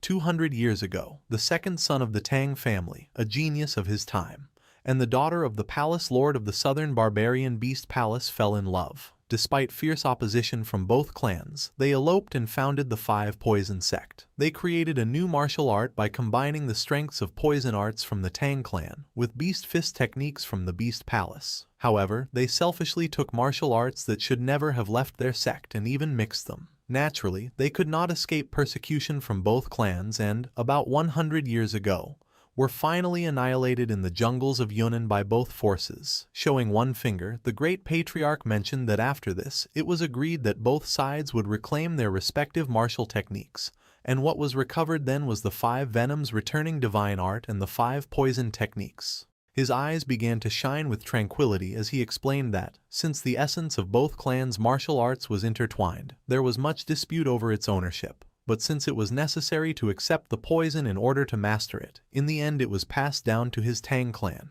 It was said that the sect master of the 5 poison sect at that time had been able to withstand the joint assault of both the Beast Palace and his Tang clan, so without a doubt, it was an extraordinary martial art. He had thought that it would be the perfect style for someone like him who had an affinity for poisons. Soryong was somewhat surprised to realize that the great patriarch had had this in mind all along. Our boy thanked him and promised to train diligently. The great patriarch was happy, since as long as he continued with this dedication, he was destined to achieve greatness. And so, Soryong took his first step in the 5 venoms returning divine art. Soryong left the poison hall and began to stretch his arms, wondering how long it had been since the last time he saw sunlight. Only now did he feel truly alive again. At that moment, one of the little centipedes started running toward our boy. His attention fixed on it and his eyes widened in surprise. It was Nova. She couldn't help but cry with joy upon seeing that he was all right. Soryong realized that she had been waiting for him there all this time. He began to show his bicep and a smile. He knew that she must have had a hard time emotionally. He assured her that she shouldn't be heartbroken, since this hadn't been her fault, and, to prove it, he showed her that Dad was already fine. Nova jumped in and got inside our boy's clothes and started playing. He thought that maybe she felt a little prickly because not much time had passed since she molted. He really would prefer her to climb on his clothes instead of on his bare skin. She began to observe our boy closely, and upon noticing this, Soryong couldn't help but feel somewhat surprised. She came out of Soryong's clothes and started running along his arm. Our boy's eyes widened in fear, wondering if Nova had just understood what he was thinking. According to him, this couldn't be. It must be just a coincidence. He told himself that these kinds of things sometimes happened when you raised a pet for a while. Soryong began to ponder, realizing that he was a hopeless fool. There was no way that Nova, a simple poison creature, could really do this. Nova's eyes began to shine with rage. She was furious with Soryong. Our boy panicked, not knowing what was happening. His eyes filled with surprise. He said nothing and in his thoughts asked her to get on top of his head. Nova obeyed and got on. Then Soryong hid behind a tree and asked her to try to find him. She did it without much difficulty. Soryong panicked, since this had not happened just once, but 3 times in a row. Nova let out a sigh and began to show a confident expression. It was as if her heart and Soryong's were connected by a strange energy. Soryong was in shock, not knowing what was happening. While the 2 centipedes were playing, Lady Huaying, who was somewhat worried about Nova, began to look for her, not knowing where she was. She approached the centipedes and asked them if they knew where Nova had gone, explaining that since she shed her skin, she had been wandering so much that it was hard to find her. Soryong, who was panting and carrying Nova on his back, began to run toward Huaying. His eyes were full of surprise. Our boy put his hands on his knees to catch his breath. Huaying asked if Soryong was okay, but immediately afterwards scolded Nova. She reminded her that she had told her not to go far because of the worry it caused her and insisted that she must inform her mother before going anywhere. With a surprised gaze, Soryong began to show Nova, revealing that this was not what mattered at the moment, but rather the fact that Nova understood human speech. Huaying's eyes were full of calmness as she remembered that Nova had always understood human speech. This was nothing new. Soryong couldn't help but sweat and feel somewhat confused. He panicked and explained that she understood him even when he was only thinking to himself, leaving Huaying somewhat surprised. Carrying Nova on his back, Soryong decided to go see the great patriarch to find out what was going on. With a worried gaze, Huaying suggested they go together. It was daytime and, several minutes later, they arrived at the Patriarch Hall. Our boy left Nova on the table and asked them to please take a look. He explained that Nova understood him just as well even when he only spoke in his mind. Considering that the other children couldn't do this, he proposed that perhaps it was due to the influence of the grand art. The great patriarch began to stroke his beard and his attention was fixed on her. With a serious expression, he explained that this was not the case. He pointed out that in the history of the Tang clan, more than a few people had accepted the poison of spiritual creatures. If supernatural abilities like this had been discovered, there should be records, but he had never seen or heard of them. Soryong's eyes widened with curiosity. With a serene expression, Huaying questioned what could be the cause. The great patriarch began to think.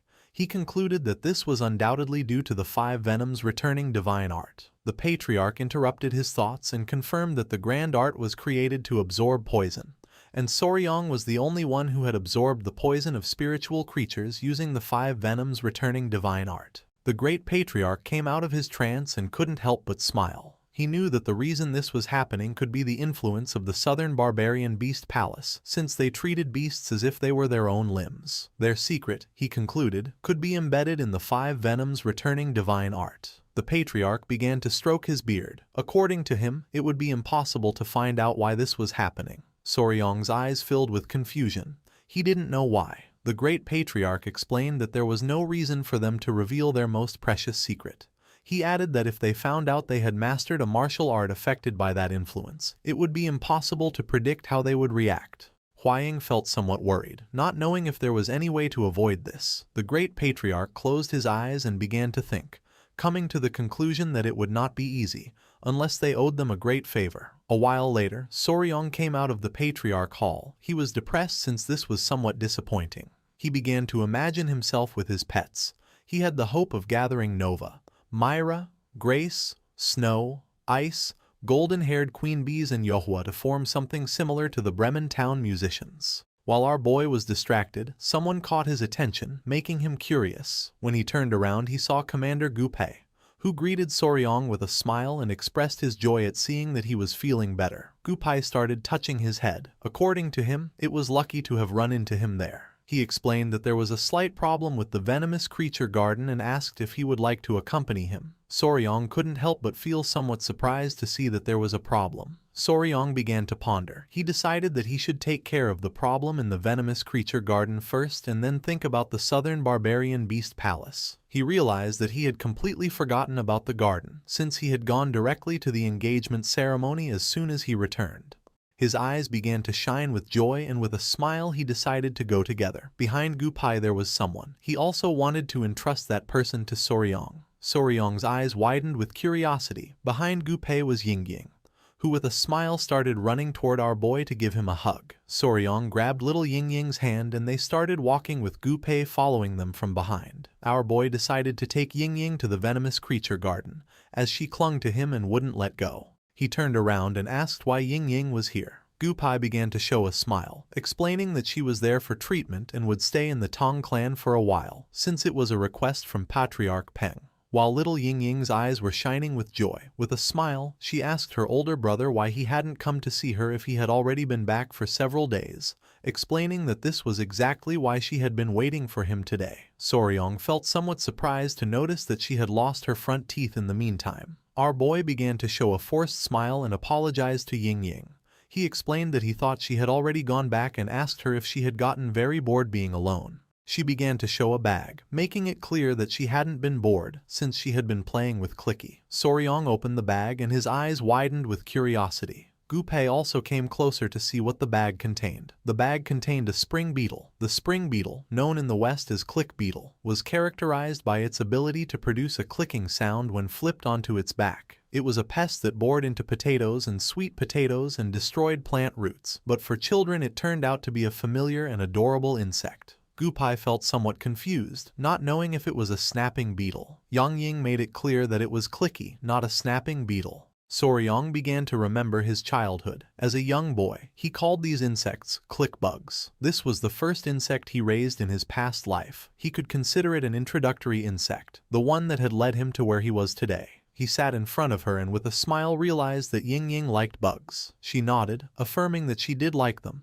and she also liked Queen Bee and Clicky. Soryong's eyes began to shine with excitement, as she seemed like a small version of himself when he was young, and he wondered if he should give her some kind of training with poisonous creatures. He picked up Ying Ying in his arms and with a smile asked her if she would like to learn about insects with her older brother, assuring her that they were very special and fun. Ying Ying's eyes began to shine with joy and she couldn't help but smile. They started chatting among themselves. Gu Pei felt somewhat confused since he didn't know what to say to Patriarch Peng. They arrived at the venomous creature garden. Ying Ying's attention was fixed on a turtle. Soryong opened one of the drawers, which contained a striped snake. He turned and asked Gu Pei how the rat breeding was going. Gu Pei mentioned that at that moment, after giving birth only once or twice, there would no longer be a shortage, estimating that in about 2 months the population would probably exceed 1,000. Soryong noticed that the feeding of the tiger-striped water snake had been solved, so he wondered what was then the problem. Ying Ying took out the small turtle that was inside the cage and began playing with it.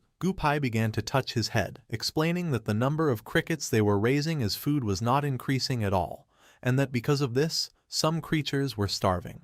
With a confused gaze, Soryong put his hand under his chin.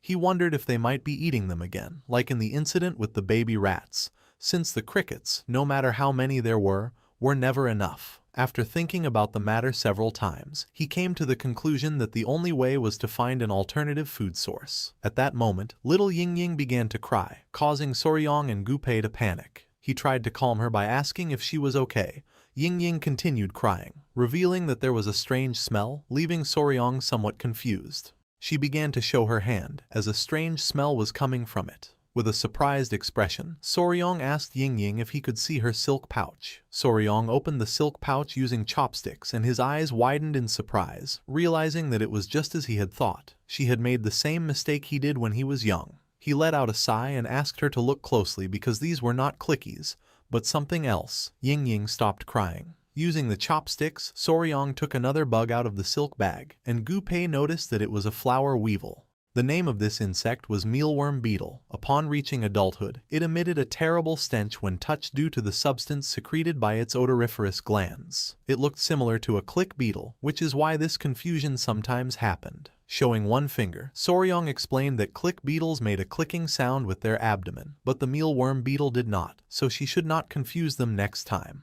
With a gaze full of determination, Ying Ying clenched her fists and nodded her head. With a proud smile, Soryong told Ying Ying that, even so, she had done a good job, since her older brother really needed these friends. Gu Pei became somewhat confused, as he did not know why he would need those stinky insects. Showing the silk bag, Soryong's eyes began to shine with determination. He revealed that, from that moment on, they would raise the mealworm beetles that Ying Ying had caught in the venomous creature garden. Although it didn't seem like much, these mealworm beetles were actually the most commonly used food for insects and lizards. Soryong was happy, as it was the perfect moment. If they replaced the crickets with mealworms, the food supply would be sufficient. With a smile, he mentioned that, thanks to Ying Ying, they could take care of the immediate problem. He decided to go to the cricket breeding facility to see what the problem was.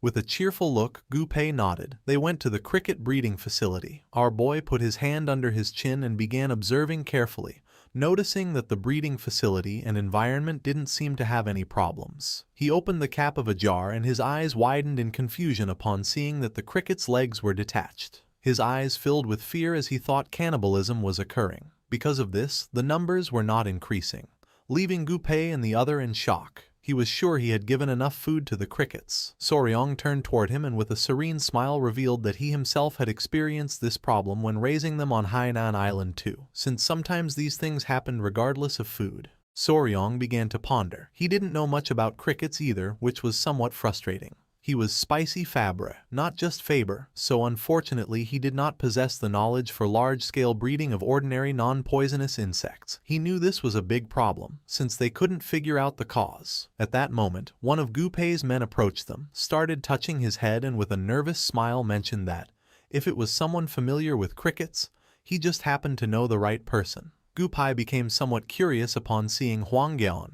He extended his hand toward him and explained to Soryong that, besides himself, Huang Gion was the only volunteer in the poison division. Soryong felt somewhat surprised to see that he had volunteered. This seemed trustworthy to him. With a nervous expression, Hwang Gyeon was honest. He admitted that sometimes he went to the cricket fighting arena to pass the time, although he clarified that he didn't do it often, just enough for some drinks. Our boy felt somewhat confused, but Hwang Gyeon explained that it was a game of chance where crickets fought each other and bets were placed. Since the bigger and stronger crickets were traded at high prices, they were usually raised in facilities inside the gambling den. There was a cricket caretaker there. Somewhere, where the light barely reached, someone began to pet a cricket. It was a woman with long hair. She had bandages all over her body and messy hair. Hwang Gyeon had heard that she knew everything about crickets. Night fell and the streets of the Tang clan lit up with red lanterns. Everyone had gone out to have fun. The women had put on makeup and the men were drinking. Not long after, Soryong, Gu-pei, Lady Huaying and Hwang Gyeon arrived at the place. They headed toward the gambling den in the capital to meet the cricket caretaker that Hwang Gyeon had told them about. Soryong and Gu-pei wore elegant suits. Our boy had thought they would use the Lightfoot technique, believing that their destination was far away. However, they were advised to dress well and use a carriage since they were heading to a gambling den. While he was distracted, someone informed him that they had already arrived at the gambling den in the capital, causing him to snap out of his trance. In front of them was a man next to two muscular guards. Gu-pei approached, extended his hand and informed the man that Lady Huaying, the direct descendant of the Tang family, and her fiancé Soryong were there, asking him to show them the way. The man's eyes widened in fear upon hearing that it was the direct descendant of the Tang family. He and his men greeted them with respect. The man introduced himself as the owner of the Golden Phoenix gambling house, welcomed them and expressed what a great honor their visit was. Seeing the man's attitude, Soryong couldn't help but feel somewhat confused. With a smile, Hwang Gyeon asked the owner if they could see the fighter crickets. The owner nodded his head, mentioning that on this very day the battle between the cricket generals was being held. He began to guide them and asked them to enter. Passing through curtains, Soryong and the others entered the betting den. Our boy's attention was fixed on several excited warriors standing around a table. A battle between two crickets was about to begin, and one of the men decided to bet all the prize money he had won last time. The crickets began staring at each other and then attacked. While the two creatures were fighting, people started cheering for the fight. Soryong was somewhat surprised to see that this is what a cricket fight looked like. With a smile, Hwang Gyeon asked if it wasn't exciting, explaining that the one who turned its back on the other would lose. One of the crickets gave a strong bite to the other in the abdomen, causing it to start fleeing from the fight. The owner of the winning cricket couldn't help but smile upon noticing that the battle of the cricket generals had ended. Not long after, several men began showing bags full of money. Hwang Gyeon revealed that they also immediately auctioned off the winning cricket general. According to rumors, one could reach a price of about 30 silver taels. Soryong was in shock at seeing so much money. His eyes began to shine with excitement and, with a smile, he decided that he might dedicate himself to selling crickets later on. With a serious look, Lady Huaying called our boy's attention, telling him that he had already seen enough and that it was time to go meet the caretaker. A few minutes later, they began to descend some stairs, and the owner opened the door to the basement of the place.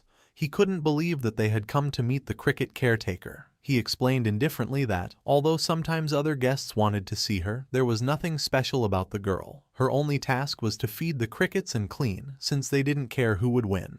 The owner began pointing at the woman with his finger, revealing that she was the caretaker. He added with disdain that the girl was useless, and for this reason he left the care of the crickets to the brat. Finally, he complained about how incredibly gloomy she could be. The woman turned her back on him, and upon noticing this, the owner started shouting, demanding that she get up immediately. Soryong and Huaying were important guests. He couldn't believe that she wasn't even greeting them. With an expression full of fear, she stood up and apologized. Soryong's eyes widened in surprise and confusion. Upon observing closely, he realized that the caretaker was a woman.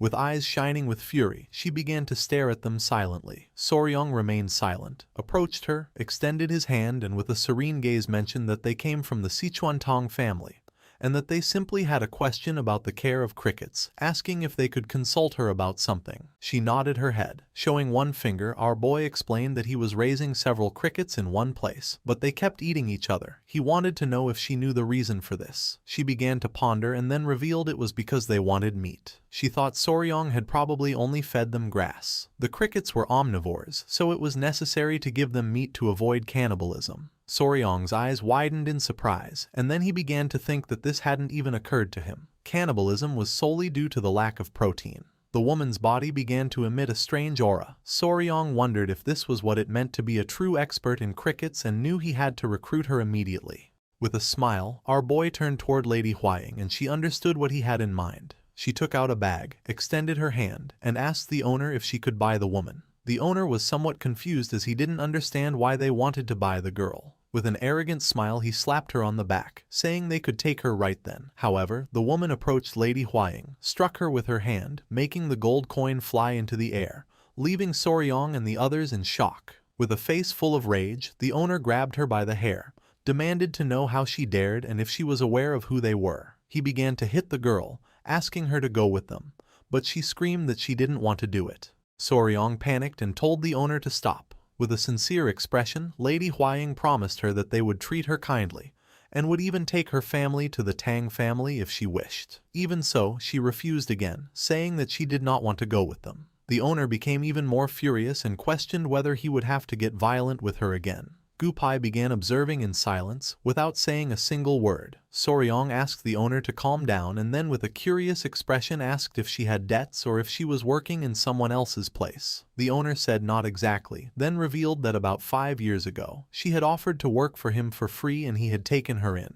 However, she wasn't good at attending customers, so he simply assigned her minor tasks, saying that she was just another mouth to feed. Our boy let out a sigh since he didn't know why she didn't want to leave with them. Gupai put his hand under his chin and started thinking.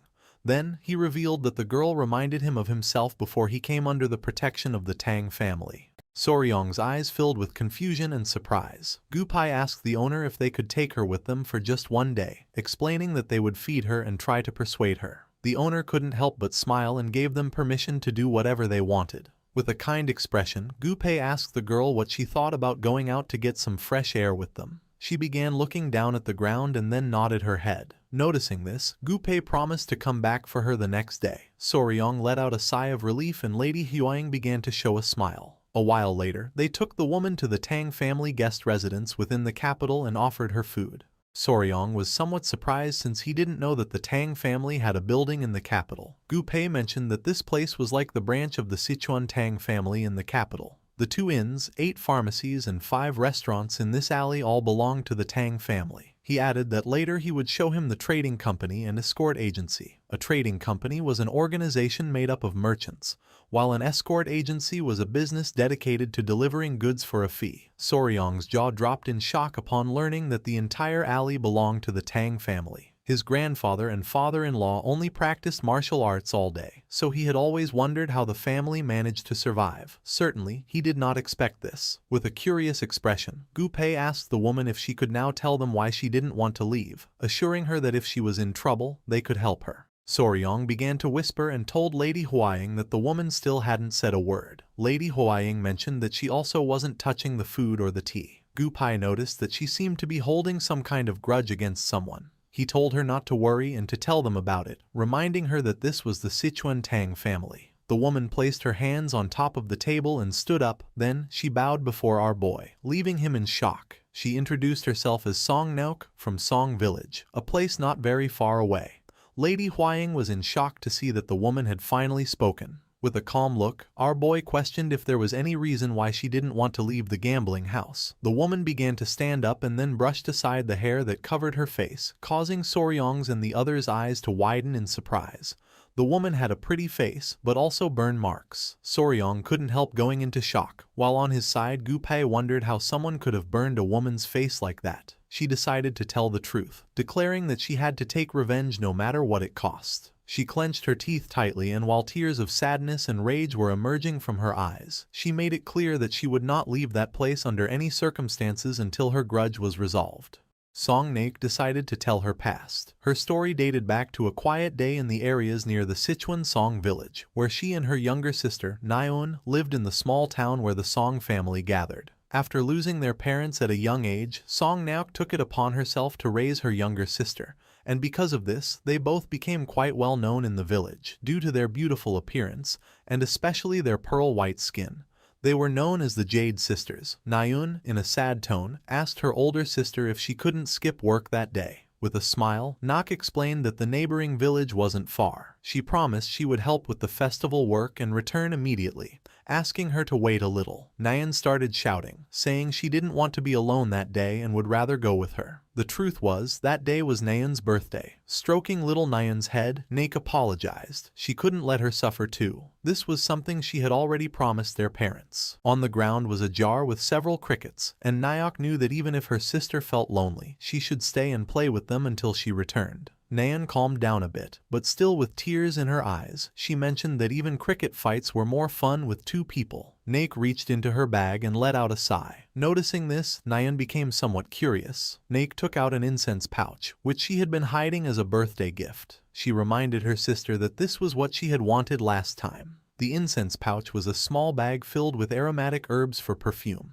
Little Nayeon was in shock. Since she recognized it as an incense pouch, she knew it must be very expensive. Naok explained that she had gotten it as a reward for helping out the previous time. She was giving it to her in advance, asking her to please wait patiently that day. Nayeon grabbed the incense pouch and thanked her older sister, promising to treasure it. Now that Nayeon had calmed down, Naek decided to leave. With her eyes shining with joy, Nayeon began to say goodbye to her sister, asking her to come back as soon as possible and assuring her that she would be waiting. Seeing how happy her sister was, Naek couldn't help but feel joyful. However, more guests arrived than expected, so things took longer, and the promised time quickly passed. Once night fell, the workers lit lanterns and warned Naek to be careful, as it was dark and she could get hurt. She asked them to excuse her. Nayeon must be hungry, so she needed to hurry. As she wanted to celebrate her sister's birthday with the delicious festival food, she rushed off without a lantern. In the middle of the night, there was a man in her village. The man turned a corner and the heedless Naek bumped into him. She apologized, and the man advised her to watch where she was going. At that moment, her eyes widened in surprise. The man turned his back and started running, leaving a trail of scent behind him. Naek's attention was fixed on him. As she could smell the incense pouch coming from this man, she felt a little worried. It seemed strange, as outsiders were not often seen in the village, but she simply dismissed it and headed home. A few minutes later, she arrived at her house, announcing her arrival. She was confused, not knowing why everything was so quiet, wondering if her sister had gotten tired of waiting and fallen asleep. She lit a small candle and opened the door. The only thing she could see was the destroyed furniture of the house, her sister lying on the floor with her clothes torn and covered in blood. Naek dropped the candle to the floor and, with tears in her eyes, rushed to see if her little sister was okay. Her eyes filled with fear and sadness as she wondered what the hell had happened. This simply couldn't be happening. The candle set the house on fire. Noticing this, one of the men started pointing at the house and shouting about the fire, recognizing it as Naek's house. Not long after, someone emerged from the burning house. It was Naek, carrying her little sister in her arms. She began to pant heavily, and just before she could reveal what had happened, she lost consciousness and fell to the ground. The others panicked, shouting for someone to call the physician. Naek's eyes were filled with sadness, and the only thing she could see was her house in flames. Back in the present, Soryong finally realized why she had that scar on her face. With a sincere expression, Naek revealed that when she regained consciousness, more than 2 weeks had already passed. An elderly couple was taking care of her. Naek's body was covered in bandages, and she still had burns all over her body. The old man began to cry, explaining that he had asked the escort agency to find that bastard, but they couldn't, and that it wouldn't be easy. The old woman apologized, admitting she didn't know how she could face Hyungnim after this. The only thing Naek could do was cry in silence. Just as all life grows dormant in late autumn, her heart also slowly faded away. The only communication she had with the world were the small whimpers she made when they changed the cloths to treat her burn wounds. Time flowed like a river, and when winter passed and spring arrived, the crickets awoke again. The image of her little sister in the burning house came to her mind. Her little sister asked her big sis to please catch that bastard and relieve her grudge. In the middle of the night, Naek woke up and her eyes widened in fear. She went out into the garden and sat down. It was when the chirping of the crickets sounded like Nayeon's voice that she regained her senses. Naek clenched her fist tightly, and her eyes began to shine with rage. She knew she had to find and kill that bastard. All that remained was a grudge deeply rooted in her bones. The next day, she told the old man something, causing him to panic. With a confused expression, he questioned where she was going, reminding her that she wasn't even fully healed yet. Naek was sincere and revealed that every night, Nayeon screamed in pain. She couldn't stand still. As her sister, she had to avenge her. The old man felt even more confused, questioning how a woman like her could carry out revenge, especially when she didn't even know who that bastard was. The old woman admitted that her husband was right and advised Nayak to take better care of herself. The old man and woman even locked the door so she couldn't leave, but every night the sound of the crickets strengthened her determination even more. In the end, she secretly escaped during the night and left the village. With a sad gaze, she asked them to stay healthy. Nock's attention was fixed on the pouch. She gripped the pouch tightly and asked her sister Nayan to wait just a little longer.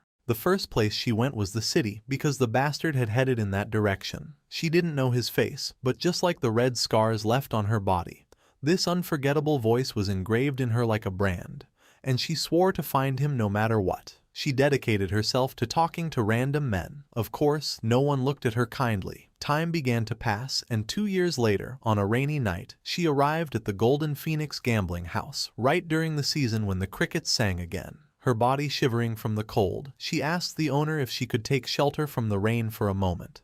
The owner was somewhat furious. He called her a brat, yelling that she was ruining his business and to get lost. At that moment, a man walked past her and seemed annoyed by the smell she gave off. Hearing this, Nayak's eyes widened in surprise. With a piercing gaze, the man mentioned that this smell was ruining his mood and told her to get lost.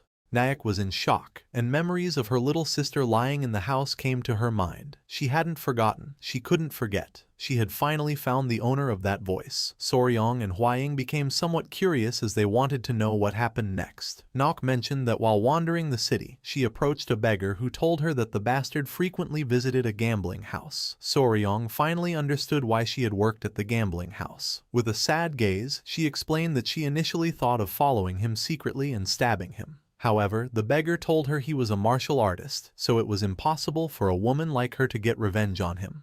The beggar told her that the best way was to poison the alcohol or food he consumed, so she put poison in the drinks she offered him. But even that failed. Apparently, the poison she bought in an alley wasn't really poisonous. After this, she started taking care of the crickets in the basement. Every time she heard their chirping, she remembered Naeun's face.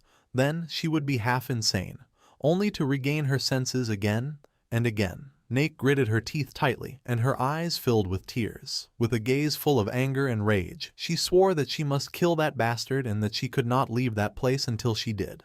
With a confused expression, Soryong began to whisper, explaining to Gupai and Lady Hwaying that, although her circumstances were clear, he was doubtful of the situation. She needed to raise the crickets, but hearing their chirping made her faint. Her mind seemed deeply disturbed. Lady Hwaying was honest. She explained that this only showed the depth of Naek's resentment, and that once she got her revenge, she would heal. She reasoned that if they helped someone with such a deep grudge, she would never betray them, also becoming a good member for their Tang clan. Gupai admitted that Lady Hwaying was right. He explained to Soryong that before he could avenge his own parents, he used to talk to himself in the rain. But after the Tang family carried out the revenge for him, it was as if everything had been purified. Gupai's attention fixed on her. Now he understood why he had seen himself reflected in this woman. Soryong began to ponder, and he started to watch Gupai.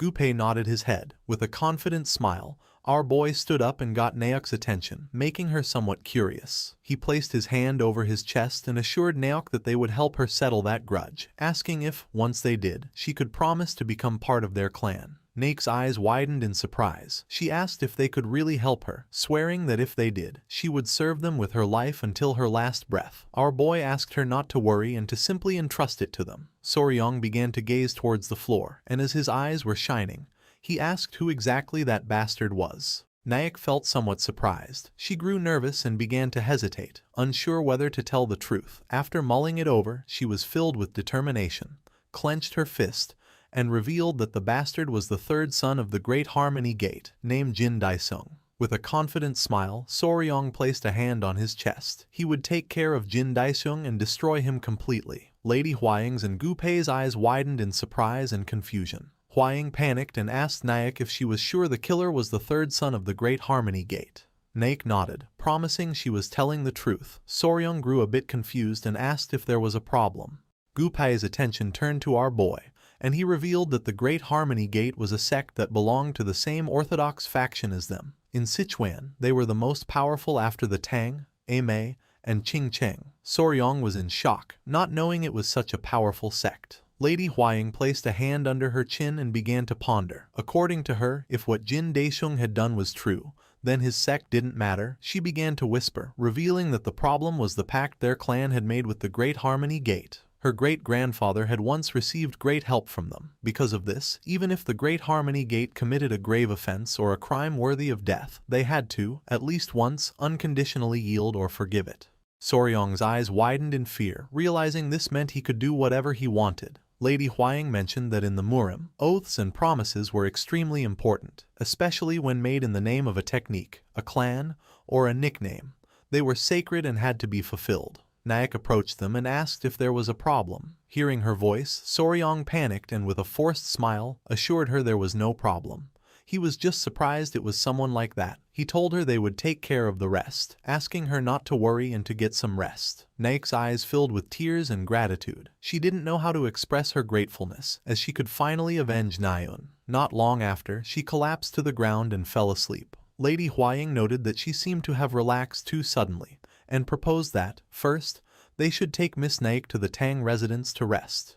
Gu Pei crossed his arms. He knew this would be more complicated than expected. Soryong nodded. He knew he would first have to talk to his grandfather and his father-in-law, and he was sure that, even if it was about an oath, they would understand. The next day, once the sun rose, Soryong and Huaying went to the Tang clan's patriarch's hall. Everyone remained silent, creating tension. With a serious expression, the Grand Patriarch made it clear that the Great Harmony Gate was a prestigious sect in Sichuan and its leader a righteous man, but from a tiger father, a dog son had been born. The Patriarch clasped his hands. He was somewhat confused and surprised, as he couldn't believe Soryong wanted to avenge a woman even knowing about the oath they had with the Great Harmony Gate. Soryong was sincere and asked his father-in-law to grant him permission. The Patriarch began to ponder. Although the circumstances were understandable, the oath of his ancestors was tied to the honor of the Tang clan. He reasoned that if they started making exceptions just because of circumstances, people could no longer make oaths with the Tang clan or trust them. The Grand Patriarch simply nodded in agreement. The Patriarch stood up and forbade the Tang clan's lineage or its poison from helping the woman. Soryong's eyes widened in surprise. He stood up and begged his father-in-law to reconsider. The Patriarch stood firm in his decision, declaring that he had nothing more to say on the matter. Just as Soryong was about to insist further, Lady Huaying grabbed his hand, winked at him, and told her father that she understood and they would do as he commanded. Our boy couldn't help but feel a bit confused. Lady Huaying started to show a smile. She had found the loophole in the order. It was forbidden for the Tang clan's lineage or its poison to help the woman. This meant that, so there would be no suspicion of the clan's involvement, their poison would not be used, and Soryong would be allowed to act on his own.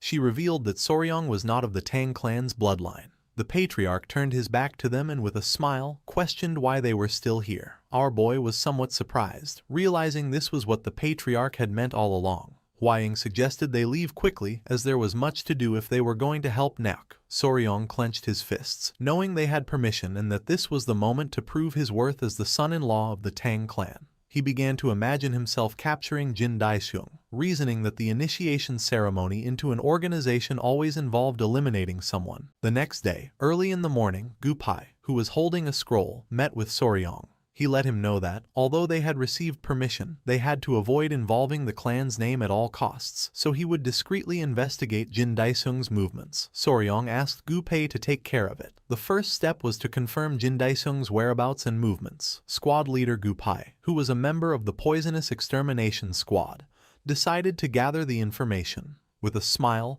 our boy went to Naok's room. Upon opening the door, he saw Lady Huaying and Naok drinking tea. Soryong greeted them and then asked Naok if she had rested well. Naok, who was wearing the Tang clan's attire and had her hair tied up, nodded and thanked him for his help. Soryong couldn't help but smile and feel joyful. Miss Naok had decided to stay at the Tang residence for a while.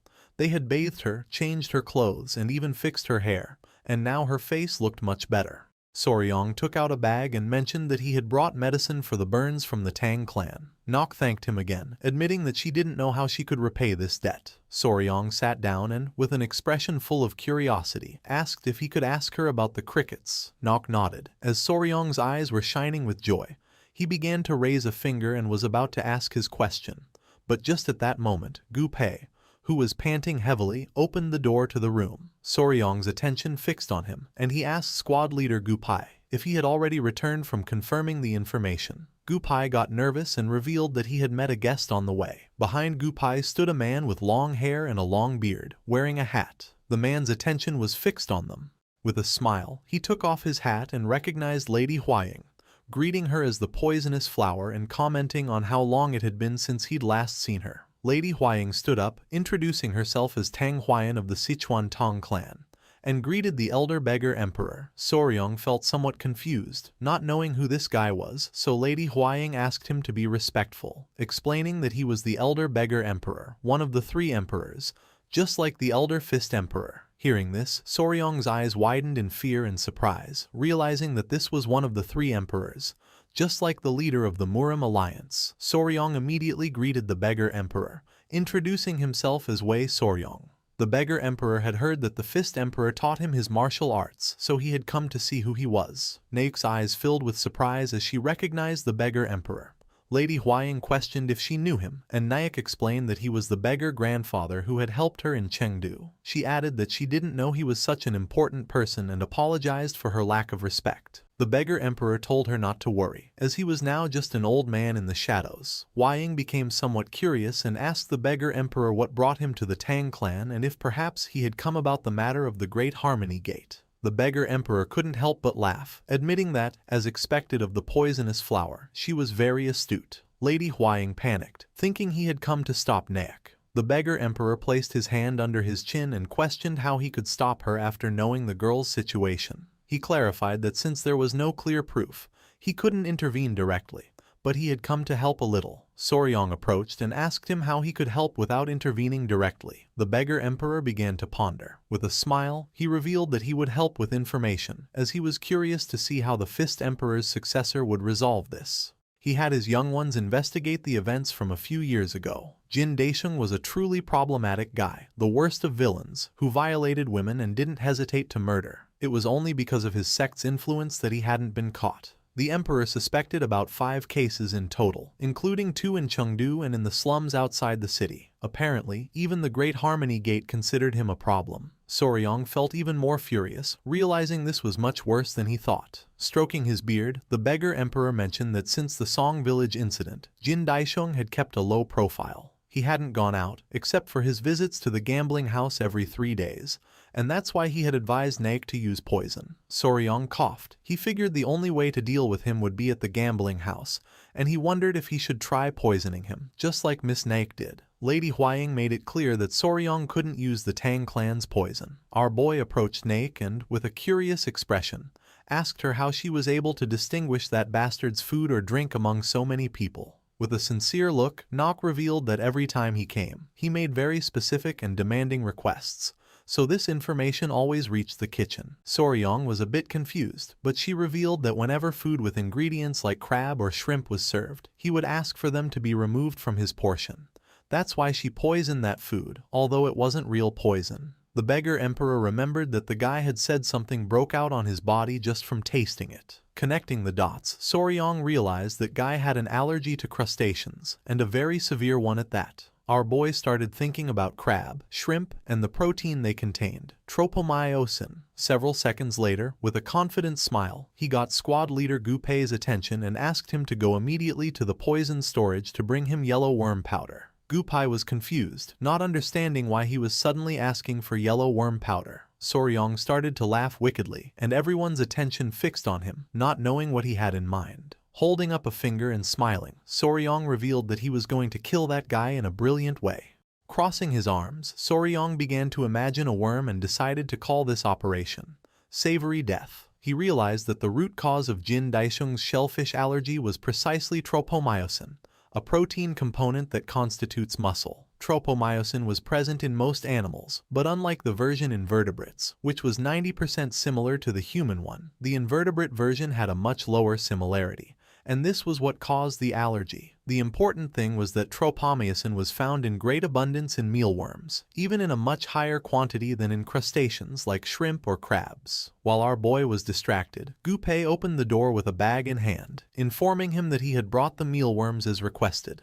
Soryong got to work and started cooking while Lady Huaying and Gupei watched in silence. He took out the mealworms, boiled them in hot water, and then lightly stir-fried them in a hot wok. Soryong prepared a delicious dish and placed it on the table. With a smile, he asked everyone to try this stir-fried mealworm. Naek, the beggar emperor, and Lady Huaying began to stare at the dish with expressions full of contempt, wondering in horror if he was really asking them to eat this. Soryong nodded, promising it was very tasty and delicious. They decided to trust Soryong, and the first person to try Soryong's dish was the beggar emperor. Lady Huaying and Naok remained silent, not knowing what to do. Without wasting any more time, Lady Huaying grabbed a mealworm and put it in her mouth. The taste left them impressed. Both she and the beggar emperor were in shock. It was delicious. They couldn't understand how an insect could be so tasty.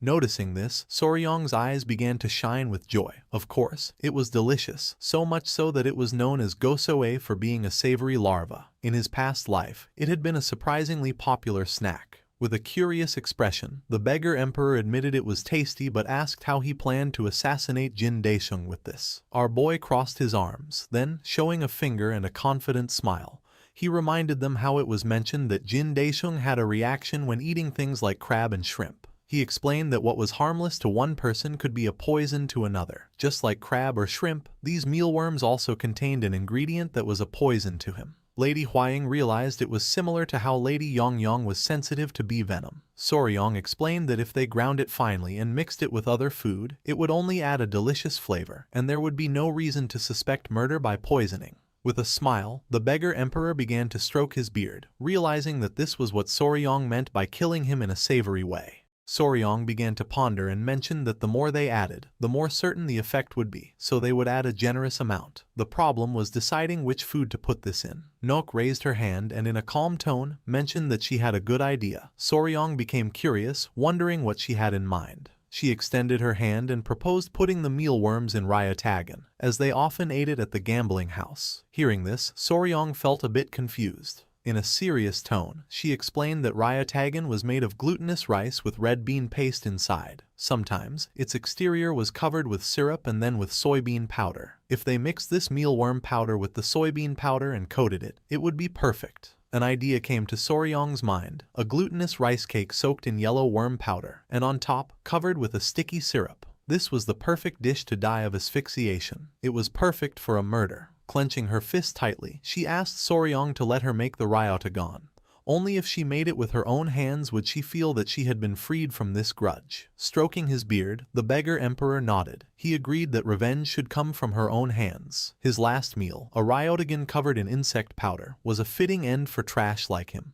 Our boy decided to ask the owner of the gambling house to let her do the cooking for a day. With a worried gaze, Lady Huaying proposed that, just in case, they should participate in the gambling to keep him there and prevent him from escaping. A smile spread across Soryong's face, and his eyes began to glint with malice. This plan was becoming more and more flawless, a plan from which he could not escape alive. A few days later, Jin Daisheng, holding a bag full of coins alongside his bodyguard, headed for the Golden Phoenix gambling house. The owner greeted him respectfully, welcoming him. With an arrogant expression, Jin Daisheng dismissed the greetings and demanded liquor and women at his usual table. Just then, the owner apologized, informing him that the table was already occupied by special guests. Jin Daisheng felt somewhat confused, and when he entered the place, his eyes widened in surprise. At the table where Jin Daisheng usually sat, Soryong and Lady Huaying were gambling. Jin Daisheng's attention was fixed on the beautiful Lady Huaying, whom he recognized as Tang Huaying, the poison flower of the Sichuan Tang clan. Jin Daisheng approached and with a smile, greeted Huaying respectfully, mentioning that he didn't expect to see her in this place. With a confused gaze, Huaying asked who he was. With a nervous expression, Jin Daisheng introduced himself as the third son of the Great Harmony Gate, reminding her that he had visited her some time ago and asking if she didn't remember. Soryong interrupted the chat because he had won a bet. Showing a confident expression, he asked Lady Huaying what she thought of his skills. While Huaying's eyes were shining with admiration, she admitted that Soryong was incredible. Jin Daisheng became confused and asked his bodyguard who Soryong was. His bodyguard replied that he had heard the poison flower had a fiancé and presumed that it was him. Soryong began to smile, and Jin Daisheng panicked. He couldn't believe it. He wondered how that weak-looking wimp could have such a beautiful woman by his side, when even he hadn't managed it. His eyes began to glint with malice. He remembered that woman from the Song clan from a few years ago. According to him, she hadn't been bad at all. His mouth watered at the memory. If she hadn't resisted so much, he wouldn't have ended up killing her by accident. It was a shame her older sister wasn't there, as they said she was even more beautiful. Just then, he approached the table and Soryong's and Hwaying's attention fixed on him. Jin Daisheng sat down across from them, extended his hand, and declaring it was an honor to meet the Poison Flower's fiancé, asked if he would like to have a game with him. Soryong didn't refuse. A smile spread across Jin Daisheng's face. Whatever the case, this was a good opportunity. He was going to crush him completely and ridicule him in front of everyone. A moment later, Jin Daeseung's arrogant and confident expression vanished completely, leaving him in shock. Soryong won yet again, and Lady Hwaying began to cheer him on. Jin Daeseung couldn't help but feel somewhat confused, not knowing what was happening.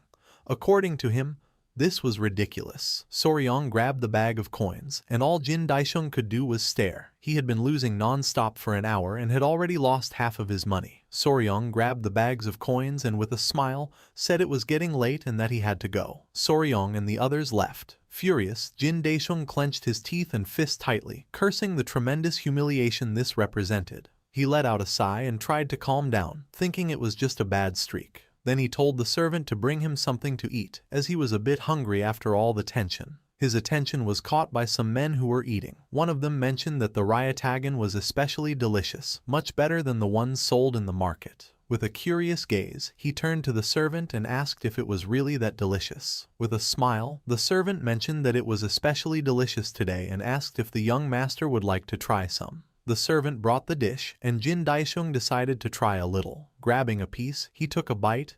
It was really delicious. He noticed that the more he chewed it, the crunchier and more delicious it felt.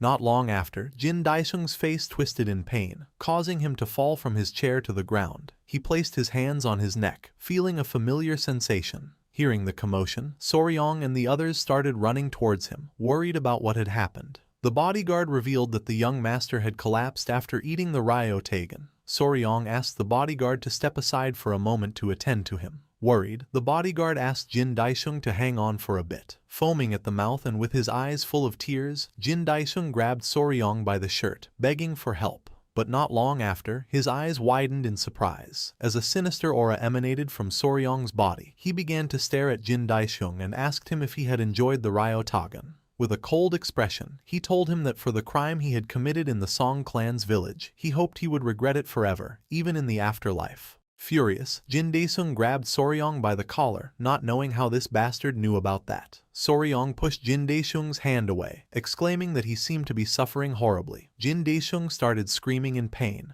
and Soryong mentioned that if the patient struggled too much, he wouldn't be able to channel his internal energy, and asked the others to hold him down. Everyone rushed to help and began to grab Jin Daisheng, who slowly began to suffocate. That delicious taste left in his mouth became his last memory in life. The next day, Soryong and Lady Hwaying met with the elderly couple who had taken care of Naok. The old man bowed his head before them and asked them to take good care of their Naok, as he couldn't imagine how much the little one must have suffered. Soryong assured them that she was now part of the Tang clan, so they shouldn't worry. As the wind blew, Naok began to walk towards a grave in silence. Soryong's attention was fixed on her, leaving him somewhat curious. Before returning to the Tang clan, they had visited the Song clan's village. Luckily, Jin Daisheng's case was resolved without a trace. Normally, there would have been an investigation into possible poisoning, but since he was a son rejected by his own family, it seemed they did their best to keep the matter from going public. Tears began to well up in Naok's eyes. She rested her hands on her sister's grave and couldn't help but cry,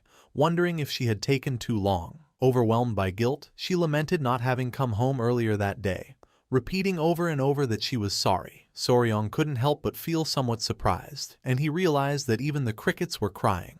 Lady Hwaying's eyes widened with sadness. She remembered that Miss Naok had told her that the song of the crickets reminded her of her younger sister's voice. Soryong wondered what her younger sister might be saying to her at that very moment. As the sun was setting and the crickets were crying, the only thing Naok could do was feel guilty for not having gotten home sooner.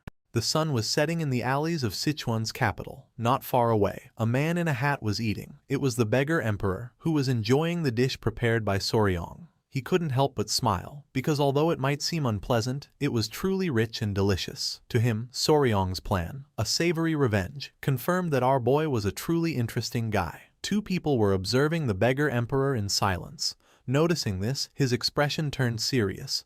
Clenching his fist, he demanded that they come out, declaring that only a thief would lurk in hiding like that. Realizing they had been discovered, they felt somewhat confused. Without wasting any more time, they came out of their hiding spot and descended behind the beggar emperor. The man acknowledged that, as expected, the emperor's perception was still incredibly sharp and asked him what he of all people was doing in this place. The man was one of the 5 emperors, the divine thief Kang Ji-ho, and the girl was his disciple, Cho Yong-ryon. Crossing his arms, Kang Ji-ho felt offended by the term thief. He reproached him, saying that after not seeing each other for so long, this was his way of greeting him. The beggar emperor felt somewhat confused, wondering how else he was supposed to address a thief. With a nervous smile, Kang Ji-ho suggested that divine thief sounded much better. Besides, he reminded him that his disciple was present and asked him to show a little dignity.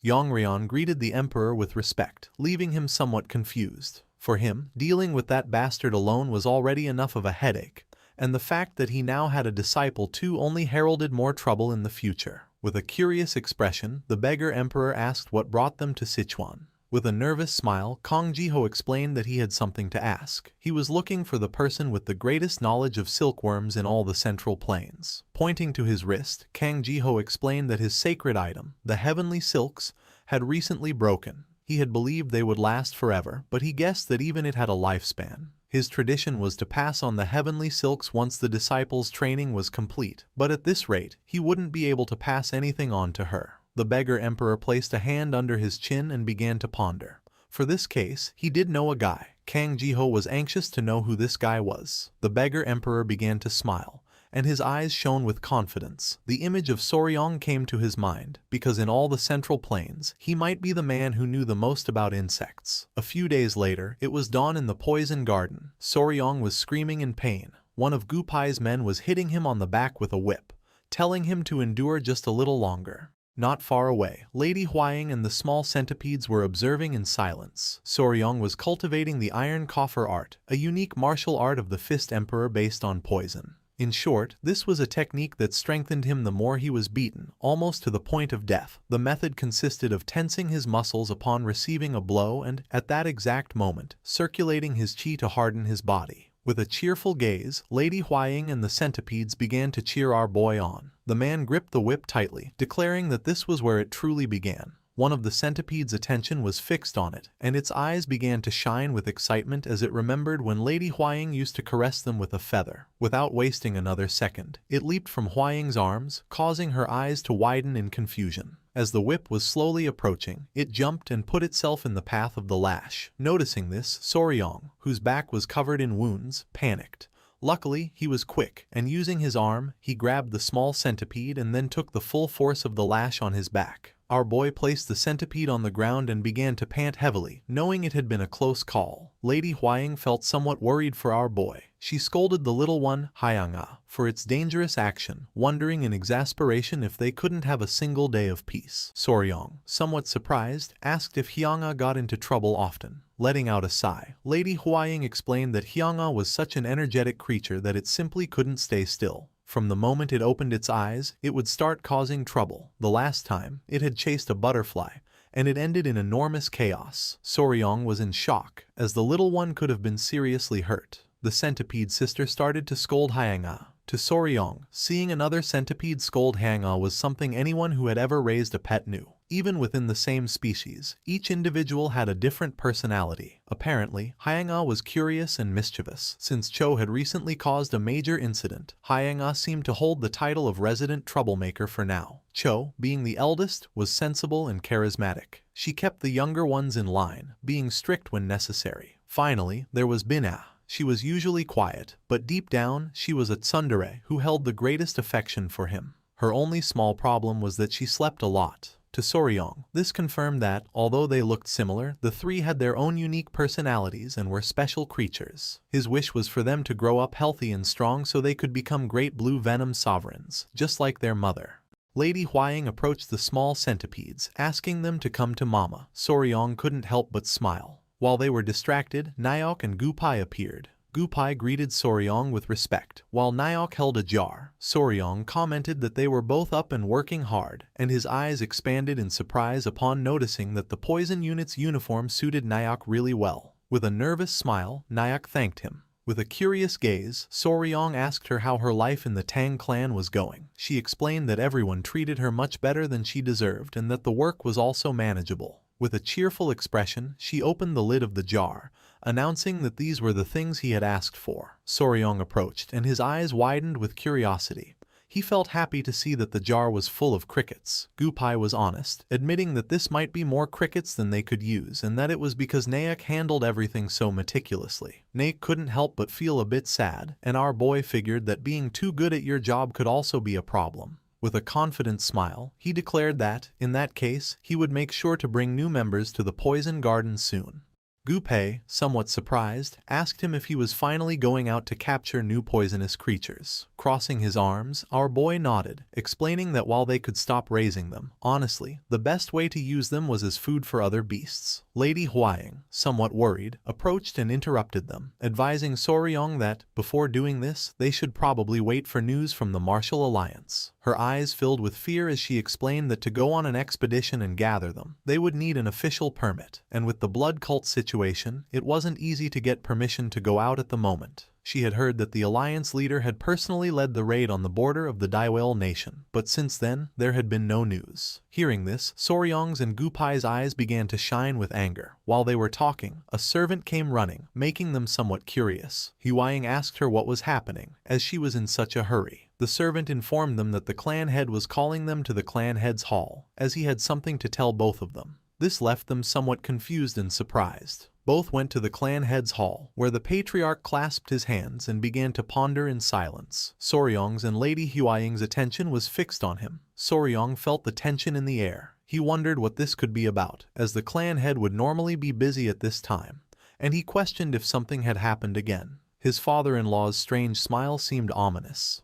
The patriarch decided to speak and, laughing, told his son-in-law that he brought the news Soryong wanted to hear. He extended his hands and took out a scroll. With a smile, he began to point at it with his finger and revealed that they had finally received news from the Martial Alliance. The expedition had been a great success. A joyful and surprised smile spread across Soryong's and Huaying's faces. The patriarch explained that the Alliance leader had raided a village on the Daiwel border and completely annihilated the blood cult's base. Half of those cult bastards were killed or captured, and the rest fled towards Daiwel. Both felt thrilled as they knew what this meant. They started to dance with joy, and the patriarch confirmed that they could finally go capture poisonous creatures as they wished, giving them his permission to form an expedition. With a cheerful gaze, Soryong lamented not having planned their destination in advance. With a serious tone, the patriarch clasped his hands and mentioned that, in this case, he had a place to recommend. Soryong turned around, his eyes filled with curiosity. The patriarch began to stare at Soryong, because for the first expedition of the Tang Clan Poison Division,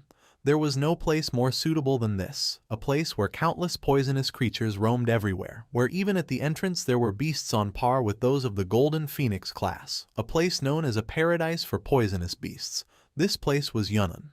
Several days passed, and the journey took him to the far southwestern edge of the Central Plains, below Sichuan, to the tropical jungle of Yunnan. Deep in the Ilau Mountains, there was a valley known as the Poison Ravine. This was a place where the cries of beasts were heard before the words of men, a land where strange rocks rose like forests, and mysterious creatures abounded. For him, this was basically paradise on earth. Soryong was lying on his bed next to his pets, the sleeping centipedes and lizards. He was happy, unable to wait to discover what kind of creatures inhabited this place. Grabbing one of the centipedes, Soryong asked them to wait just a little longer, as he was going to bring them back many new friends. Several days went by, and soon in the morning, a small unit was selected from the Poison Division to form the expedition. The management of the Poison Garden was entrusted to Lady Naok, who was officially appointed vice captain of the division. It was considered that without a title, it would be inconvenient for her to give direct orders while the team was away. Soryong, Gupai, and the others prepared their luggage,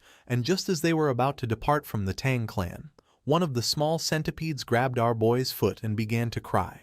It wasn't just one, but all of Soryong's pets, the lizards, the centipedes, and even the spider Yowa. With a nervous smile, Soryong asked them to let go so he could leave. They started to growl, not wanting him to go. Soryong then asked them to understand, as he was only leaving to bring them more friends. He assured them they shouldn't worry, since while he was away, the members of the Poison Division would provide them with yang energy. Hearing this, Yohwa's eyes widened in surprise. In the blink of an eye, she wrapped Soryong's body in a spiderweb, causing him to start screaming for her to release him. Lady Huaying noticed that they didn't want to be separated from him. Soryong complained that they kept insisting on going with him. Finally, as Soryong began to break free from the webbing, the Grand Patriarch explained that this wouldn't work. Perhaps the others could go, but Yohwa couldn't, as she had the exact form of Lady Huaying.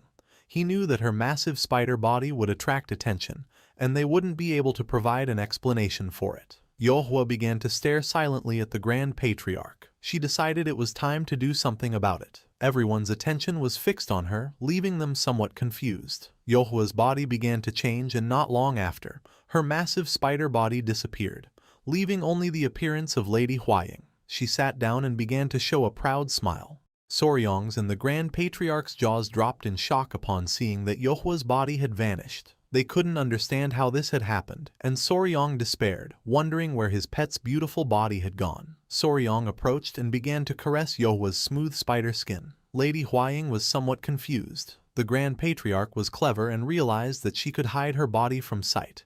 Our boy was overjoyed, since this way no one would mistake her for a spider demon. With a smile, Lady Huaying let out a sigh and accepted that in this case, everyone could accompany them, offering to help take care of them. Soryong began to smile. Lady Huaying approached them and warned that since they had ignored their father and thrown a tantrum, they would have to obey during the trip. Soryong stepped forward, and with the lizard sitting on his shoulders, he raised his hand and with a smile announced that they were ready to leave, and thus the first journey of the Poison Division began. They arrived in the vicinity of Mount Eme, in the Sichuan province, where there was a long line. With a confused expression, Soryong asked Gupai why the line was so long. Gupai explained that it was a checkpoint. Since the appearance of the blood cult, these inspections were sometimes carried out in the middle of the road. He had heard it wasn't easy to pass and expressed his concern about whether they would be all right. The attention of one of the workers was drawn to them upon recognizing the Honorable Elder Mandong Shingun. She noticed that even members of the Tang clan were there. With a kind smile, the Grand Patriarch informed her that they were heading to Yunnan, and asked for permission to pass. The woman began to smile and replied that, of course, they could proceed. Soryong let out a sigh of relief. It was a completely free pass. The influence of the Tang clan was truly strong, for no matter where they went, they were treated with great respect. Just then, the woman's eyes began to shine with surprise and confusion, asking them to stop for a moment. She noticed that Yohwa was floating in the air. Soryong's eyes filled with fear, making him panic as he realized that her body was invisible, which was why it only looked like Yohwa was floating. To everyone's surprise, the woman was amazed, as she believed this was the sky-leaping void technique. She was convinced that the young lady had mastered a divine skill and wondered when she could have trained in such an art. Everyone was astonished, thinking it was incredible and just what one would expect from one of the three flowers of the martial world. The only thing Yohwa could do was show a grateful smile. At that moment, with a furious gaze, Lady Huaying grabbed Yohwa by the clothes, and Soryong and the others started running while shouting for them to forgive them, as the young lady was just shy. Everyone was somewhat confused and in shock, not knowing what was happening. As they fled the scene, Lady Huaying asked Soryong to do something about Yohwa, as people would get the wrong idea. He, in turn, begged her to calm down. To avoid suspicion because of Yohwa, Huaying dressed in men's clothes and covered her face with a veil during the journey. In the Central Plains, twins were considered as ominous as demons due to superstition. Although a few small incidents like this occurred on the way, in the end, they arrived in Yunnan safely. Soryong and the others were exhausted. In front of them was a beautiful river and mountains.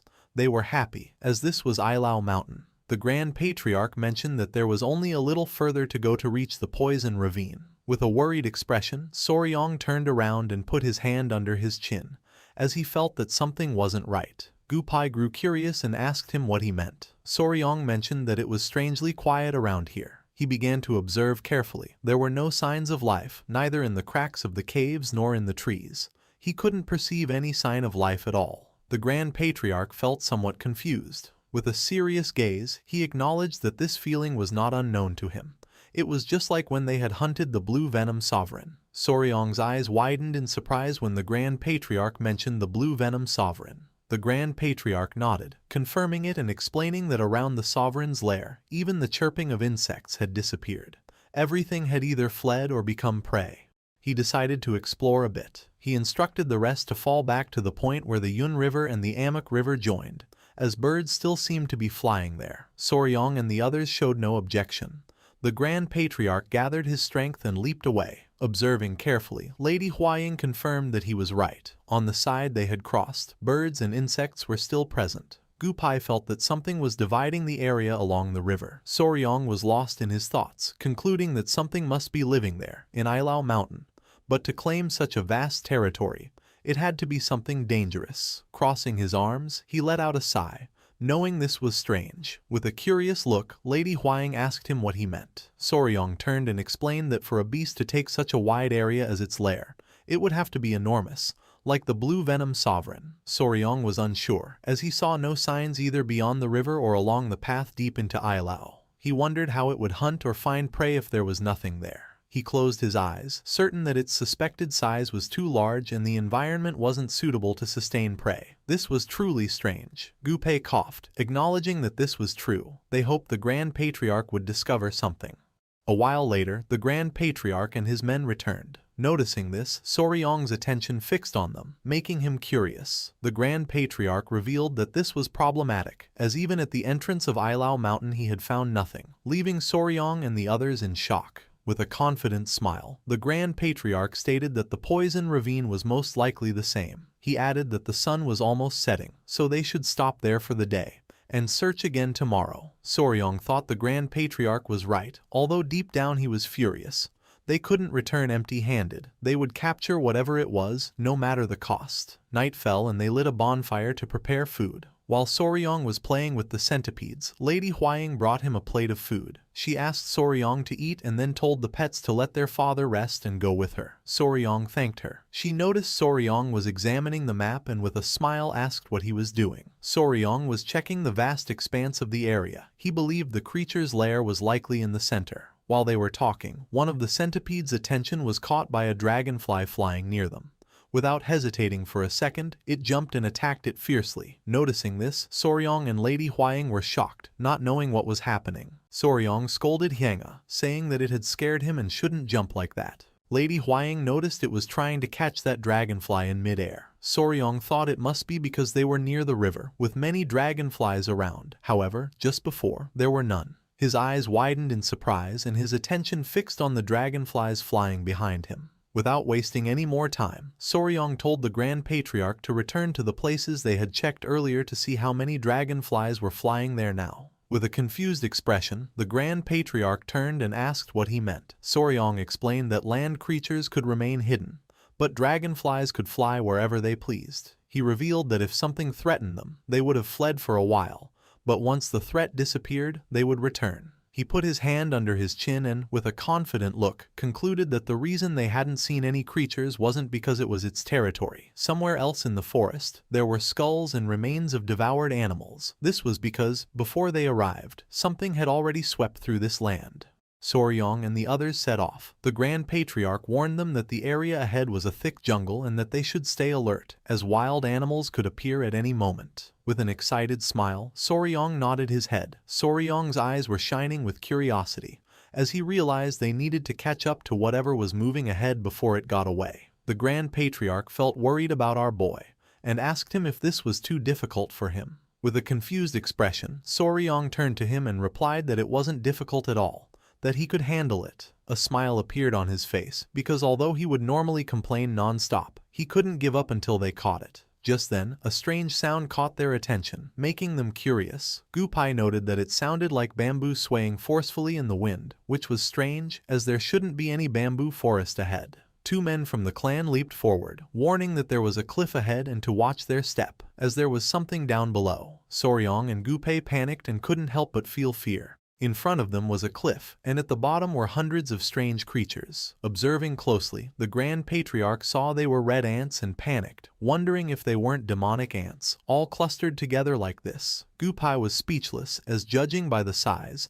They were not normal demonic ants. The Grand Patriarch admitted that not even in the records of the Tang clan had he seen anything like this, and he asked Soryong if he knew what they were. Soryong began to ponder, for although he had never seen them this big, he was almost certain they were army demonic ants. Hearing this, the Grand Patriarch's eyes widened in surprise and curiosity. Army ants, found in Africa and America, travel in massive swarms. Most ants build secure nests and live sedentary lives, but army ants, when food is scarce, move in large numbers, migrating as one. Their march looks like an advancing army, hence the name army ant. They were extremely aggressive, and if provoked, not even the bones would be left. Soryong and the others were watching in silence, hidden among some bushes. Our boy became serious and suggested that, for now, they should retreat silently. But just then, one of the men stepped on a branch. Our boy and Gu-pei realized this was not good. Soryong's and the man's faces twisted in fear, and when they turned around, they saw the ants staring intently at them. Everyone froze in fear. Not long after, the ants began to charge towards them. With their faces covered in sweat, Soryong and the others started to flee for their lives. Several minutes had passed, and it was already dusk. Soryong and the others were running with all their might, somewhat surprised, as the ants were much faster than they had imagined. On the path, there was a small deer eating leaves. As soon as they saw it, the ants pounced on the small deer and began to devour it. Noticing this, Soryong's eyes filled with fear. He remembered that demonic ants sensed movement through vibrations, and that if they kept going like this, the ants would think they were prey. With a worried expression, the Grand Patriarch asked him what they should do. Something caught Soryong's attention, and an idea came to his mind. He revealed that they had to cross the river, as the ants couldn't cross water. The Grand Patriarch pointed in the direction of the river and told them to jump. Without hesitating for a single second, everyone leaped into the water. By the time the ants arrived, everyone had already jumped. Several seconds later, Soryong emerged from the river and couldn't help but smile upon noticing that the ants were turning back. Gu-pei was relieved that they had survived. Once the ants left, they got out of the river. He sneezed, feeling that it had been too close. It was like having one foot in the grave. Soryong was lying on the ground exhausted and asked his centipede Cheoya if he was okay, assuring him that he would dry him off quickly. Cheoya nodded. With a smile, the Grand Patriarch stood up and admitted that they were monstrous creatures. He, the myriad venom's divine lord, had never felt fear before any enemy, and yet these demonic ants had filled him with terror. Our boy's eyes filled with concern, and he warned that they must remain cautious. These creatures devoured every living being in their path, and this explained why they hadn't seen a single animal on the way. Stroking his beard, the Grand Patriarch nodded, confirming that a swarm of this size explained everything. Our boy was disappointed, thinking it was only demonic ants and not some unknown beast. The Grand Patriarch noticed the sun was setting and, seeing that this place seemed safe, suggested they rest for a while. Soryong nodded, thinking it was a good idea. Then, he approached Gu-pei and with a smile proposed to Great Lord Gu that, once night fell, they should head back towards the demonic ants to investigate. Gu-pei was shocked and asked what they were supposed to check. With a confused expression, our boy replied that, of course, he meant the demonic ants. Gu-pei began to tremble and his eyes widened in fear. They had barely escaped, and he couldn't believe he was being serious. The other man asked if he was planning to catch them all, just as he did with the golden phoenix beasts. With a nervous smile, Soryong waved his hands, explaining that of course not. It would be impossible for him to capture so many. His plan was simply to infiltrate and catch a few. Gu-pei and the other man panicked, thinking Soryong was insane. Our boy began to pet his centipede, which started to show a smile. While Soryong's eyes were shining, he asked them if they would come with him. The next day, they ventured once more into the blood-red jungle. The midnight kidnapping mission was a resounding success. Soryong, the Grand Patriarch, and Gu-pei managed to catch 4 ants. Once they were in a safe place, they tied up the ants. Gu-pei was panting heavily to catch his breath, unable to believe he had to do this crazy thing again. When they had proposed going at night, he had thought the ants would be sleeping. Soryong revealed with a laugh that demonic ants don't sleep.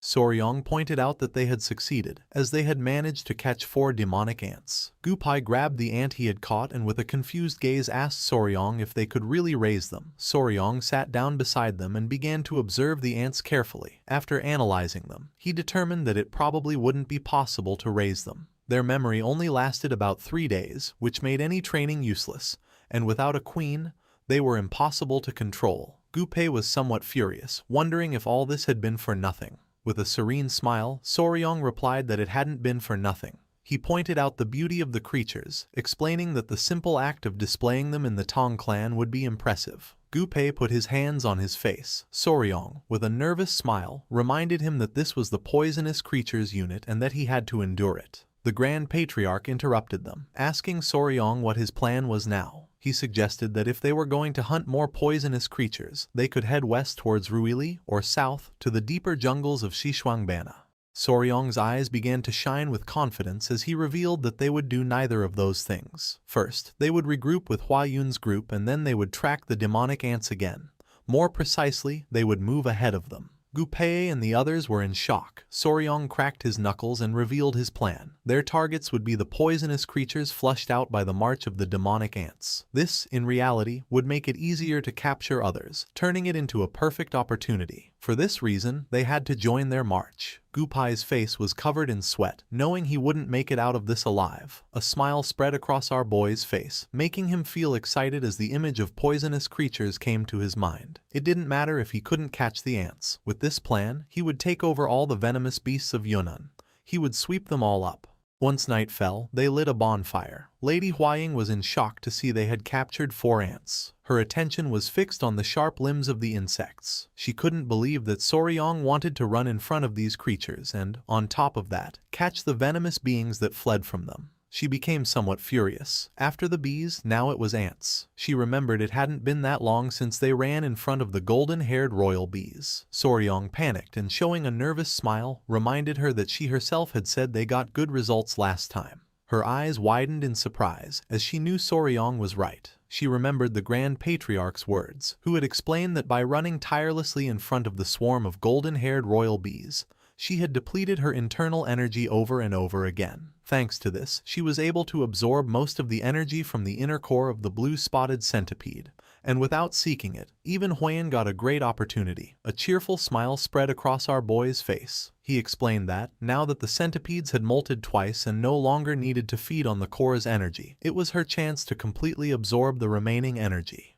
The Grand Patriarch approached them and interrupted, asking Soryong if for that very reason, he shouldn't run as well. With a confident gaze, Huaying nodded. She stated that Soryong had also taken the elixir of the golden-haired royal bees, and therefore, he also needed to absorb this energy. Soryong's face filled with sweat and, with a confused expression, he proposed that the Grand Patriarch carry him and run, arguing that his Qigong skills weren't very good. Laughing out loud, the Grand Patriarch told him that he had seen him run very well that day, and that this was a great opportunity. Soryong couldn't help but grit his teeth hard and feel furious. Just then, Lady Huaying took our boy's hand and with a smile, asked if he would run with her tomorrow. Soryong didn't know what to say. Huaying let out a sigh and as her eyes shone she whispered that this was his punishment for trying to get his way. Her expression seemed strangely satisfied, like someone who had just eaten powdered yellow worms. The next day, the ants were chasing a wild boar through the forest.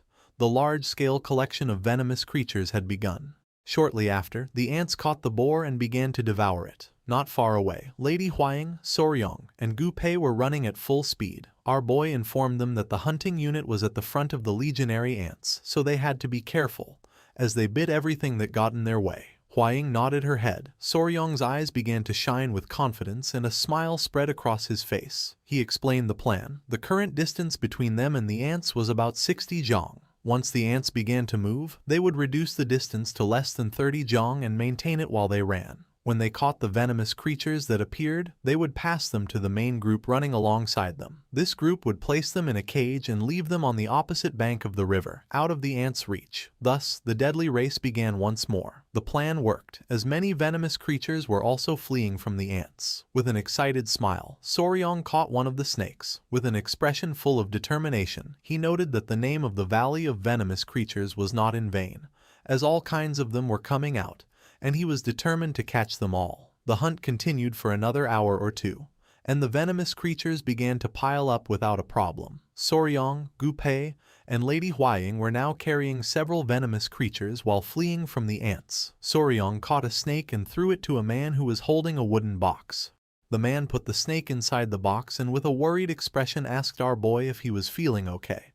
To which he replied with an energetic yes, declaring that he couldn't get tired because there were venomous creatures waiting for him. Huaying informed our boy that there was a huge snake up ahead. Hearing this, Soryong's eyes widened in surprise. His attention was fixed on the snake in the tree. It was a genuine Burmese python. The Burmese python was one of the 5 largest snakes in the world, and the largest of them all. It was an animal as large as it was adorable. Besides, it was docile and not difficult to raise. Gupai was somewhat confused and asked Soryong if this snake wasn't a venomous creature. With a smile, Soryong nodded and stated that, while that was true, he had to catch this one. Gupai panicked, reminding him that he had said the same thing when the whip scorpion appeared, and again with the giant toad. At this rate, he wondered why they didn't just catch everything that appeared. Our boy's eyes began to shine with excitement and, with a confident smile, he stopped running and turned around, declaring that he would catch the snake then too. Lady Huaying told him to wait, revealing that the ants were too close. With a smile full of excitement, our boy assured them not to worry,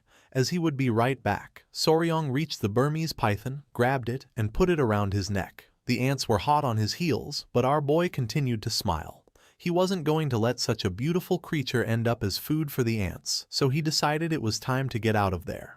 Soryong's luck ran out when he tripped on a branch and fell face first onto the ground, right in front of the ants, causing Lady Huaying and Gupai to panic. Knowing this was not good at all, Soryong turned around and his eyes widened in fear, knowing the ants were very close. Consumed by fear, the only thing Soryong could do was freeze as the ants lunged at him. Just then, someone grabbed Soryong by the collar. It was Yahua, who had tied her spiderweb to a tree branch and, grabbing our boy tightly, lifted him off the ground, preventing him from being devoured by the ants. Soryong was in shock, as he couldn't believe she had saved him. The stampede of ants was so large it created a blizzard. Yahua told our boy to hold on, making his eyes fill with tears. Noticing this, Lady Huaying and Gupai felt relieved. She congratulated Yahua on a job well done and asked her to please take Soryong to a safe place. The ants had destroyed everything in their path, devouring every living being and tearing down trees. A moment later, Yahua let go of Soryong, causing him to fall to the ground. As he was panting heavily to catch his breath, Yahua started running towards him with a furious expression.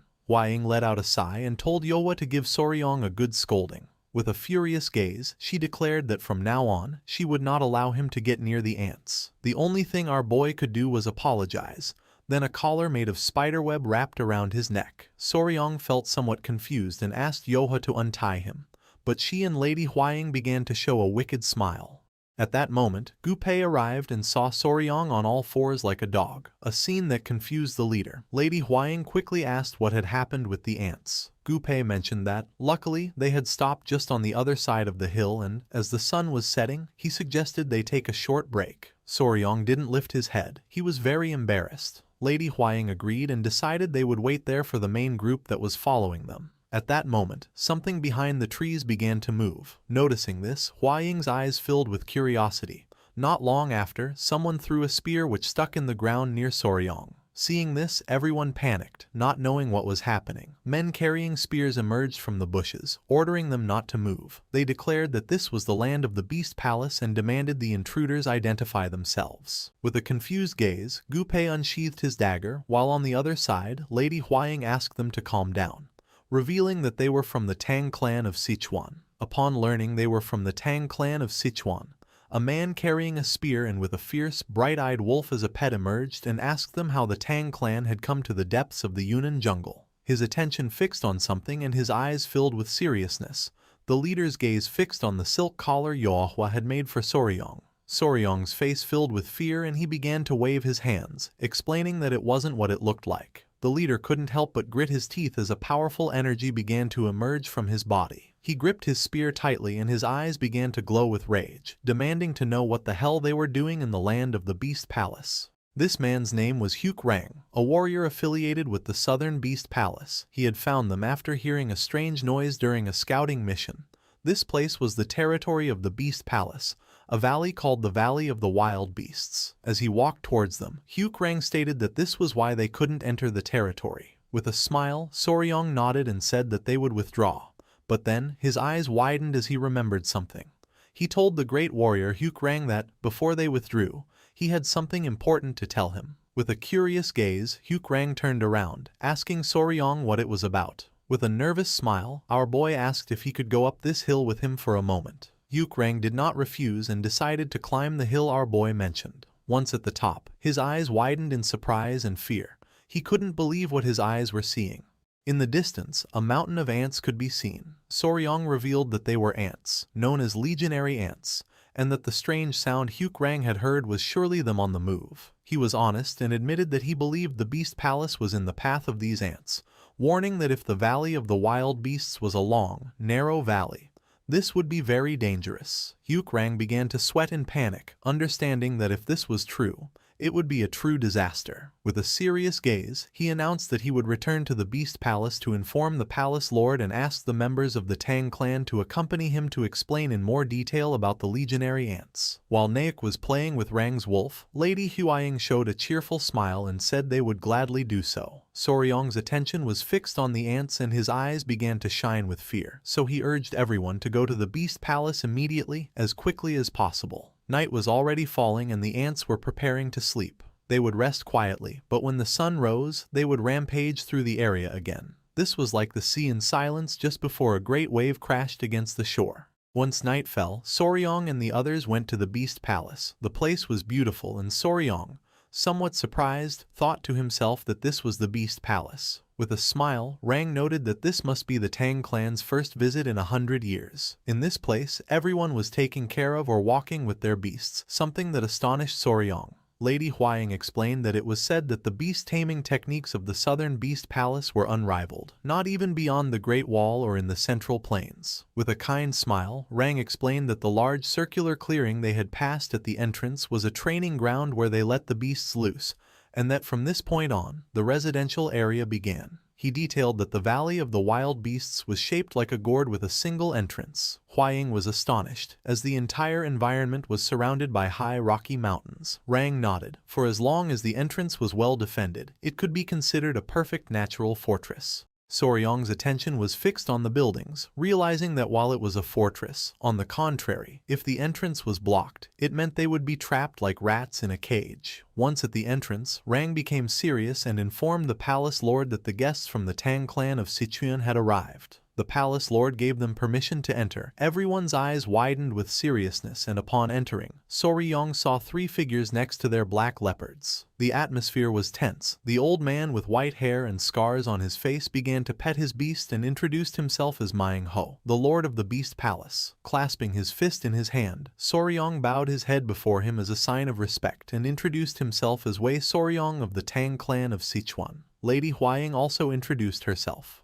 With a serious tone, Manhwa deduced that they had come all the way to Yunnan to hunt venomous creatures. He added that he had already heard the gist of it from his warriors, and acknowledged that the Tang clan of Sichuan knew much more than they did about poisons and venomous creatures. With a furious expression, he let out a sigh and asked them what exactly the legionary ants were and how they had gotten here. Soryong's and the others' eyes widened in surprise and confusion. Closing his eyes, our boy nodded and proceeded to explain everything that had happened so far, how dangerous the legionary ants were and the level of destruction they could cause. He even warned them that they should evacuate the people immediately. However, their reaction was different from what he had expected. As a suffocating aura emerged from Manhwa's body, with a furious gaze, he questioned the simple suggestion of evacuating.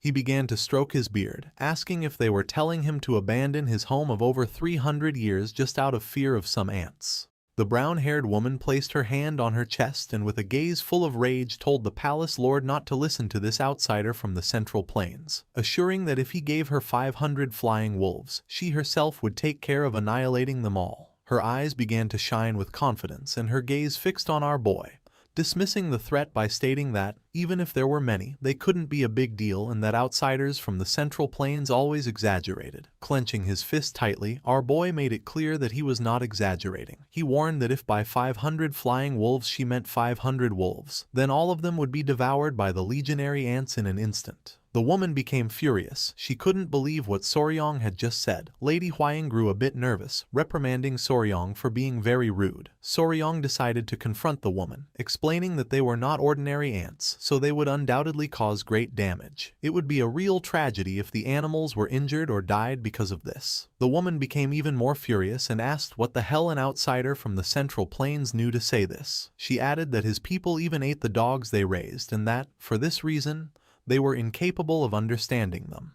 Hearing this, Soryong became furious and gritted his teeth tightly. For him, for her to judge them just for raising animals differently, This was crossing the line. A powerful energy began to emerge from our boy's body, causing Lady Huaying and Gupai to panic. While he could tolerate other things, he couldn't stand anyone doubting his feelings for his pets. He decided it was time to show everything he had. Without hesitating for a single second, he extended his hand and ordered his pets to come out. The 3 centipedes emerged from his clothes. Naik showed her true form, her spider body now visible, and then the lizards also emerged. Everyone's attention was fixed on them and their eyes widened in surprise, leaving them in shock. Soryong began to show off all his beasts with a proud smile, while those present, speechless, recognized the centipedes and lizards, and understood that the woman, in fact, was not a twin. While petting the centipedes, with a confident look, Soryong told them that her words were a bit offensive, as these were his companion venomous creatures. He revealed that it broke his heart when they got sick or were injured, so, of course, he also understood very well. The woman was in shock as she couldn't believe someone like Soryong had so many beasts. The old man with a parrot as a beast was dumbfounded and asked if by companions he meant they were venomous creatures that would accompany him for life. The old man with a cat added that even in their beast palace, where they cherished animals, no one used the word companion. Myangho's furious expression disappeared and a smile spread across his face. He began to laugh out loud, exclaiming that this was truly extraordinary. Laughing, he mentioned that it had seemed strange to him that a woman was holding the young warrior on a leash, but that if the one holding the leash was this tamer and her companion, it meant that they both considered each other as their owner. Soryong panicked and began to sweat, knowing that this was all a misunderstanding. The elders became serious. They reasoned that if the young warrior referred to the creatures he raised as companions, it showed the magnitude of his love for them. Nodding, they concluded that if the advice he had given them arose from this same feeling, then they should not ignore it. Myangho also agreed, thinking that our boy was right, as buildings could be rebuilt, but people and beasts would not come back. With a cheerful smile, Soryong and Lady Huaying looked at each other. They couldn't believe Soryong's plan had worked. Placing his hand on the table, Myangho stood up and ordered everyone to gather in the main courtyard of the Beast Palace to prepare for evacuation. Following Myangho's order, several hours later, everyone went to the main courtyard of the Beast Palace. Myangho, who was next to Rang, approached Soryong and thanked him. Placing a hand on his shoulder, with a smile, he told him he was sorry he couldn't see him off or compensate him properly due to the urgency of the situation. Soryong said it was nothing, that he had only done what any person should do. With a regretful expression, the woman apologized to the young warrior for yesterday. She admitted she didn't know he was so serious and that she had made a mistake in judging him. Our boy told Miss Seal Pio not to worry about it. This aggressive woman turned out to be not only one of the palace elders but also the daughter of the palace lord. Her attention fixed on one of the centipedes, acknowledging that this was truly amazing. For her, it was easy to have beasts near people, but getting insects and venomous creatures to follow him like this was something else entirely. She began to pet the small centipede on Soryong's head and asked the young warrior if, in the future, his little creatures happened to have offspring, could she keep one. At that moment, roars of agony began to be heard, causing everyone to panic. Seol Pio became somewhat confused, wondering what that sound was and if it was an elephant. Soryong's eyes filled with surprise, and when he turned around, he saw that the ants were attacking and slowly devouring an elephant. Soryong felt fear as he understood this was bad, as the elephant must have fled right in this direction. The elders were in shock. It was the ants, and the elephant had been taken down without being able to do anything. Our boy began to sweat. He panicked, turned around, and shouted at them that there was no time to lose. He urged them to evacuate immediately, as the ants were coming straight for them. Myangho refused, gritted his teeth and revealed that it was already too late, as they had already reached the entrance of the Wild Beast Valley. The ants began to devour the elephant's carcass while the others were on their way to the Beast Palace, which was only a few hundred meters away. Fleeing was no longer an option.